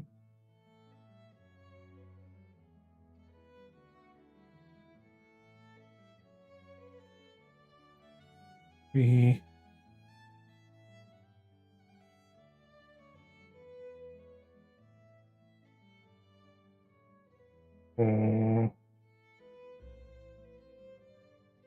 thicker. And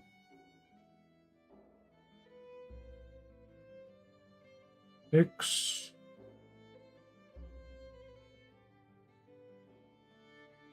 Close the butthole.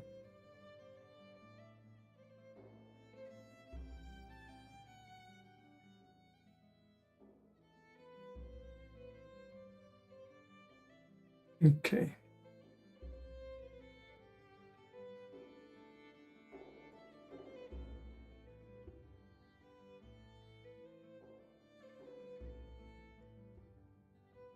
Mm.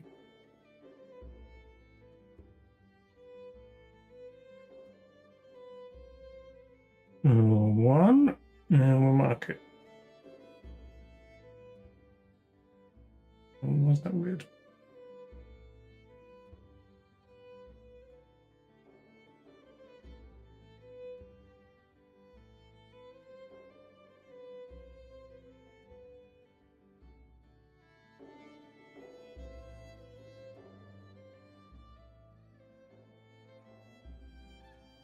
What? Okay.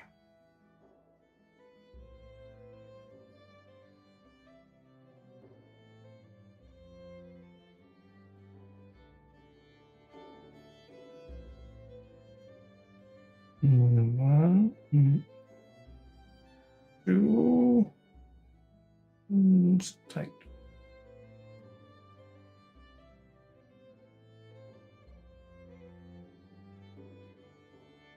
And three.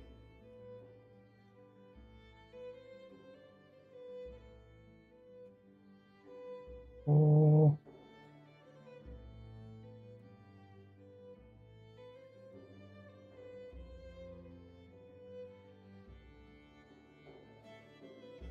Five.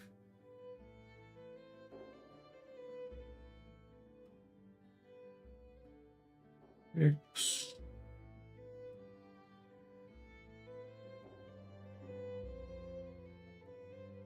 Seven.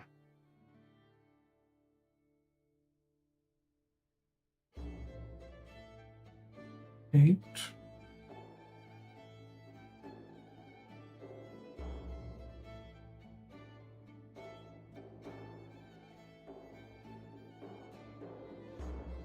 Yeah.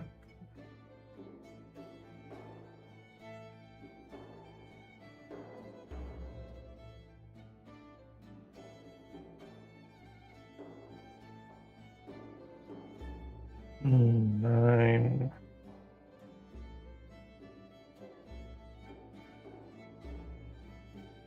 And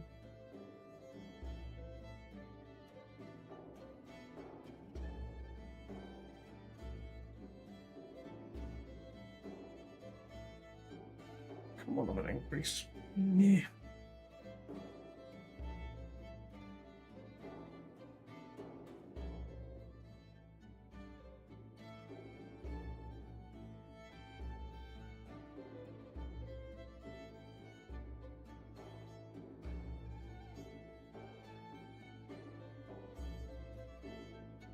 And then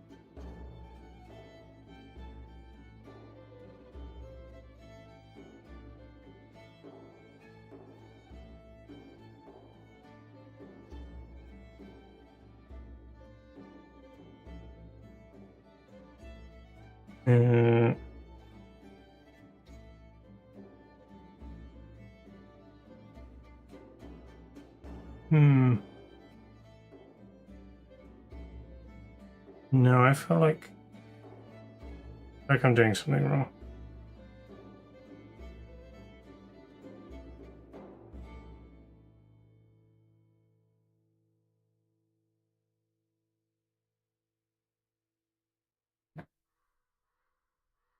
Yeah.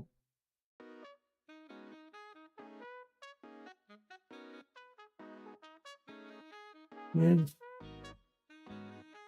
Have I been swapping between single and double? I'm so confused. Okay. No, I'm giving up. I'm giving up now. I'm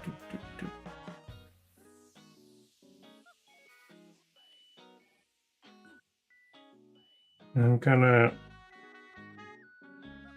double check what I'm doing because I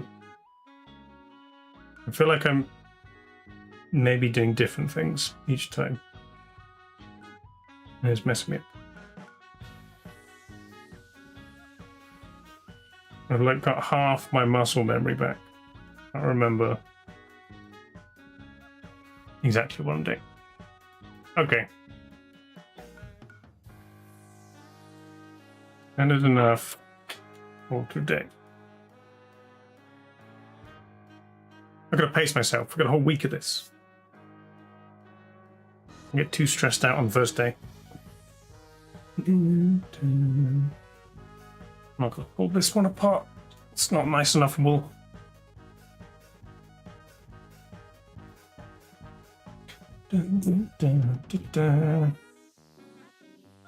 Okay. Back in the bag.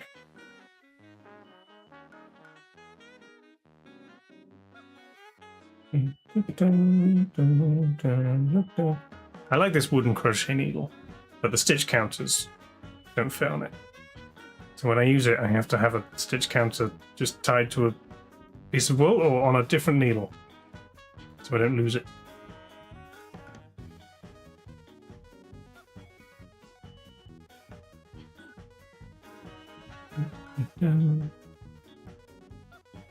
Okay, we're all going together. Lovely. Thanks, everybody. Starting is the hub. Yes. Yeah, I mean, like boring bits that won't take brain power. I'm not even sure there will be any. Because there'll be things like just loading and unloading the laser cutter. But I think we'll have to do that just like during, while doing other stuff anyway. Okay, tomorrow we'll start earlier. I'll do some oil painting. I've even got I laser cut myself a palette so I can make proper art. I'll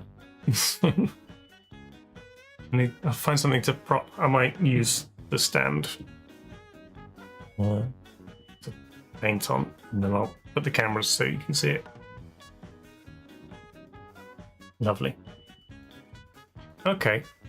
Yeah, I'll be back tomorrow afternoon. And Yeah, I need a berry. Then I'll be a real artist. Yeah. Cool. Have a good evening, everybody.